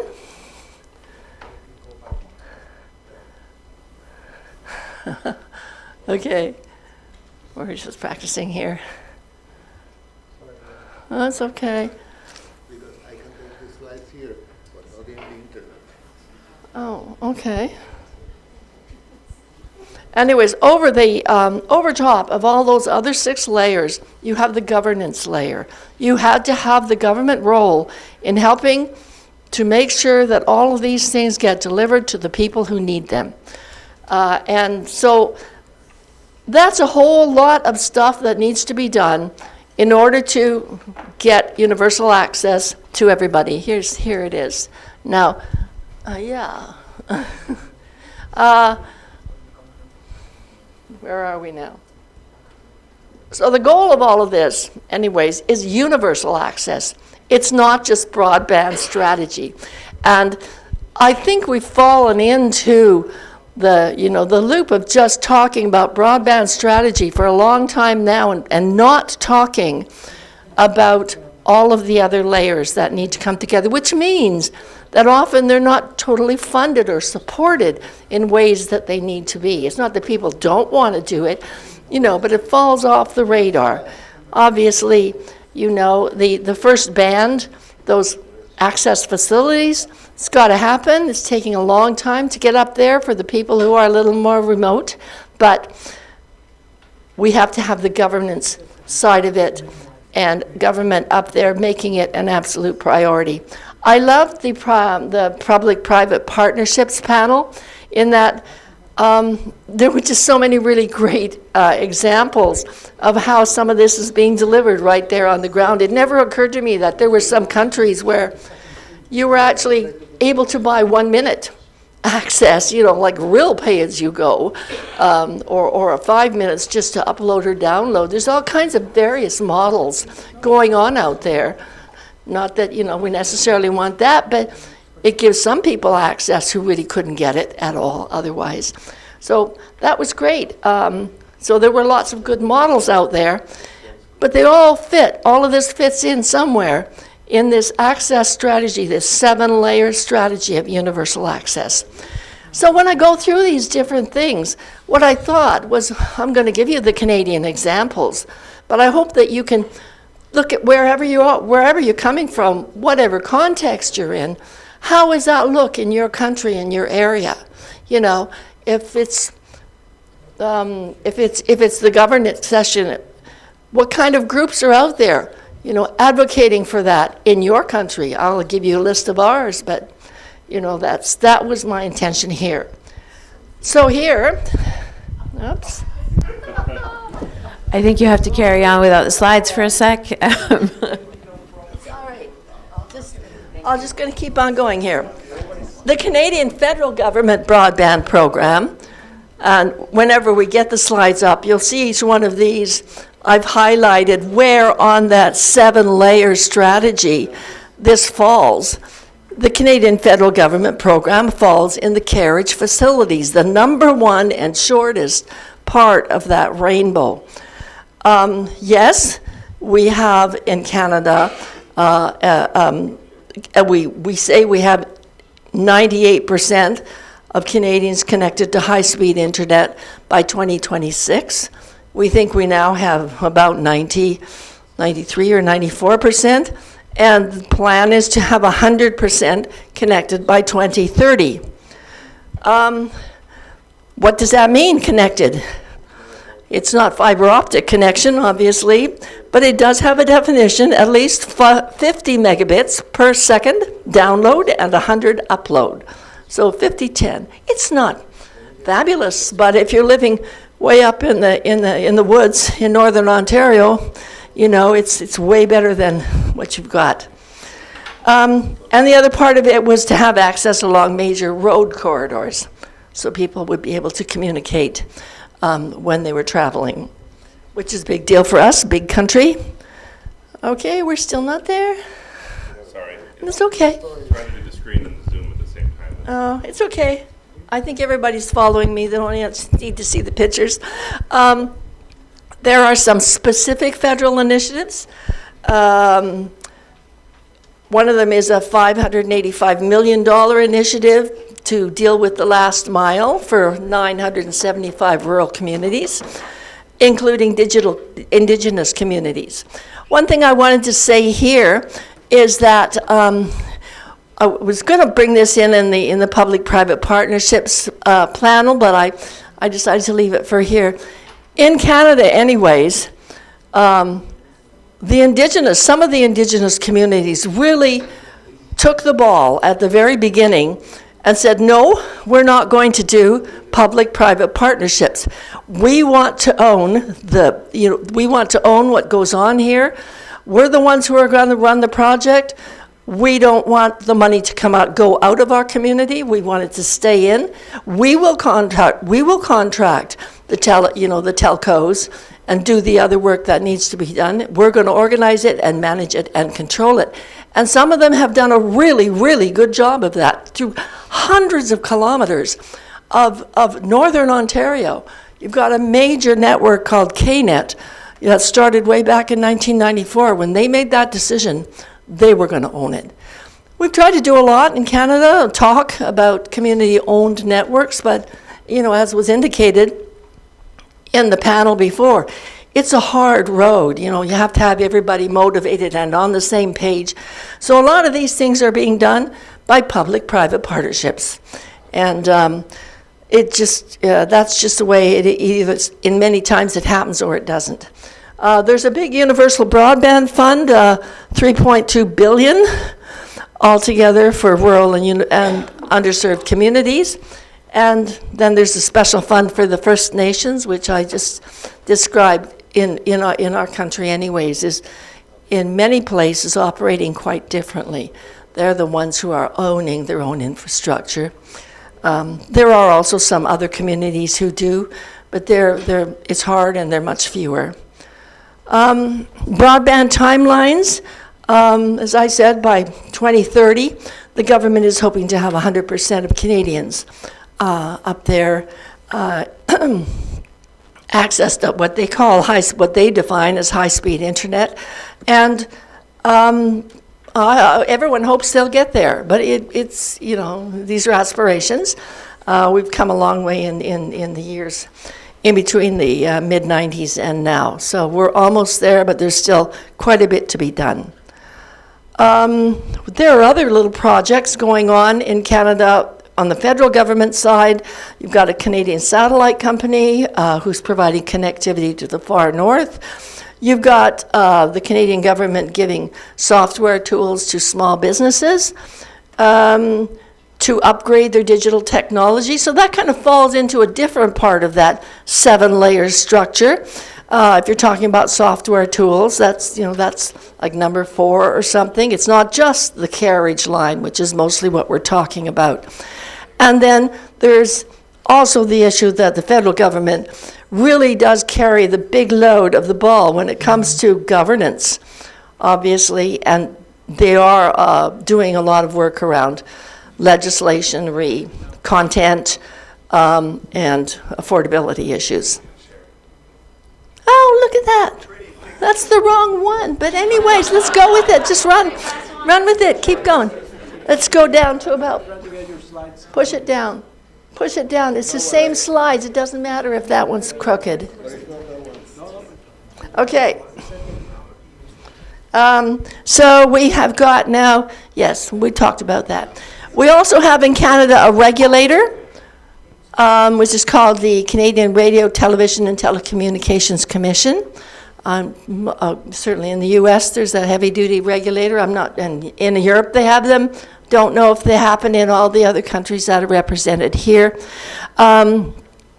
The regulator is also heavily involved in that governance stream that overarches all the other parts of the universal access rainbow. In Canada, one little interesting quirk is that the regulator actually has a $750 million fund, which they're devoting to access carriage issues. But that money is actually coming from the telecommunications companies, and it's part of their public interest commitment to providing access. It's not as much as that federal government is providing in their plan, but it's kind of an interesting little tweak that the regulator is doing this. Speaks to what we used to do in Canada many years ago around the telephone, in that we subsidized access in rural areas with some of the, the funds that were coming into the telephone companies from the urban areas. And this is sort of a vestige from that. And people were talking about that at the time in the 90s.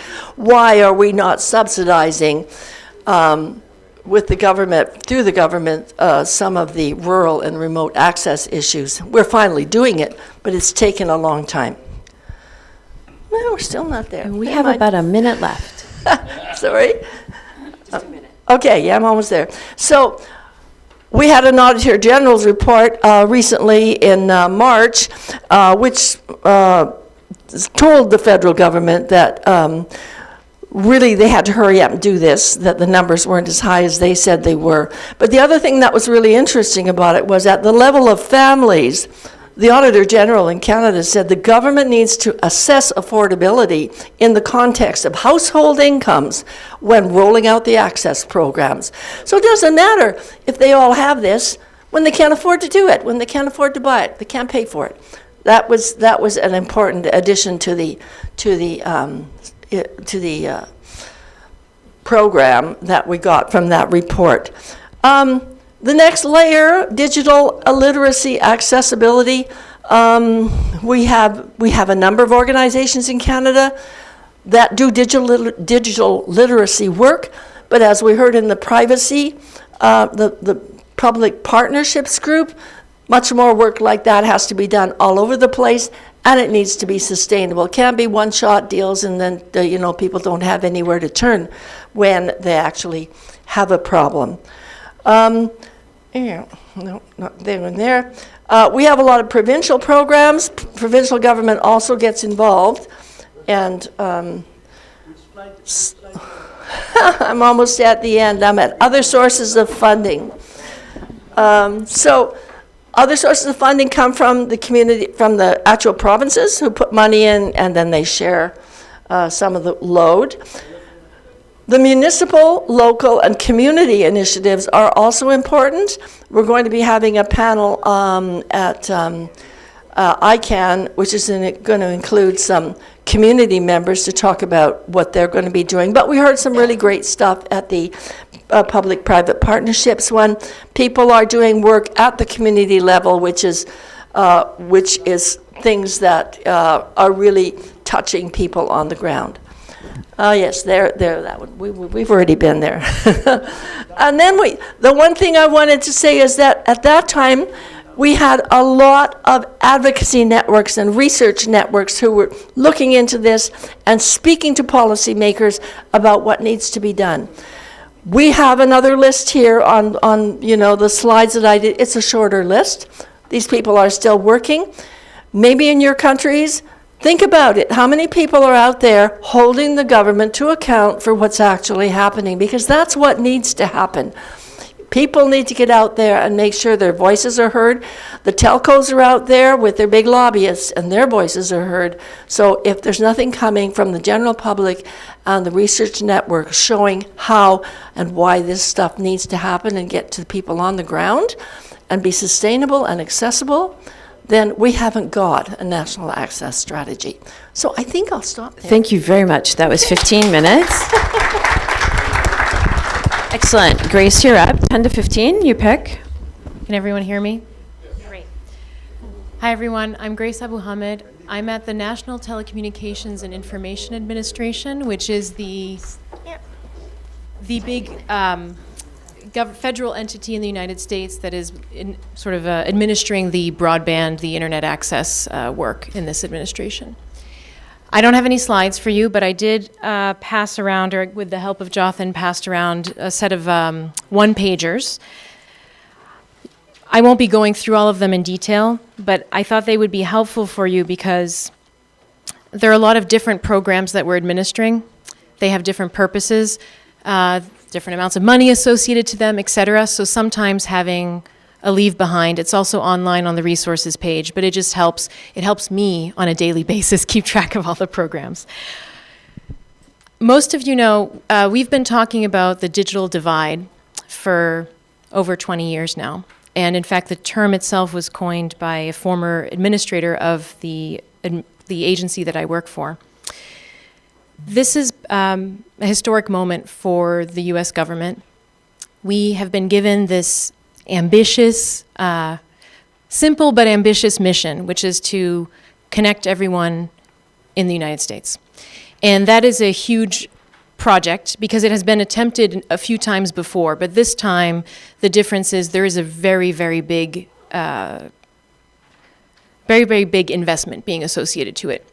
So I'll walk through this for you, but this administration and Congress passed what we call the Bipartisan Infrastructure Law in November of 2021, and that included roughly $65 billion for infrastructure investment in different connectivity funds in the United States. And that includes the 50 states and territories of the United States. So it is a big program when you think of where Guam is located and other territories of the United States, right? There are some key pieces of this. I'll walk you through each one of the programs, but the simple mission here is also so connect everyone in the United States and connect them with reliable and affordable internet service. So there's no point, I think Marita said this earlier, there's no point really in connecting people if they can't use the service, if they can't afford the service, and if the service in some way is unreliable, then they're not really using the service, right? So we've defined, I challenge you a little bit, as part of preparing for this panel, I did a lot of comparing of Canada and the US. I challenge you a little bit to think about that and your respective countries as we're discussing the topic. We define what reliable service is differently than the way Canada has defined it. We've put a different set of restrictions or even not restrictions, but sort of requirements on the program, and different than what Canada has provided. We have different sources of funding, different programs. So we can compare and contrast all of those shortly in the discussion, but as we're going through the presentations, I challenge you to think about that a little bit. The theme for this school, the Internet Governance School, is access and inclusion, right? And if you think about the internet today, it's not, you understand why this mission was key for this administration. The internet is an essential tool now. It's not a luxury. It's not something that's fun, a hobby for people. It might have started off that way for some, but today it's an essential tool to provide access to work, healthcare, justice. We've talked a little bit about different examples of that throughout the day, but this is a very big initiative, and in part, in some ways, despite how difficult the COVID-19 pandemic was, I think it demonstrated to people the need for this essential service, an essential tool. So you can look at the handout I gave, but basically there are 5 key programs that we're administering. Not all of them were funded purely out of the Bipartisan Infrastructure Law. Some of them had funding that existed before and were either re-upped or re-upped or coordinated by my agency as part of this effort. So we call this, as the shorthand, we call it the Internet for All program, and there are 5 different pieces of it. So the first one, and the largest one, is the Broadband Equity Access and Development Program. We call that the BEAD program. And that is a big state grant program. That, again, this is for a comparison point for you, Canada has a number of provinces, we have a number of states and territories. The way that the BEAD program is designed is that it is a 42 roughly $42 billion program with money going directly to the states and to the territories. So we, if, you know, we as the federal agencies grant them the funds, and from there, they develop programs that are best suited to their specific state. You can imagine, just like in Canada and other parts of the world, each state has a different geography, a different local community, et cetera. And so we want to give the states some flexibility in how they design those programs. There are, however, requirements for how they design the programs, and that is part of the sort of the federal-state interaction.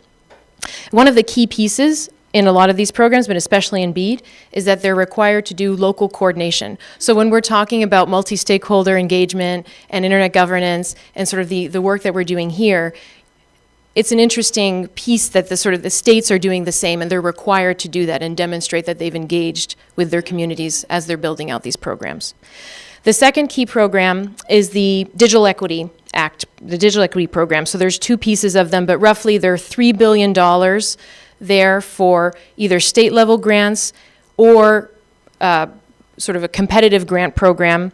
This is to provide, again, Marita talked about this, the devices, the skills, the training that for people, once they come online, or even for people who are already online but need additional skills, these are programs designed for that capacity building exercise. The third program is another roughly $3 billion program for tribal or indigenous community grants to households or local anchor institutions. So again, focusing there on a particular community. The indigenous communities are covered in the other two programs, but this was a specific, we're going to give a specific pot of money dedicated to indigenous connectivity in the United States. We say tribal, but indigenous, First Nation, essentially the same thing. The fourth program on your sheet is what we call the Middle Mile Grant Program. That's $1 billion dedicated to middle mile infrastructure. So maybe not as, maybe not as cool and engaging as some of the other programs because your end user is less engaged on a middle mile program, but very important in terms of keeping costs low. So when you think about, and maybe Ron will talk a little bit about this in his presentation, but sort of when you're developing infrastructure, you've got the big capacity that happens sort of at one level, then you've got your middle mile connection, and then you've got your last mile connection where you want to make sure that's where the users are paying for service, engaging, and you want to make sure there's enough competition across the board, but especially at the last mile level. So the middle mile piece, really the goal of that program is to reduce the cost of the last mile connections for users. And then the last program, which was not through the bipartisan infrastructure law, but we have sort of grouped it together in our work, is a pilot program called the Connecting Minority Communities program. And that is the smallest, $260 million for us to connect and do skill building with historically black communities and universities, minority serving institutions, some tribal institutions, and a variety of other sort of covered populations or minority populations in the United States that would benefit from sort of a concrete effort on skill building. So that program is designed to go to institutions that would then initiate or manage programs for building skills across the United States. So we have those are the variety of programs. We can talk more about what each of them mean, how they're going, what we can learn from other countries as we develop them. I think Canada's program for 2030 is ambitious. Ours is ambitious as well. We look forward to sort of inspiring other countries to do the same or learning from their experiences. Hand it over to Ron. Excellent. And we have Ron. And Ron, you have a couple slides, yes? So we'll find out. We'll find out. Why don't we just have you start, and you've got 10 to 15, and you're off and running. Thank you. So I wanted to take the presentations you got from Rita and from Grace. We're talking about policies and funding, and really the government's taking an initiative to create incentives and really address accessibility issues in rural parts of North America. That's fundamentally what is motivating a lot of those programs. And I was going to take a different lens and look at it from a business and a technical perspective. How does that actually impact the marketplace, and what is going on throughout Canada and throughout the U.S. based on those funds that are being pushed through in these variety of programs? I think there's a big one, just to add, Grace, because I had a question on the material you presented around the Treasury Department. They have a separate component, which is another, what was it, I don't know, $20 billion or something like that, right? What was that number? I only presented on the programs that my agency runs, but there's a huge number of programs across the federal government, including the Treasury programs. I think 20 billion might be. Yeah, so there's another very large component in the U.S. ecosystem that's impacting businesses and operators in their efforts to get the last mile completed in many rural and what I would call ultra rural parts of the country. And similarly, I think you're seeing that in Canada. So that said, I have 4 slides. And the first 2 are really going to talk about some of the technology, and then I want to talk about some use cases, some examples. So first slide might advance.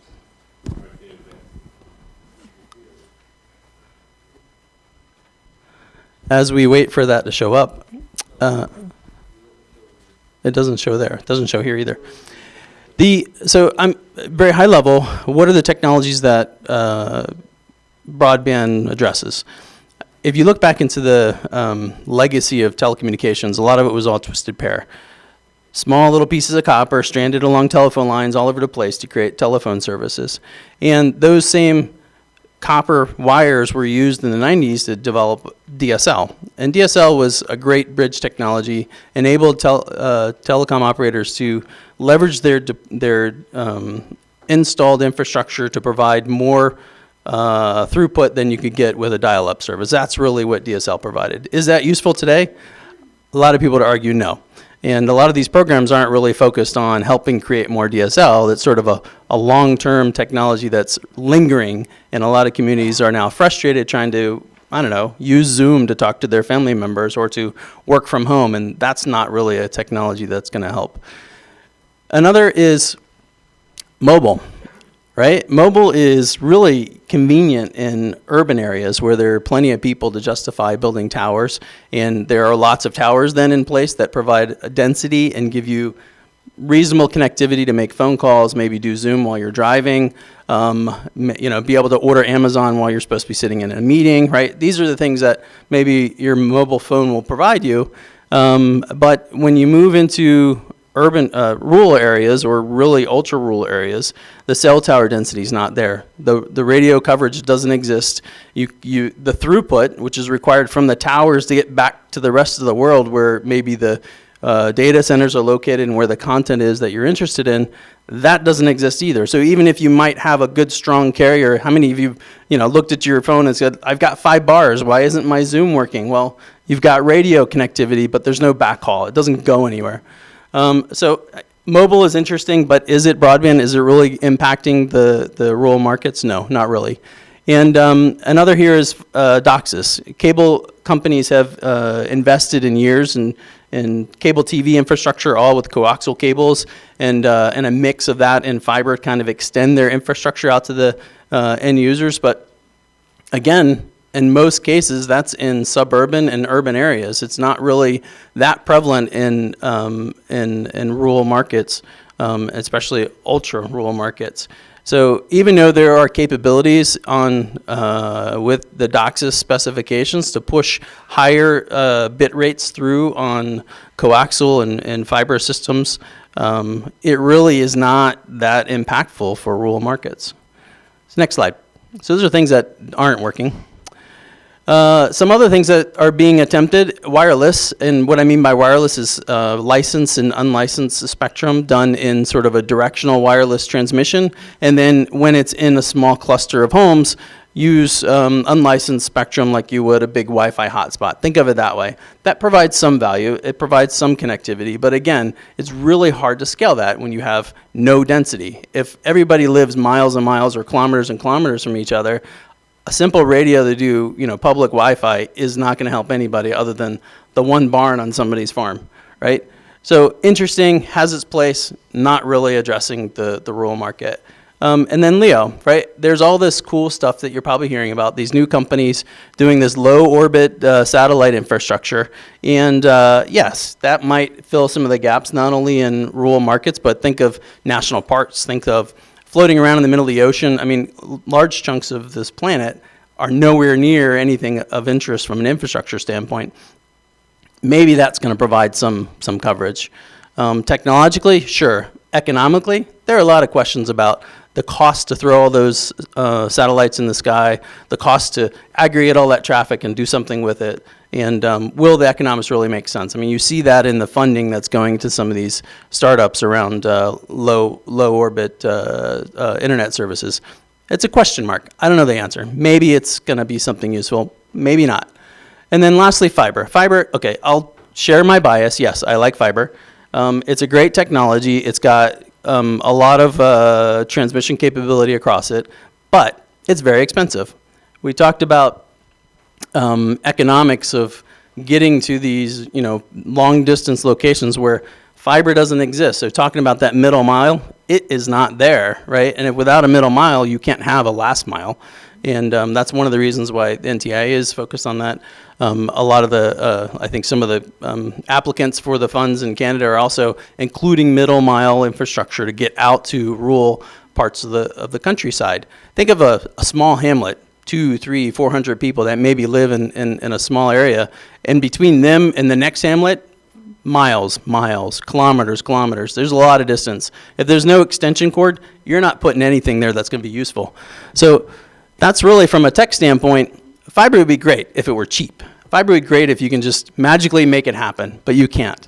And that's really driving some of the incentives from the government to help coordinate with the states, coordinate with private money, coordinate with operators to find some way to really incentivize getting that last mile done for rural America, rural Canada, and the farthest, remotest parts of North America. Next slide. So that's the tech. I want to provide an example. So I live here. I'm in the DC suburbs. I live in Loudoun County. That's pictured in the map here. You can see DC is way over here where it says Washington, and this big funny looking shape that's got a red outline to the left. That's the county where I live. And if you are from out of town and you flew into the Dulles Airport, that's in like the sort of the right edge of that big red county outline. So you just landed in the edge of Loudoun County and then came into DC if you flew in to Dulles Airport. Well, I live right there. I'm on the Communications Commission for Loudoun County. I've gotten visibility in that capacity, not only what's happening with the broadband operators in the county, but also how are these programs we're talking about impacting rural communities? Why? Well, if you divide Loudoun County in half, you can see a highway right in the middle called the yellow line from Leesburg down, called Route 15. There are some 400,000+ people that live in the county. 80% of them live to the right of that yellow line. The other 20%, it's mostly a rural farm community. A lot of horse farms, a lot of cows, a lot of crops, and a lot of trees, a lot of great. I mean, you can see this bottom left picture. This is what you look when you look west in the western half of the county out towards the Blue Ridge Mountains. This is what you see. It's beautiful. What does that mean? Well, the people who live out there, they don't want some big ugly cell tower there. So there aren't any cell towers. Cell coverage is abysmal. There's, the density out there is very low. Like I said, 80% of the county lives east of the Route 15. 20% of the county is spread out all over the other half. And the economics just don't make sense on their own. If I'm a service provider and I'm looking at spending $20,000 to put a 100 meg bidirectional fiber connection to your farm, and I can charge you $100 a month. Somebody do the quick math. How long does it take for me to actually turn a profit? That's just the capital cost to build the thing, but I still have an operating cost annually to maintain and then to grow because capacity is going to continue to drive demand. So it's not just the cash up front. There's an ongoing cost. So the economics just don't make sense, right? So that's what we had in Western Loudoun. And through these programs, there were roughly 8,600 homes that we identified, 8,600 farms, basically, in the western part of the county that had zero internet access. Their mobile coverage was abysmal. There's no such thing as DSL. Some of them tried some of the, line of sight radio infrastructure. It worked for maybe one or two of them, but think what happens when you have a bunch of hills. It's kind of hard to get a radio signal line of sight to somebody's house if there's a bunch of trees and a bunch of dirt and rock in your way. So not a really good option. 8,600 homes were identified, and we came together. So talking earlier about private public partnership arrangements and also about NTIA and Treasury funding options. Also, the state of Virginia has its own incentives to try to encourage to close that digital divide throughout the state. So these organizations came together. SEGRA, who was looking to initially negotiate just a basic fiber infrastructure sale to the county. The commission got involved, and we said, well, this is great. It's useful for the schools. It's useful for the public utilities and public infrastructure parts of the county that they're responsible for. But if we can leverage that as last mile, find a way to encourage the operator to put extra infrastructure in place beyond what they need just to meet the county's needs, then they could use that as a way to incentivize other broadband operators to jump into the western part of the county. And so we were successful at that, getting it added to the contract and having a way to ensure anybody can come and use that as a last mile, as a middle mile way to get out to the western part of the county. So that existed. And then All Points Broadband is an operator. I think they're middle of the state based, and they're hitting lots of markets in a rural way throughout Virginia and also North Carolina and some of the surrounding states. And so they came, along with many others, bid on an opportunity to get some county funding, some state funding, federal funding, and mix all that together and really address these 8,600 homes that are left. So from the Virginia fund, they were able to, so this is 60 million, think about it, 8,600 homes, 60 million bucks to build it. Quick math, how much is that? 7,000 bucks, something like that, order of magnitude. So let's say they're not an ACP. And remember that term from earlier, affordable care program, a way to get internet access for 30 bucks a month. Let's pretend like you're not one of those. And you're maybe $100 a month, 100 meg service or 1 gig service or whatever, right? How many months does it take to get your capital back if you spend $7,000 to build out to one of these things? That's like 5+ years, right? That's not a good business plan. That doesn't make sense. So, but if you take some of that cost off the table through the Virginia Telecommunications Initiative, that's the VADI, they were awarded 18 million bucks. Oh, by the way, I'm sharing all this because by sitting on the commission, this is all public information, so I was able to just kind of use this as a great example without having to go through NDA issues I've got from other programs I do for my consulting practice. So that's where this is coming from. So they got just under 18 million bucks, and then through the ARPA plan that's administered through the Treasury Department, they got another 12 million bucks. And then the company itself went to private equity, mentioned them down here, Searchlight, kind of backed them and gave them some cash from a private equity standpoint. And then they did some partnerships with some of the utilities in the area. Dominion Energy is the primary electrical supply utility for the state of Virginia. And they have right-of-ways that go through a lot of this infrastructure, a lot of the countryside, where they have their high power delivery infrastructure, and that gives them a easy way to put new lines down and reach throughout the county. Same with Novak. Novak is a utility co-op in part of the Northern Virginia area. So by leveraging partnerships with both of them, as well as having access to SEGRA for some of the middle mile, and then the federal funds, and put it all together, now it works. The numbers work, the build works. They're a couple years out from having service delivered to these 8,600 homes. So great example applied there. Jane?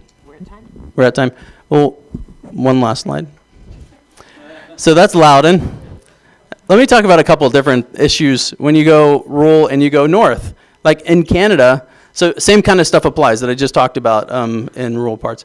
But big chunks of Canada are frozen for a big chunk of the year. You can't do construction. You can't build. Even if you have the money, you cannot go out and do the work. So they got to wait until it thaws and it's soft enough that you can go dig in the ground and put infrastructure in. It's a little different. Distances are considerably longer. So you have to leverage other technologies as a way to try to make that work and still not break the economics, right? If I'm talking about 8,600 homes packed into, half of the county, and you put, I don't know, Marita, 800 homes packed into Northern Ontario, like the economics are very, very different. They hit them than it is the 8,600 in Western Loudon. So other limitations there, and I question the whole everybody's going to get it if you're counting mobile, because my generality of like what mobile is like in rural parts of Canada is it sucks. I don't think they're counting mobile when they're doing the charts. Yeah, so they're not counting mobile when they're doing the charts. That's what Marita said. But I want to make sure if somebody's out in rural parts of Manitoba or whatever, and they have mobile, they're probably not happy, and they're used to not having internet. So there's that whole education thing we talked about earlier. Until they know what they're missing and how this might enhance and make their lives better, they may not be complaining, right? The mobile is not good. They don't know why they need internet. So there's an education component to it. So that is a couple of ways that these programs are impacting North America, and how I think collectively that's helping address some of the digital divide and get some inclusivity in place. Jane. Excellent. So for some of our guests here in the room from other countries, basically Canada and the United States are getting subsidies from their governments, for the infrastructure, and because it's so expensive to build out. So it's more of a Kickstarter, isn't it, in some ways, because the estimates are upwards of $100 billion, I think, for the United States if you're going to try and cover a lot of the U.S. Question for you on digital equity and inclusion, because this is a big buzzword in the United States right now, and every person that's working with funding programs is talking about digital equity and inclusion. Do you train people first and then give them broadband, or do you give them broadband and train them after? What do you think? So 1 minute answers if we can, so that we can do some speed rounds here. Marita, you're up. You can't train people if you don't have any internet there to train them on. So you have to do many of these things at the same time. There's some offline broadband tools that people are using in developing countries. I've spent 25 years working around the planet, so you can use a MacBook with, or a different device with different information on it to do some offline training. But that's a really great point. So Grace, what do you think? We're doing both, and we're working with communities to get them excited about what the possibilities are. And when you kind of start imagining the possibilities, then it sort of takes you in different directions. Yeah, obviously I'd say both too, but I'm going to point back to, Grace, something you said earlier, which is, hey, COVID helped. That was like a big education for a lot of people. Just living in Loudoun County and hearing the challenges of western part of the county of kids are now supposed to do school, but what is Zoom? How does that work? They don't have internet. So they're like literally sitting in the parking lot of McDonald's or the library, because the libraries are closed, by the way, so you can't go in the library, but maybe you can sit in the parking lot and hope to get a spot of Wi-Fi. So that education part of why you might need it, I think, was accelerated by COVID. So digital marginalization, or the digital divide, as Grace had said, Larry Irving, who's a former administrator at the NTIA, who was my boss when I worked there, helped coin the term in the United States. For those of you that might know what the International Telecommunication Union is, the ITU, if you look back 50 years, almost 40, there's something called the Maitland Commission Report. It's called the Missing Link Report. That report was about the telco fact, the fact that there wasn't telecom lines, some of the copper, deployed throughout the world. So now we have these gaps that are out there. There's been marginalization. Is this what the U.S. program is going to try and help solve right now, is that marginalization? Because some of these communities are a little cranky, particularly in the southeast part of the United States. I work with some folks in what are called the Black, Indigenous, people of color, the BIPOC communities. So if they don't have internet and they've got some really bad copper, and the COVID did say, gosh, this is the best advertising for building networks ever. It was for me and the communities I was working with. How do you work with other government agencies, Grace? Because this is one of the big deals. Government agencies weren't talking to each other before the pandemic. Some were, they were trying, right? So now, what other agencies are you working with across the U.S. government? And I'm going to go to Marita after that, and then Ron, explanation about a little bit of what you're doing at the local level to get up to the state level. So Grace, who else does NTIA coordinate with? That's good. So you heard when Ron was presenting, he asked about the Treasury program, and I gave the wrong number. It's actually 10 billion for Treasury, not 20. Big difference. But so to Jane's point, when we mean connect everyone, we really mean connect everyone. We take that very seriously. Congress takes that very seriously, and they designed the programs in a way that there's sort of it's an all of the above approach, right? So there are grants that are administered by the federal government. There are grants that are administered by states with some oversight. There are grants that are directed at rural communities. There are grants that are directed at BIPOC communities, minorities, indigenous communities, et cetera. So there's all kinds of approaches here, and that's why I tried to outline some of them for you, because they all have a different flavor and a different mission and set of requirements associated to them. In terms of coordinating, so, that was the sort of instruction from Congress. In terms of coordinating in the government, I talked a lot about the Department of Commerce programs, the NTIA programs. Those are the ones where there's the majority of this broadband infrastructure funding. But like in Canada, we have an independent regulator, the Federal Communications Commission. They have had funds that they've administered historically, some of them like the ones that Marita mentioned that are funded with a sort of a public service commitment or sort of a tax on private companies, and others that were granted during this investment. So we work with the Federal Communications Commission. We work with the Department of Treasury. So they have the Capital Projects Fund, this $10 billion fund. That was designed primarily as a in the context of the COVID pandemic, trying to create investments in all kinds of different pieces, economic recovery, right? So broadband is a piece of that, but it's not the only piece of that program. We work with the Department of Agriculture. They have a $1 billion program that is specific to expanding access in rural communities, because the main community of the Department of Agriculture is the farming community, and they are primarily based in rural areas. So giving them access has a sort of a specific mission and connotation there.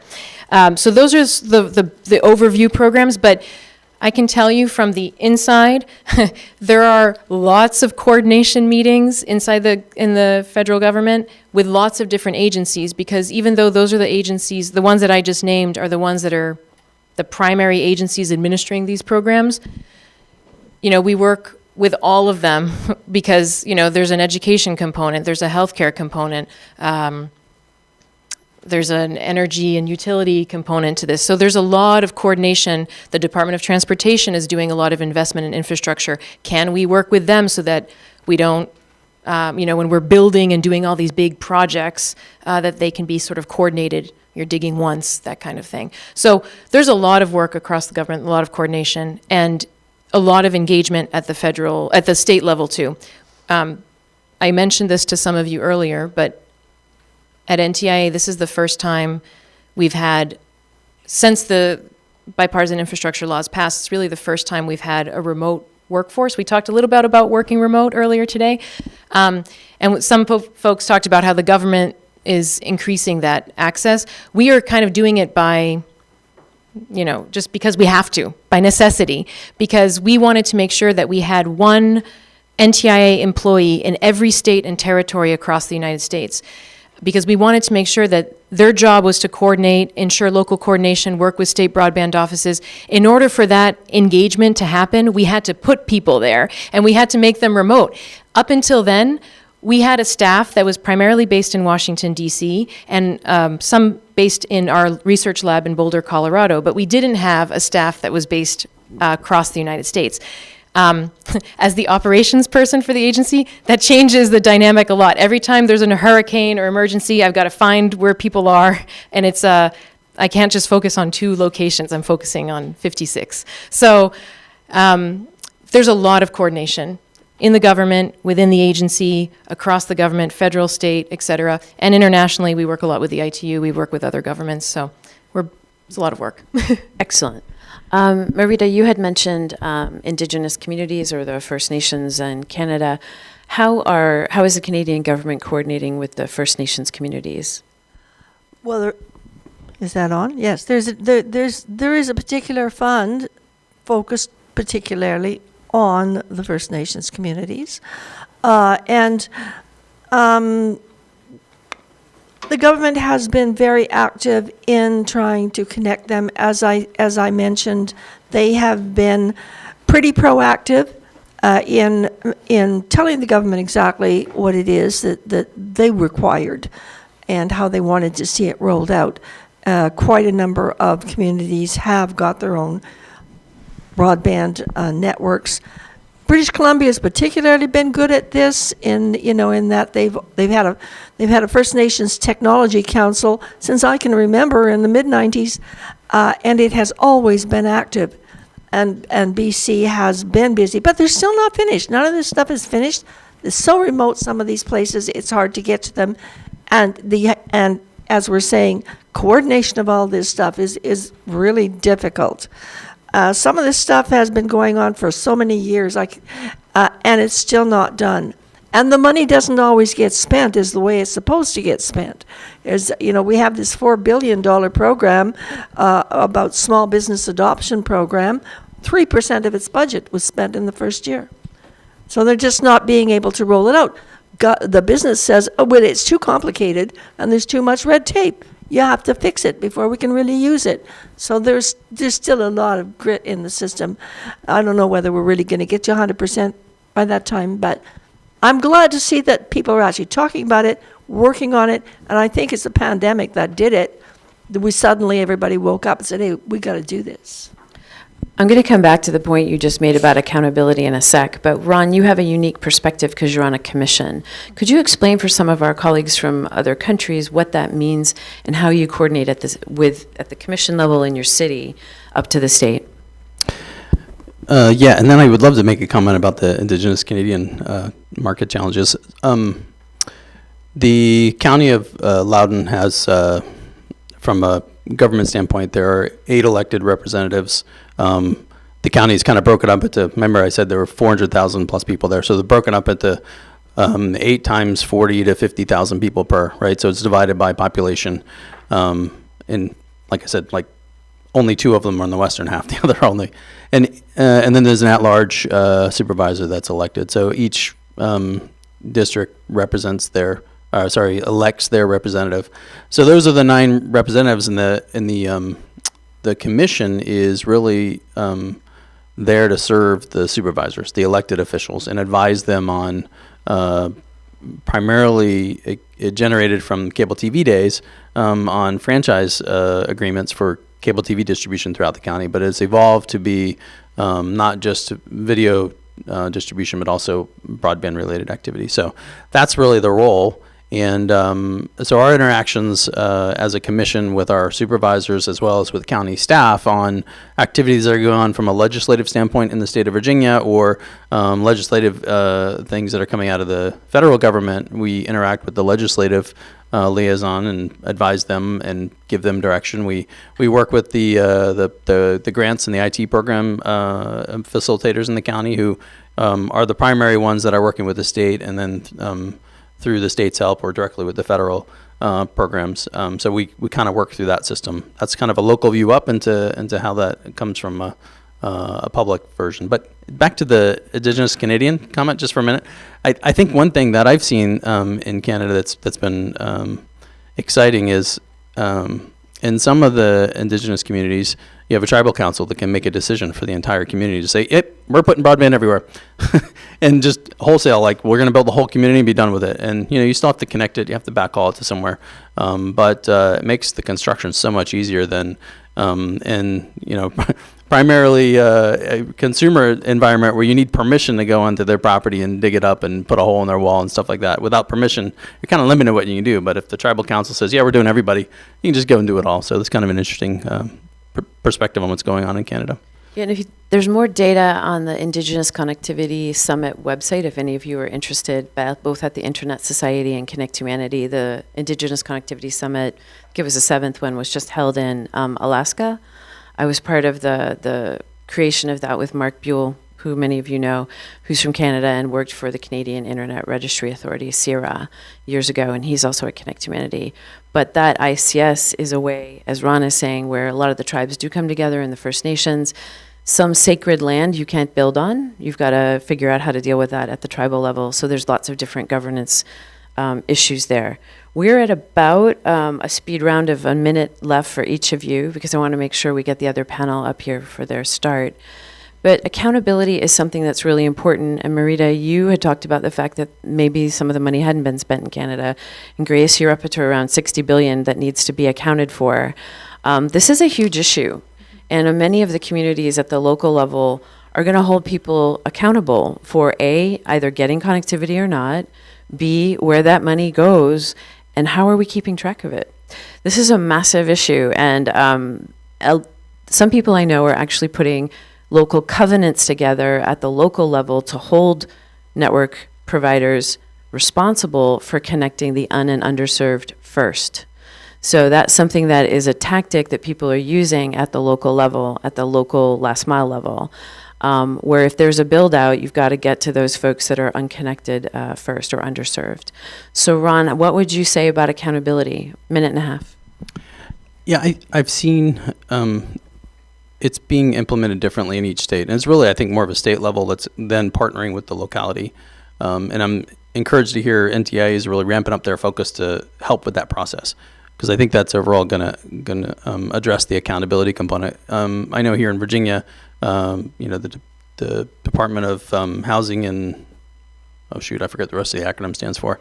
They're leading that for the state, and they're putting a dashboard together, and they're presenting to the citizens of Virginia, here's where that money is going. Here's the accountability pieces, which, who got awarded what money to where and how far are they along with their process and stuff. So it's there, but that is very different in other states. So I think that's a challenge, and I'm glad to hear NTI is that's on their radar.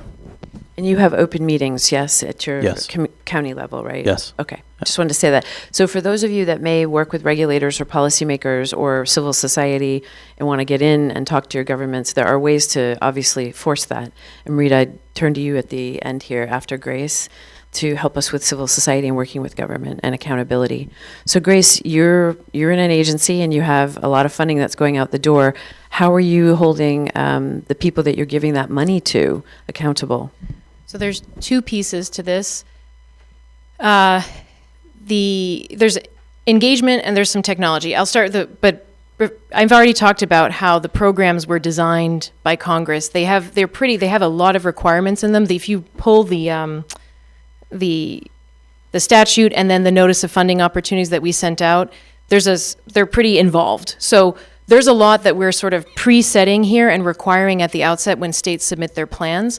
So that's one piece to sort of set the expectations. But the two pieces that I want to get to in the 1 minute here is engagement and technology, right? So in this case, again, unprecedented for NTIA level of engagement. We're out in every state, we're working with them, we're explaining the requirements, we're providing assistance where some of those requirements may be difficult for folks on workforce, on how they're going to serve, build out estimates, et cetera. So we're engaged deeply with communities, and I think they hold themselves more accountable when they know that they're engaged and that their local communities are engaged and watching too, right? So there's a lot of coordination both from the federal side and local communities on that piece. And then the technology piece, really interesting. Again, I come at this from mostly the operational side of NTIA, but we have technology now and software that allows us to really track status of funds in a daily, minute by minute. We're really keeping up to speed. So we're building a lot of that capacity at NTI right now, and it's new. This is government technology procurement. I will spare you the details, but it's a process. So we're doing that. We're building out some pretty state-of-the-art, or for government, state-of-the-art tech, and it's going to help us also track and monitor the funds that are administered at the state level. Excellent. Marita, in a minute and a half, accountability, Canada, citizen level, interface with government. Pick one of those. Yeah, I think everybody's going to anticipate my answer. The resources for that kind of thing are really, really slim. They used to be better. As I said, government was actually looking to civil society for some answers and some guidance. That is no longer really the case. It's always the opposition. And the voice it's very hard to get the voice in because obviously the lobbying that goes on in the background with the big telcos, that's where the government ears really are. We do what we can. We don't have access to the kind of trusts funds that you have in the States. So, that's just not, and public advocacy groups don't really like to go to, vested interests for a lot of money because it doesn't look very good if you're being sponsored by Google or Facebook. So you can't go there either. So it's a very hard thing. I have to say, I was so grateful when Zoom came around and was everybody could access it, and there was a free part of it. We could actually meet as a group on Zoom. We hadn't been able to do that for years. Wonderful. Give this panel a round of applause. Thank you very much. And we thank you all for listening. And we're going to turn it over to the next panel. But thank you for the great perspectives.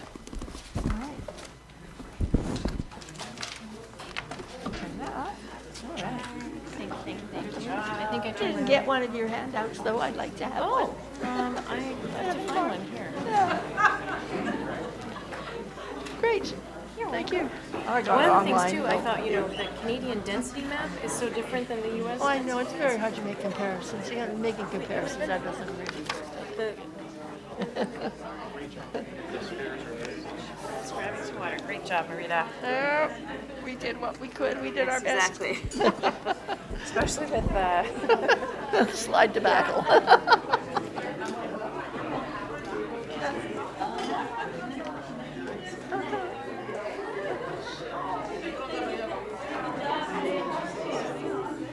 Okay. So, I haven't decided exactly how I'm using them yet. Okay, so you're in the they stole the chair. Oh well, okay.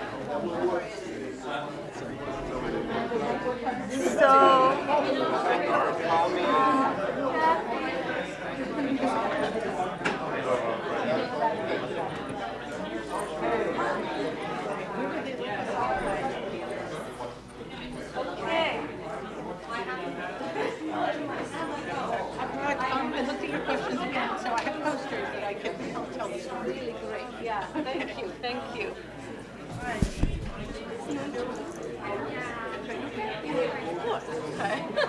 Okay, no slides that are not going to work. No slides. computer, No, nothing. we're not doing slides. Okay, everyone, are you going to do your voice thing or no? Should I do it? Sure, I'll do the voice thing. Okay. Please take your seats.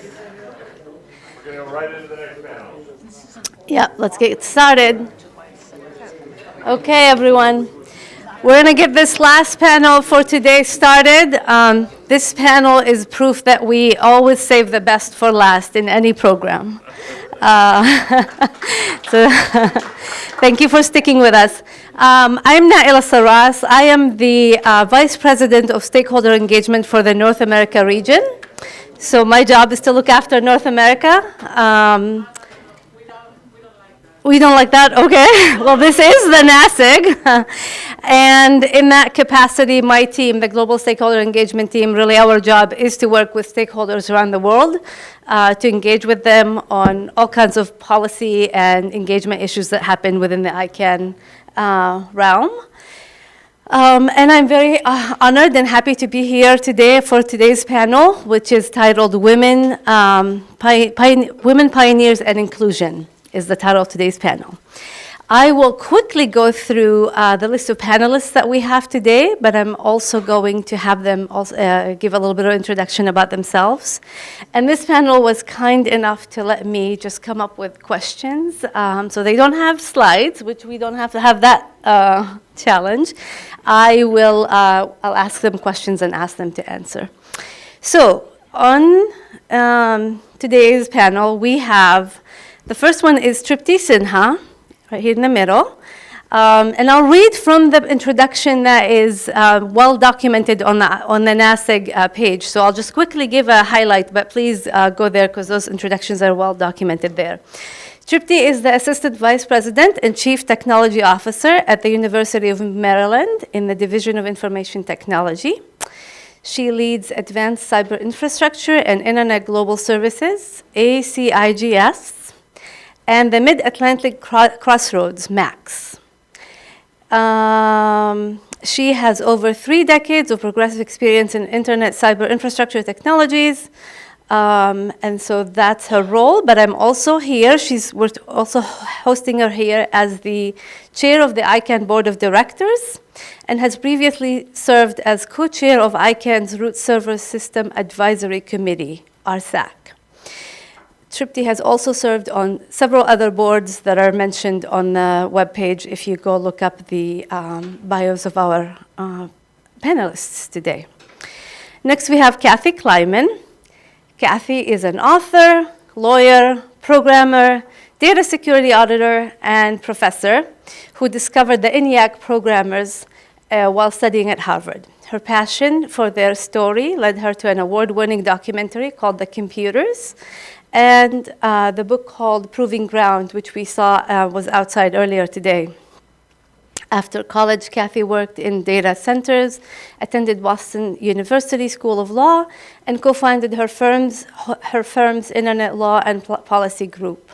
She later became part of the group that founded ICANN, the organization that I work for.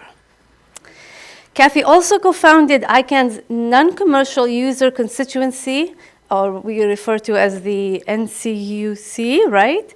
And founded one of the first internet law practices. And she served on several other organizations. Also, that's documented in the ICANN on the Nasig page. And last but not least, Marita was introduced in the last panel. I'll just quickly say Marita is somebody I work very closely with in her NARALO capacity, North America Regional At-Large Organization. She's also been on the board of CIRA, the organization that looks after .ca.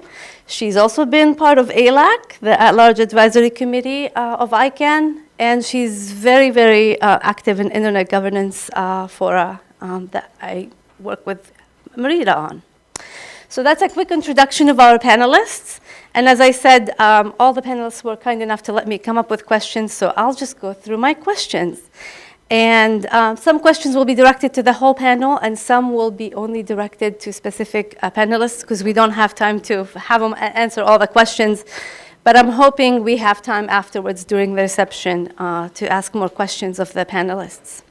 So question number 1, very simple. Please tell us a little about yourself, what drew you to your line of work, and what keeps you engaged in it. We'll start from the right. Kathy, go ahead, please. Is this on? Yes, it is. Terrific. I started in this area when I was the age of many of the people in this room. And I took a lot of computer science, and I got very interested in networking and bringing things together. That was when the internet was still an educational and research tool. It connected colleges and universities mostly. And commercial traffic was not allowed on, which I know sounds like it was a long time ago, but really it wasn't. And so I was fascinated by this network. And I thought, there are going to be legal issues there.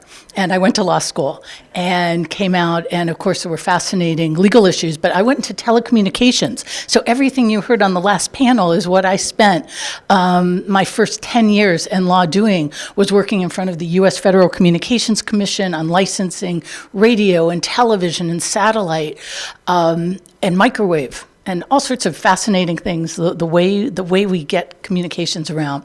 But then this internet thing popped up, and there were domain name questions, and early domain name disputes came to my desk, and I said, this is where the action will be. And as you said, we founded an internet law and policy group in my law firm. I also went to work for .org, came back to my law firm, continued that work, and then I decided we needed a lot more leaders in the world like you, and I went to law school, this time as a professor. And so I teach internet technology and governance and intellectual property and try to inspire more people to come into internet and technology policy like you, because we need you. Thank you.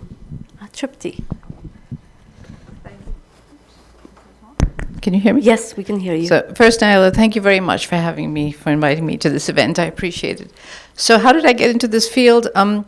Much like Kathy, I started off studying computer science. That was my area of focus, and I was always very strong in the science and math fields, and I initially thought I was going to be a math major, and then physics, and then I ended up with computer science.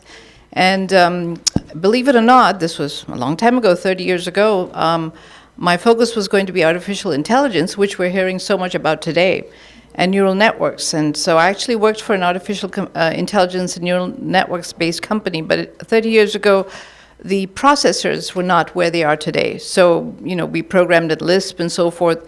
But anyway, one thing led to another. I ended up at the University of Maryland. I was a software engineer by training, and then got into networking eventually. So systems, and as I've told the story before, I started at the bottom of the stack, and then moved up the stack in management, bottom of the technology stack, that is. So as I moved, I started as a developer, and then moved down the stack into networking, and then moved up the stack in management, is how I put it. So essentially, I worked the entire stack, and then came into networking. And at the University of Maryland, we run one of the DNS root servers, and that's how I came into ICANN, if you want to know how I ended up here. But what I do in my day job is I run a very advanced cyber infrastructure for the Washington metro region, and actually Grace was here earlier talking about the NTIA broadband initiative that directly speaks to one of my core areas that I work in my day job. So essentially what my focus is on offering advanced technologies to accelerate science. And we also have a research arm where we do research, and my current research focus is on quantum networking and quantum technologies. And my third focus is ICANN and governance and policy making, because with any new enabling technology, you have an infrastructure of policy that's required. How do you govern it? And that's how I got into this field. So, thank you, Tripti. And over to you, Marita. Okay, Nyla, if this is a field, I've never been paid a nickel for working in it. When I was working in libraries, and the first time I ever saw any digital download thing, it was through something called an acoustic coupler. Does anybody ever seen one of those? All right. Yeah, it was a telephone. You stuck it on a thing that had a couple of like earmuffs, and you dialed the right numbers, and your research was downloaded on paper. Okay, but then I really got involved very deeply in this in 1994 when the internet started to become public and the free nets started to evolve. I had read Howard Rheingold's Virtual Reality, and I thought, oh, that's where all the interesting people are. So I started working with that. That was also like a big volunteer thing where people worked very hard to build up the free nets in the early days, and people were dying to get online even though there was nothing there, hardly anything there, but it was just so exciting. Thing about it is there's a lot of passion involved in getting when you get involved in a new technology that's really disruptive, and you know it is, you know it's going to change everything, and you want to be there at the beginning because you might just have a little window to have a little voice in how that evolves. And that's why I am still involved, but that's why it was originally. Thank you. Okay, so in this today's the entire theme of the session here at Nasig is inclusion and accessibility, and this is why we're talking to you women as leaders in your fields and ones that have had to deal with inclusion issues and accessibility and advocating for yourselves. So as a leader in your field, I guess my question is, what challenges have you had getting into this? And really knowing you, it's probably a challenge that you turned into an opportunity. But can you share with us challenges that you've had or barriers that you've had in this, working in this area, in this field? Start with you again, Kathy. Sure. Challenges in the field. Well, the first one was when I started going into upper-level computer science classes, and there was only one woman in the room, one other woman, and sometimes I was the only woman in the room, and I see heads nodding. And I'm amazed and shocked and saddened that that is still the case. It shouldn't be, but it is. And so that was the first thing. And I think we're going to have later questions where I talk about the women I met who changed, but we should wait on that, right? Let's do that. Let's do it now? Let's do it later. And then it... Yep, that's good. I don't know. I think that's it. Go ahead. So unlike Kathy, I, believe it or not, went to an all-women's college. And and almost my entire middle school and high school was all women's. So the classroom belonged to me. I was surrounded by women. However, I had exactly the same experience Kathy had when I went to graduate school at Maryland. And I walk into the classroom and I'm the only woman. And I was like, wait a minute, something feels wrong here. You know, what's wrong with this picture? And to add insult to injury, professor walks in, looks at his roster, looks around the room, looks at me again, says, "Are you in the right class?" Ouch. And I asked him if he could read off the roster, and I said, "That's me. I'm in the right class." But anyway, it's incidences like that. And 30 years ago, well, there were computer science majors because I went to Smith College in Massachusetts. But there's still a problem today. There just aren't enough women in this field, and we've got to change that. So sadly, there was a big push 30 years ago. There still needs to be a push. That hasn't changed that much. Rita. And in my case, I'm going to bring in the fact that, as a working mother with a job and trying to do a whole bunch of stuff off the side of my desk, it was always a time issue. And, as women always taking on all the jobs and doing the great multitasking stuff that we do, you do get pretty exhausted and stressed out by the lack of time to do the things that you really feel you want to do. Totally agree. And always feeling like you're not giving everything your 150%. And when it's your family, that's really terrible, the guilt. But Tripti, you led me into my next question, which I'm going to direct to you, which is about change in organizations. Because you're right, things have not changed very quickly, not much. And I bring this up because change in organizations, it's easy for us as women to be told, well, advocate for yourself, negotiate for yourself. Don't take a job that, isn't what you think is your worth. And that's all good and well, right? That's good advice. But I think there is a responsibility that's directly on organizations to also make the change. Changes are going to happen if organizations make them happen. So don't put the problem back on us, right? We'll advocate for ourselves. So with that change, I want to jump into some of the statistics that as I was preparing these questions and some of the numbers I found. And I apologize, these numbers apply to US markets only. So I didn't have time to research everybody. But the numbers are pretty appalling, really, in terms of, for example, as women in organizations first promoted into that first step of being managers, only 86% of those women make it to that first step of managers. And then the number is even lower for women in the tech field. And so that first step of going to manager, if less women are going up, then the pipeline only shrinks even more and more as you go up that stack, that managerial stack, not the data stack. So then it's very obvious why at the top you have very little women to promote from, right? Because the pipeline has been empty from the beginning. So how do we get around that? How do we start making changes in organizations to make sure that women are promoted and are given that opportunity that others are afforded, so that the pipeline is fuller as you get higher in the managerial stack? So thank you for the question, and that is indeed a problem. So just to let you know, in my day job, I was just filled an empty position, a senior position, and I was very anxious to hire a woman, and all the applicants were men, and we tried. The first search failed, tried the second search. In the end, I hired a very qualified man. The problem is the dearth of women in the field. There really is. And how do we overcome that problem? So I think it really starts with early childhood, to be honest with you. I think you have to go down to early, kindergarten, elementary school, middle school. Girls need to be encouraged to study, the sciences and math.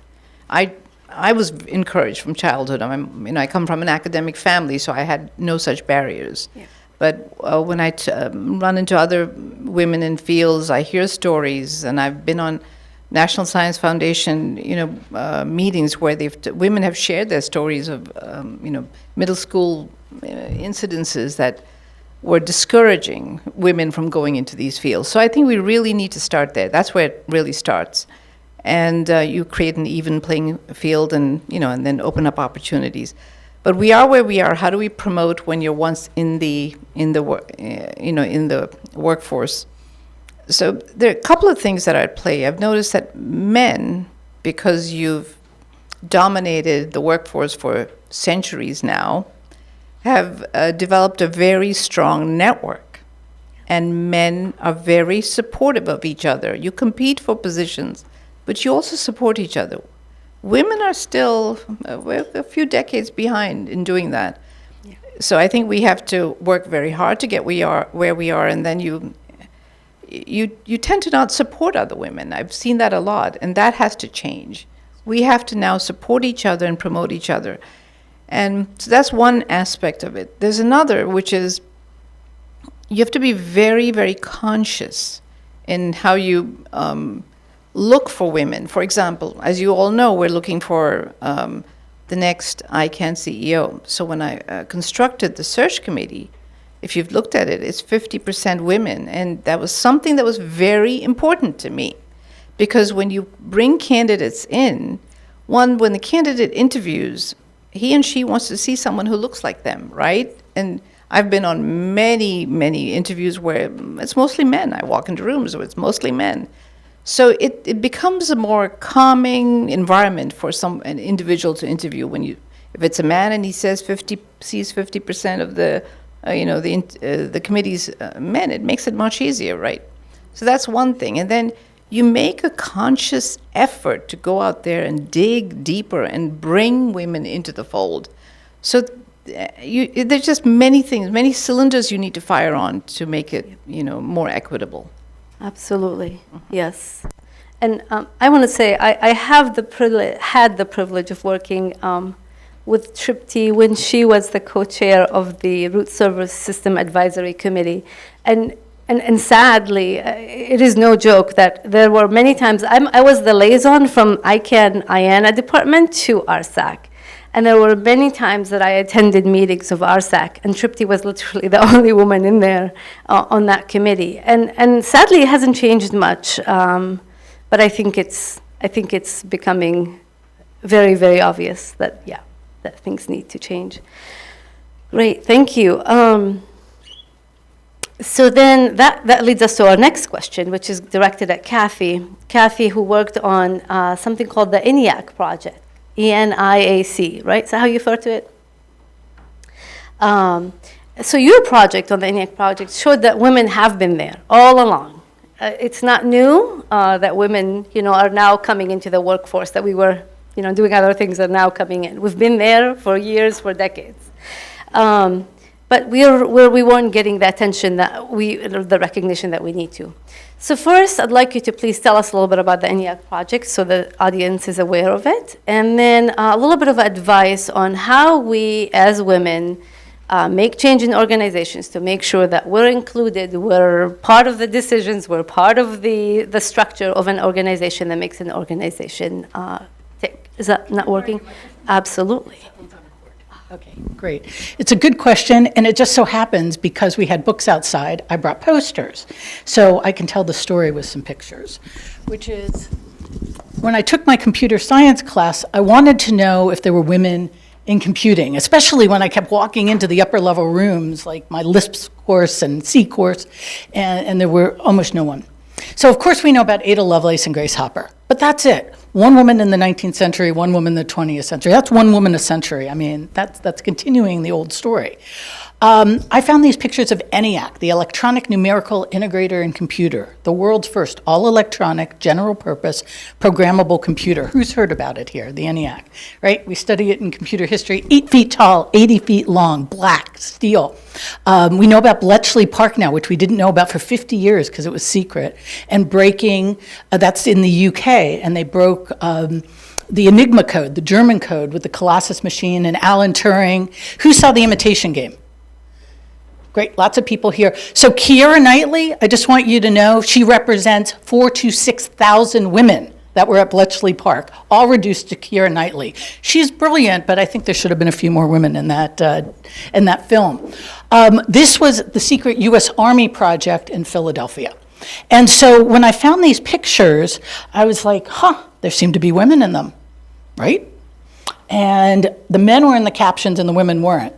I'm like, okay. And I was kind of told the women were models. So I went looking further.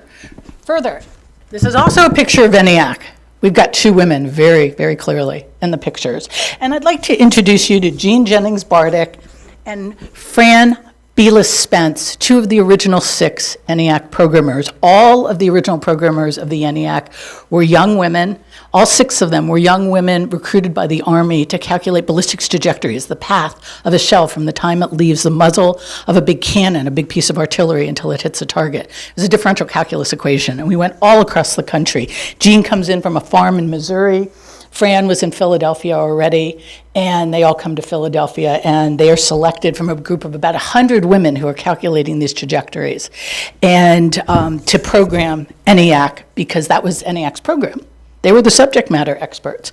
So why they were dismissed as models for decades and decades is another story. It's written about in a book, and I won't talk about it too much. But I got to know 4 of the original 6 ENIAC programmers. They were my role models. So that's why I love, I'm not pushing the book. They're just 6 wonderful pictures of these women, and 4 of the 6 talked to me. They were in their 80s, and they said, of course women belong in the field. Of course you belong, so stay and do. And when I called them, when we were founding ICANN, when we were holding the first ICANN meetings, I'd walk in the room, and it was mostly men. We're not bashing you guys. We like you. I mean, you've always been nice and wonderful and warm, but still, you look to the left and you look to the right, and they're like, especially Jean, again, from the farm in Missouri, she'd be like, give them hell, Kathy. Just go in, do what you have to do. And so I had these mentors. You've got these mentors and role models. How do we change things? We do it together. It's not just, as you said, it's not just a woman's job, it's a man's job too. I was just at the Computer History Museum talking about this story, and the last question was from a young man who said, how do we improve the workforce so that women feel more welcome? And I'm like, that is the question. And everyone probably has a different answer to it. But the key is, I've worked with so many of the men in this room as well as the women. The key is to make everyone feel as warm and comfortable and argue equally with everybody. Right, Jonathan? We've argued for years. And then gone out and had a drink. So make everyone in the room feel comfortable. Introduce yourself to the strangers, and absolutely go and promote everyone you can, and promote not just women, people of color are facing even more discrimination in the tech field. So go look harder than just what's on the top of the stack. Thanks. Thank you. Excellent. Go ahead, please, Tripti.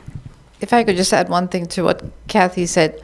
So the reason I got where I got to in the end is because men promoted me. So men played a strong role, and don't give up on the humanity of individuals, because eventually when you stay the course, when you present your skill set, your capabilities, people recognize it. They do, and no matter what your gender. So yes, they do. And you can argue that, well, men were there. That's who else was there but men in the room, right? So I got promoted. But regardless, I have met some amazing men who are very, very supportive of women. So people do recognize that. So don't give up on that faith and that hope. Thank you. It's really well said. And I'd just like to say that, I mean, we don't usually think about this as a collective responsibility in the public policy area. It's not just about men and women, it's because the system has become calcified in many ways, and it's really hard to break out of a calcified system. When I was working and making decisions in a support role and supervising people, there really wasn't any way to break through that until there was a government affirmative action program that made every organization do an audit on its staff and find out what these people did. And everybody got points on what they did. Well, that's how I broke the glass ceiling.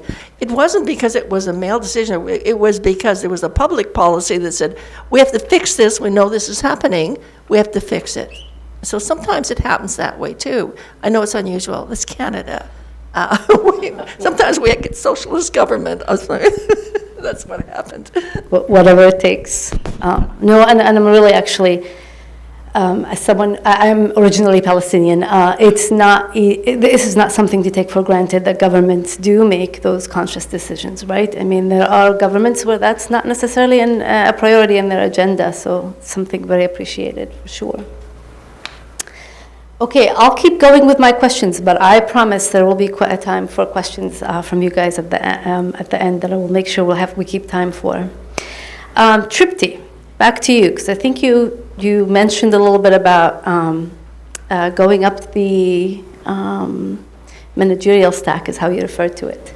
And so I want to go talk a little bit about breaking what we refer to as the glass ceiling. But not just the glass ceiling through corporations. I think around the world there's many glass ceilings that we all have to face, especially as you mentioned minority women. In parts of the world, women still have difficulty getting access to finance, to loans, to lodge their businesses.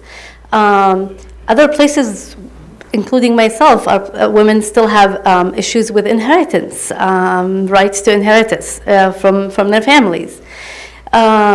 You've certainly one that broke a lot of those glass ceilings. You've gone up the managerial stack in your organization, and you've served on many boards as chair of the board and other organizations. What advice do you have for us in terms of how to get to that level? And as women find themselves being challenged by this, what words of wisdom can you offer to that issue? So I don't know if this is a stroke of luck or happenstance, but I picked a field that I really truly like. So first, whatever you pursue in life, make sure you have a passion for it, and be authentic. And I'm an extremely hardworking person, and work hard. And stay the course, and I always say this, you're going to have bumps and bruises along the way, but don't let that hold you back. And just keep at it, and have a lot of faith in people around you, because people do ultimately recognize capabilities when they see it, and help others along the way. Yeah. And there's one thing that my father taught me, my late father, which is, he said, if you fail at something, throw that behind you. Don't think about it, because that failures oftentimes will hold you back. If you're successful, put that behind you as well, because that too could hold you back. It could go to your head, and you could kind of relax on your laurels, So whatever happened yesterday happened. Learn from it. Enjoy the moment if it's a good one. Move on to your next challenge. So just focus on what comes next, and just stay the course, and be ready. You're going to have difficult moments ahead of you. Everyone does. And that really is, there's no other secret to it. That's just the way I broke the ceiling. You just keep at it and build relationships along the way. Yeah. Maybe I can also ask a follow-up to that. Are you encouraged by what you're seeing? Do you think there's enough change and advancement of women that's happening? Do you think our organizations are getting there? Are you hopeful? Well, and it's funny, Vint and I were talking recently, and he said the age of the matriarchs, because with Doreen at the helm of the ITU, and you've got me as chair of ICANN board, and Sally as interim CEO, it's like, it's nice to see so many women. So I think it is changing, yes. The more women faces that you see will bring about change. Yeah. Go ahead, Marita. When I ran for the CIRA board, the Canadian Internet Registration Authority, the .ca domain name people, one of my platforms was there have to be more women on this board. That was 2013. Now there are already more than half of the board is women. So that is really changing. It changed very quickly because it became a policy thing. People became aware of it. And people who were in a position to, like in my case, elect, they agreed there had to be more women, and now they're working towards getting more minorities on the board. I mean, it's a process. It's happening, not instant, but happening. No, that's good, Marita, because that feeds into the question I wanted to ask you specifically is, are you encouraged by what you're seeing in the internet governance area that we both work in? Are you encouraged by what you're seeing? With respect to women, or? Well, I'm sorry, yeah, with respect to women and inclusion of women, yes. Yeah, there are a lot of women involved in the multi-government, in the multi-stakeholder system here, and I think that's wonderful.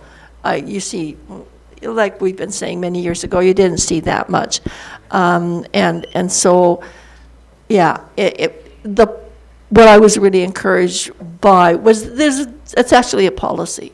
There has to be diversity, gender diversity, and all the other kinds of diversities have to be reflected. Well, you didn't used to see that sort of thing, and it's right there, and working towards it, yes.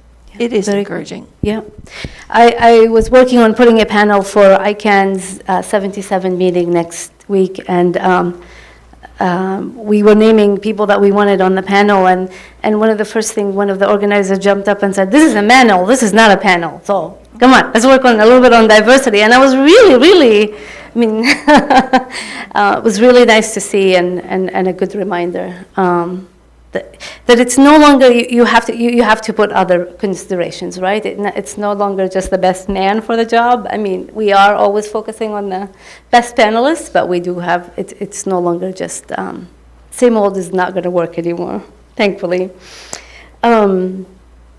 Kathy, Tripti took us down the STEM road: science, technology, engineering, math fields. And I want to talk a little bit about that because I think you're in that space. And sadly, we're still seeing few women going into STEM jobs clusters. So, for example, according to the numbers I was looking at, in engineering, women's shares have inched up only slightly from 12% in 1990 to 15% today. And the share of women in computer occupations went down during this period. In 1990, 32% of workers in computer occupations were women. Today, it's only 25%. And that percentage hasn't changed since 2016. What do you think should be done to encourage more women to go into these fields? And what resources can women turn to for guidance to help them to achieve success in this field, in STEM fields? Great. You've got the statistics, and they sound difficult. I'm gonna raise some good news. So with the book, I've been all over the United States, and I look forward to hearing what's happening in your countries on this. But I've been all over the United States, and the STEM program is strong. We're working hard at every level, whether it's kindergarten through 6th grade. 7th grade, which is the beginning of our middle school, junior high school, 7th grade to 8th and 9th grade, and then into high school and into college. And I'm working on graduate programs, making sure kids come into the PhD and law programs so that we have graduate women and people of color working on tech and internet policy, as we were talking about. There's just amazing efforts. There's an enormous amount of money. That's been a theme throughout today, is that where there's money, where there's incentives, where there's money for people with good ideas, there are great projects.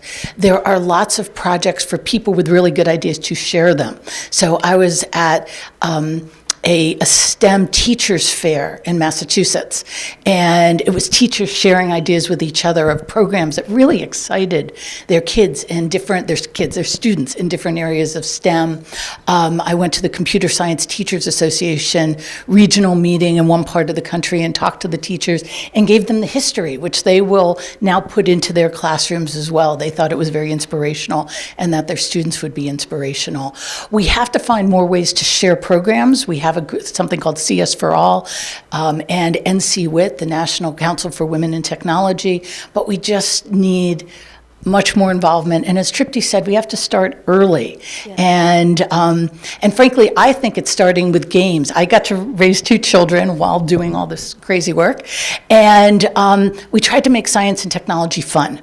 And we tried to make it as interesting as possible. But my daughter came home in middle school and said, "Mom, I can't do math or computer science." And I'm like, where did she get that? This is somebody who met the ENIAC programmers. Oh.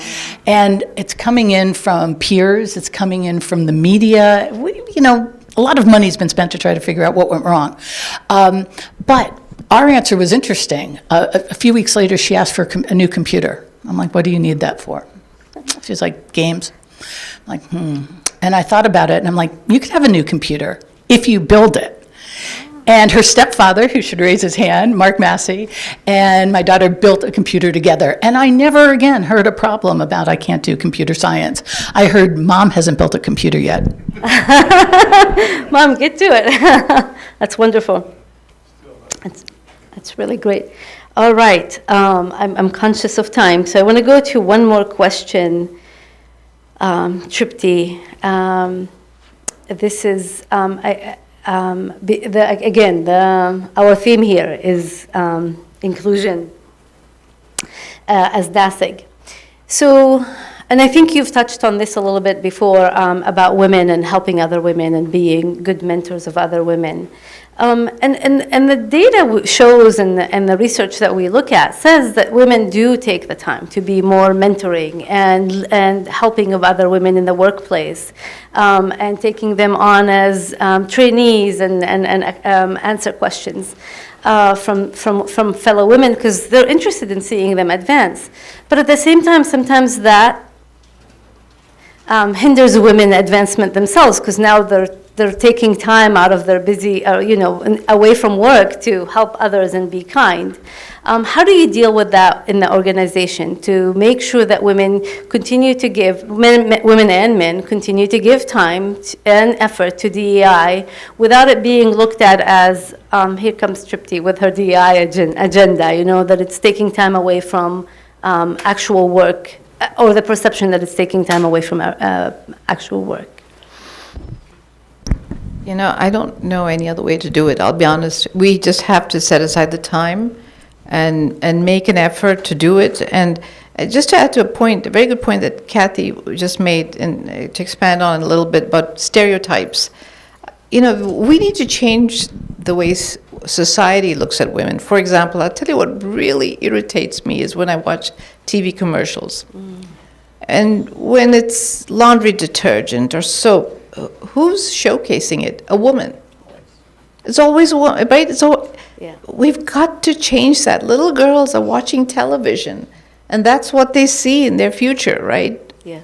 Why don't we, as you know, I'm of Indian descent, and I always joke about how you watch these sitcoms, and who's the doctor? It's always the nerdy Indian doctor, right? I mean, it's the way we portray people.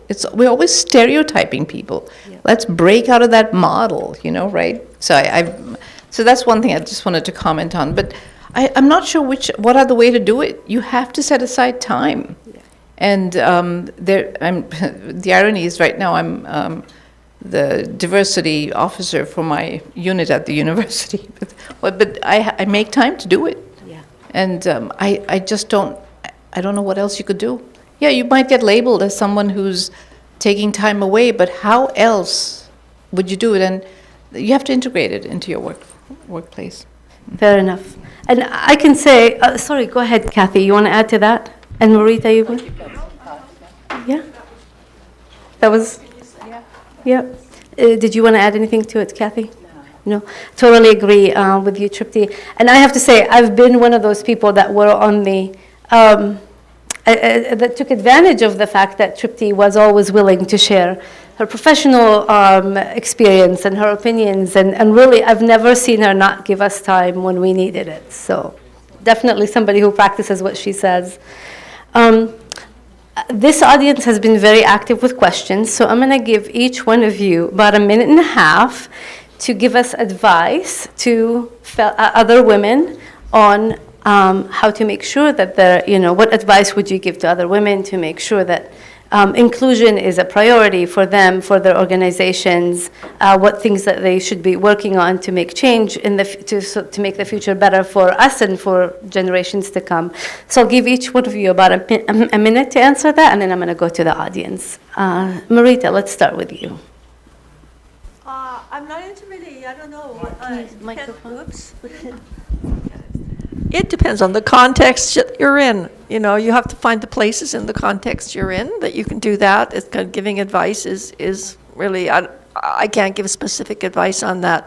Everybody can find a place where they can help with these kind of things. As I said, when I ran for the board of directors, that was one of my platforms. So that was one place where, I could do something. But, that kind of opportunity doesn't arise very often. So whatever you can do in your place. That's what I'd say.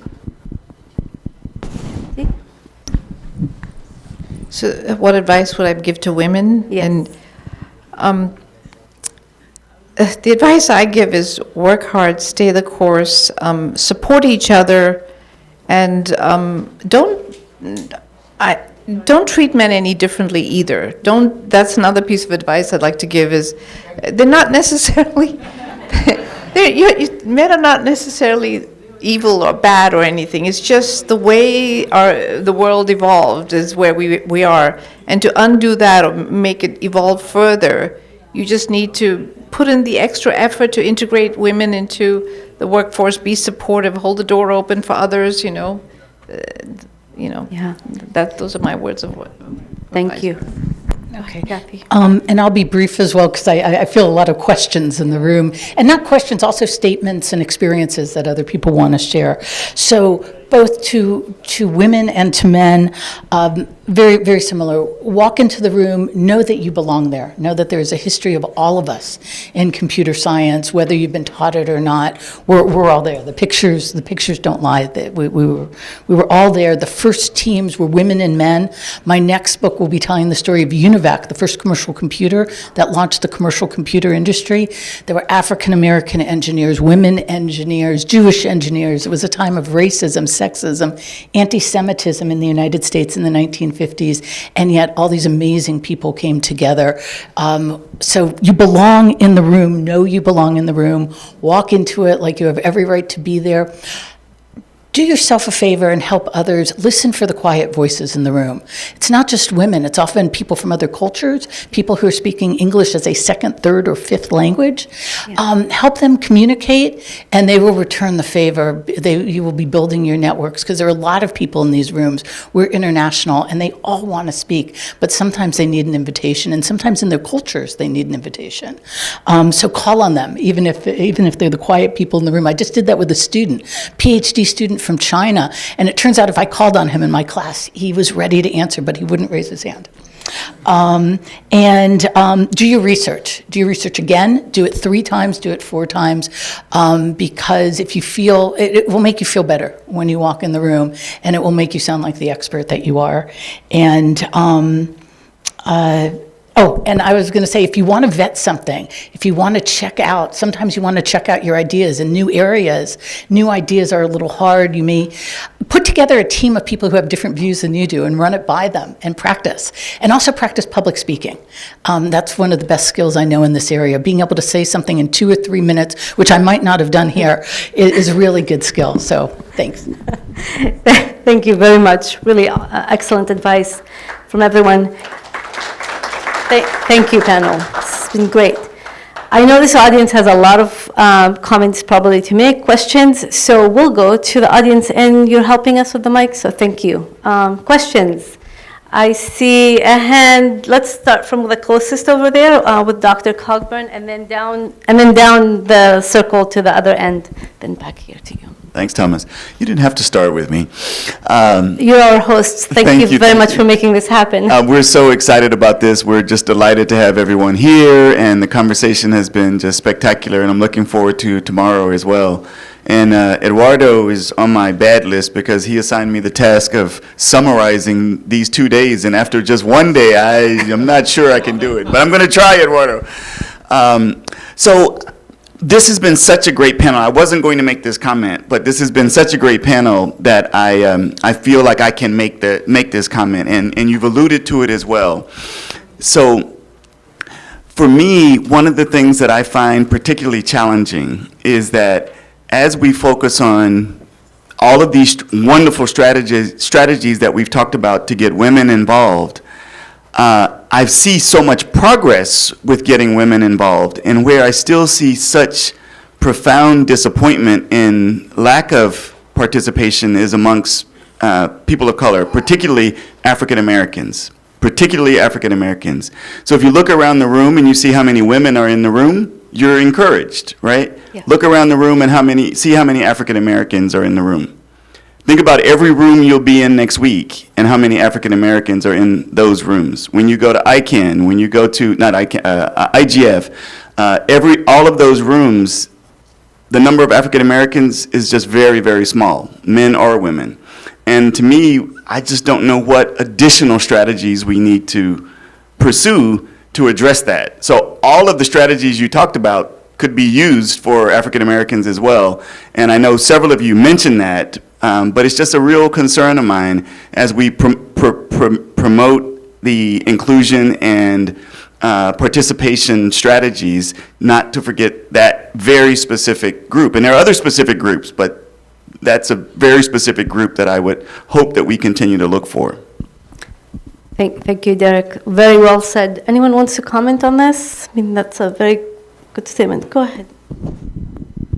Yeah, I would just say that in my lifetime, I've found that affirmative action programs have not been popular among a lot of people, but they have worked.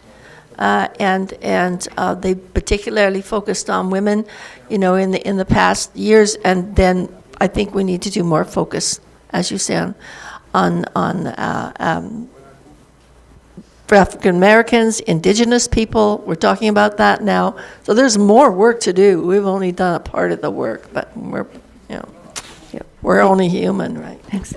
We're going to go down that semicircle, and we'll come back and circle back. So over there, yeah. The hand up there, yeah.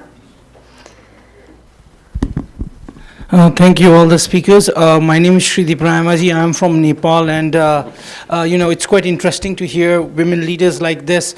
But coming down from Nepal, it is like, when you talk about things, as rightly said by Tripti, the stereotype thinking has been a major problem, especially in Asia Pacific for women.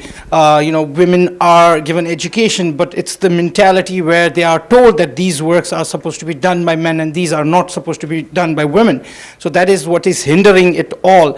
And apart from that, when we look at, I've been engaged with APR, IGF, APSIG, things like this, and a lot of the times the women participation is very less. very less, and we try to promote them. But at the end of the day, it is the fact that women are coming, and I think we have to, from our level, from our societies, from our backgrounds, we have to treat women, we have to treat our daughters equally, we have to teach them the value of equality. That is what is lacking. That is where, whether you look at all these forums, even the smallest idea of inclusion, representation has a challenge in terms of whether we are going about matrix, whether we are going about, things like these come up, because these are smaller issues where the values are important, where we have to treat people equally. I've worked in a software company, and I hired more women than men. Why? I'll tell you. Men, they go out to take the group, smoke out. They are like that. Women, they are more sincere. That is a reality. Let me tell you, they are more sincere. They focus, they work. They gossip, they do gossip, but it is not like men. Men go out more frequently out for the smoke breaks and stuff like that. So I'm a strong supporter. I have my daughter as well. When she was there, I was like hell scared. Do you know why? I was like hell scared because if there is a son, I could like beat him, but with a girl, I cannot. It's like, and then when she touched me, I cried like a baby. And I'm proud to say I have a daughter, and I will raise her like my son. She's gonna be my son, and she's gonna, make me proud. I know that. Thank you. Excellent statement. Thank you. Thank you. I'm gonna go down here to Jonathan. Yeah, thank you. I know that in the end it's a human problem, but as an engineer, my first impulse is to dehumanize it, so I apologize in advance. Every system has a built-in bias where you are a framework by which you break ties. And so very often when a bias is built into a system and people are used to a particular bias in this system, the way to correct it is to create the opposite bias to the system. In other words, as you say, I'm going to make this panel of the CEO selection committee be half and half, even though it meant that I had to dig much deeper in order to do that. And so what I think ends up happening, a phenomenon I'm seeing in a lot of different areas, is that whoever previously benefited from the bias, even if they believe in fairness, believe that the next version should be perfect. In other words, it should not be absolutely fair, right? And don't create a new bias. It's fear of the pendulum or something like that, I guess is the way I would think about it. And that I feel like that's one of the biggest challenges, is that anytime we're trying to make an overt effort to bring things to equal, it requires a form of inequality in the near term to accomplish it. And I think that can create pushback and fear on the part, in this case, men, right? But whichever parties were the beneficiaries beforehand. Thanks, Jonathan. Well said. This is why I said, Jonathan, affirmative action was not a popular program. A lot of pushback. Yeah, I know, and reasonably so, understandably, but it worked. It hurts. Jonathan, I would say that's what's called evolution. You have winners and losers. Yeah. Ron, you want to give it to Ron? Yeah, and then we go back to you. Go ahead, Ron. Thanks. I think related to the topic we just talked about prioritization, right? There's always that, I don't know, I'm just trying to project a little bit and imagine you're all very successful. So I want to commend you for that. And there's got to be this temptation sometimes that people look at you and like, you're only successful because you're a woman, right?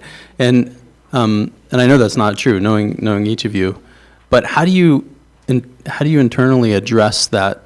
Like, does somebody really think I'm just here because I'm a woman and I got some special preferential treatment? Or more importantly, women who are maybe earlier in their career and they're struggling with that dynamic of, well, I don't want to just be advanced because I happen to be a woman. I want to be advanced because I'm really good at what I do. Like, how do you manage that dynamic?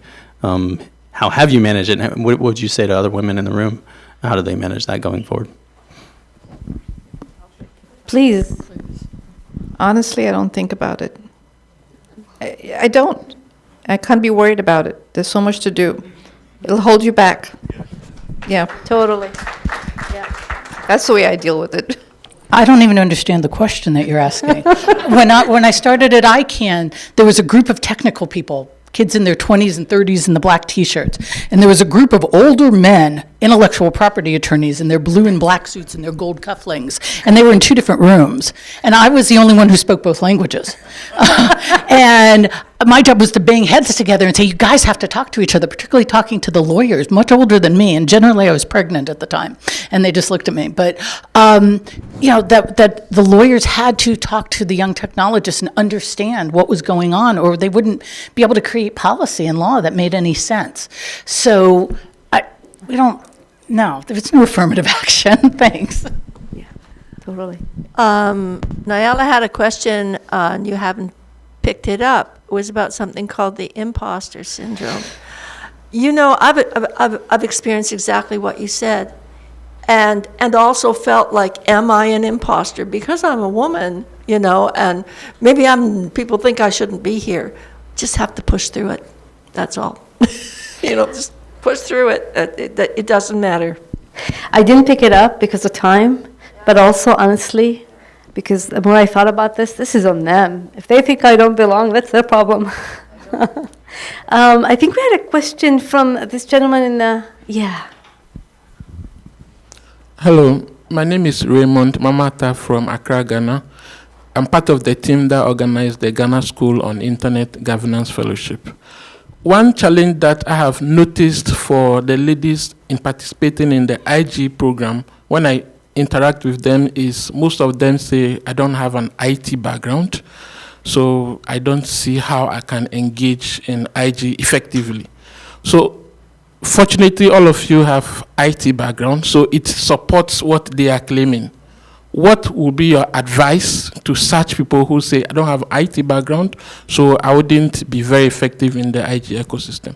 How will you encourage them to engage? Okay, sounds like Rita, you want to I don't have an IT background. So there are there's a lot of other work to do. You do have to learn the language. You do have to know how to speak to people. You do have to do your homework and learn what's being talked about. But I have found it perfectly possible to work in this particular environment for many years without an IT background. So it can be done. You don't absolutely have to do it. Thank you. Did you want to add to that, Tripti? No? Okay. I think I do, actually. You do? Please, Kathy. First, encourage them. They can. Everybody's a user now, and there's so much online that they can learn in so many online courses. But also, what we were talking about, raise your daughters and sons to pursue STEM. I found historically, unfortunately, that many of the women in computer science had a parent who was in computing. My father was an electrical engineer. This is not true. For many years, it used to be that lawyers raise lawyers and doctors raise doctors, and now computer scientists and engineers raise computer scientists and engineers. There is so much need now in computing and in medicine and in law. You shouldn't have to have a parent to open the door for you. So we have to open the door and just encourage lots and lots of people to go in so that they have the backgrounds and they have the jobs. There are jobs out there, enormous, and the jobs are growing. And so everyone should be able to fill these. It's a good question. Yeah, thank you, Kathy. We are running out of time. No, you're okay? Naila, I'm over here. I just want to make a point. If you Go ahead, Alfredo. Yeah. For those of you that don't know me, I'm Alfredo Calderon. For the past 5 or 6 years, with Eduardo Diaz, we were the founders, or are the founders, of the North American School of Internet Governance, and we've managed it. And I just wanted to make the point to Raymond, I don't have an IT background. I'm a chemist. I'm a co-founder of the Virtual School of Internet Governance, and I don't have a background in IG. I'm learning as we go forward. And I'm building these programs specifically because I want people to learn, and I'm learning with you guys. Every session that we have, I'm learning. And I want other people to learn the same way I'm learning together. So let's try, and this is a proposal that I have for all the men here. Let's build a program where we integrate women into the program, like this session. This is teaching and learning by example. So let's do that. Okay? Thank you, Alfredo. Thank you. If I can just add We are one point to that. Go ahead. So we used to talk a lot about pipelines and pipelines into STEM disciplines. And if you think about pipelines, that sort of suggests that you have to be there at the beginning to get into that pipeline in order to come out the other side. But the National Science Foundation and others are now talking about pathways, because now there are multiple ways to get there. And Marita's last comment, you still have to know these things. And Kathy was saying there's so much content that you can learn these things. You can learn how to program. You can learn about the technology. You can learn these things. So you still have to have that knowledge base, but there are now many ways to get there, and not just a pipeline that if you miss it at the beginning, you're out. So. Very good point. Thank you. Shh. If everyone is okay with staying, I know you guys are all busy. So yeah, please go ahead. Actually, this is Shah from Dhaka, Bangladesh. I would like to say that the things is going to be changed. Like in Asia, most of I will specifically say that South Asia, the women they are a little bit shy. So still they are feeling hesitation to speak in public places. But the things is day by day changing. For example, in APRIGF, Asia Pacific Regional, we are encouraging women. We are giving fellowship more in 60% women and then 40% male. APC as well, we are trying to follow these rules as well. So what I feel that like last year's in Singapore, we did that both joint program. So from my country, Bangladesh, one of the women selected, but her family members is restricted to go her allow in outside the country. So the family members is in person meeting me that whether it's very safety or some things like that. So still in our country or the developing country or the poor countries, the family is thinking about their daughters, however that they could go outside and can be independently move around. That so I think that if the family supports comes from there, then women could go far away from their position as well, because they are very much talented and they have their capabilities in. And I seen that the women are more dynamic than men as well. So everyone, if this panel have a very great experience and very enthusiastic. Those women have heard, I think they will be very encouraged in their future life. Thank you, everyone. Thank you. Thank you. I really appreciate. Can I make a quick comment? Sure. Oh, I wanted to call one thing out. First, I appreciate all the questions that have been asked, but thus far they've all been men. Where are my women? Hi, my name is Nancy Chang. I'm from Seattle. And so I'm going to do a very juicy one based off of what Shah said, was that, you know, why those families don't want their daughters to leave is because they're afraid of their safety. And so I know I'm not in technology. I've been technology adjacent. I worked a lot at the city of Redmond and, you know, just immersed in technology. But I think the issue is there's a lot of violence towards women, and whether it's sexual harassment or seeing women as not as capable, and you know, knuckle dragging and insubordination. And I think that those are big issues to have to ask men to raise, you know, the boys, or I mean, the whole community needs to raise boys in a way where they're respecting women and not seeing them as a threat, but as part of a team to solve problems. And so I guess my question is, have you experienced that type of violence? And if you haven't or seen it, I guess what can companies be better at doing, or is it a regulatory thing, or is it just calling the cops? But if people don't want to call the cops, then it's just a problem that's going to continue to happen. So I said a lot of things, so respond however you need. So there was a lot packed in there, so I think there are multiple responses to that. First, what you were saying, there has to be a cultural change. And those are very hard to change, but it needs to happen. And so you have to go deep into the culture, and they have to recognize that, you know, it's time for them to evolve and make it an even playing field and respect women, and as you were also saying, right? And when it comes to violence, there's a cultural component to it, and in the professional world, we address that with policy, right? Anti-harassment policy and so forth. And I would challenge every man in this room to go back and, you know, if you see it, stand up for women, and, you know, look at every female you see as your sister, as your mother, as your grandmother. Once you put on that lens, you'll treat women differently as your daughter, right? You wouldn't want your child to be treated that way. So that's you know, you hit the nail on the head. It's a complex, non-trivial problem, and it's worldwide. Okay. Because Tripti invited women to speak, I'm going to give the last word to Juliana. Thank you very much. I feel super inspired when I see women like you here, like giving the speech that inspire me, and I guess it inspire other girls.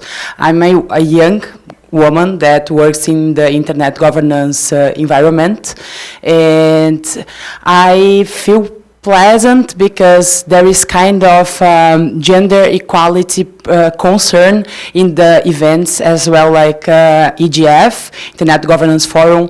They care about gender equality during the panels. I was like in an event last week and they care about it as well. And there, I mean, in the event that I was, we talk about the right of reproduction, the right of our bodies, about abortion online, and I guess we need to discuss these topics because we want to know about our bodies, we want to know about our sexuality, and we want to know our place in companies as well, because I'm a software developer and I know there is other software developer girls here, and I remember like when I was reading the profile of my colleagues here, I was super happy because I saw at least 50% of women there, and people that can be my colleague here and can be a partner in the future, because I really like the idea of having projects about feminism and about the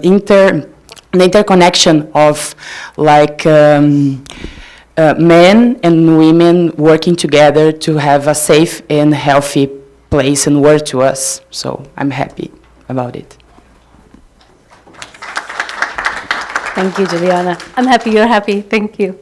Okay, I think we're really going to end now. We're 10 minutes over time. Apologies to the organizers. But thank you deeply for putting this together, for putting Nasig all together, and then for calling for a specific panel like this to happen during Nasig. Thank you so much.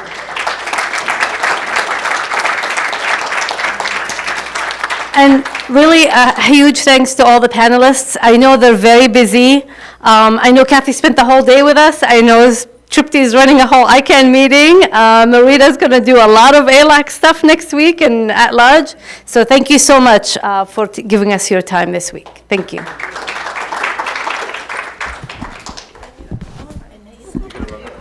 Thank you. Thank you. I guess, are you wrapping up? Wrapping up.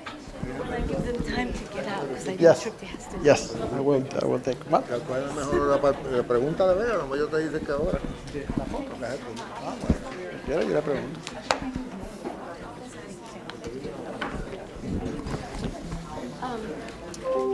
Thank you so much for coming. Thank you so much for coming. I think it was wonderful.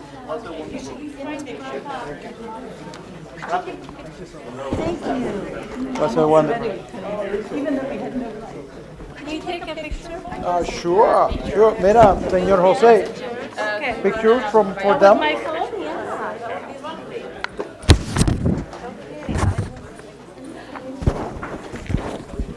I guess to the left. Vete para que le tome fotos a ella. Gotta tell people. Yes, this side. Other left. Oh, yes. Gotta tell them where to go. Yes.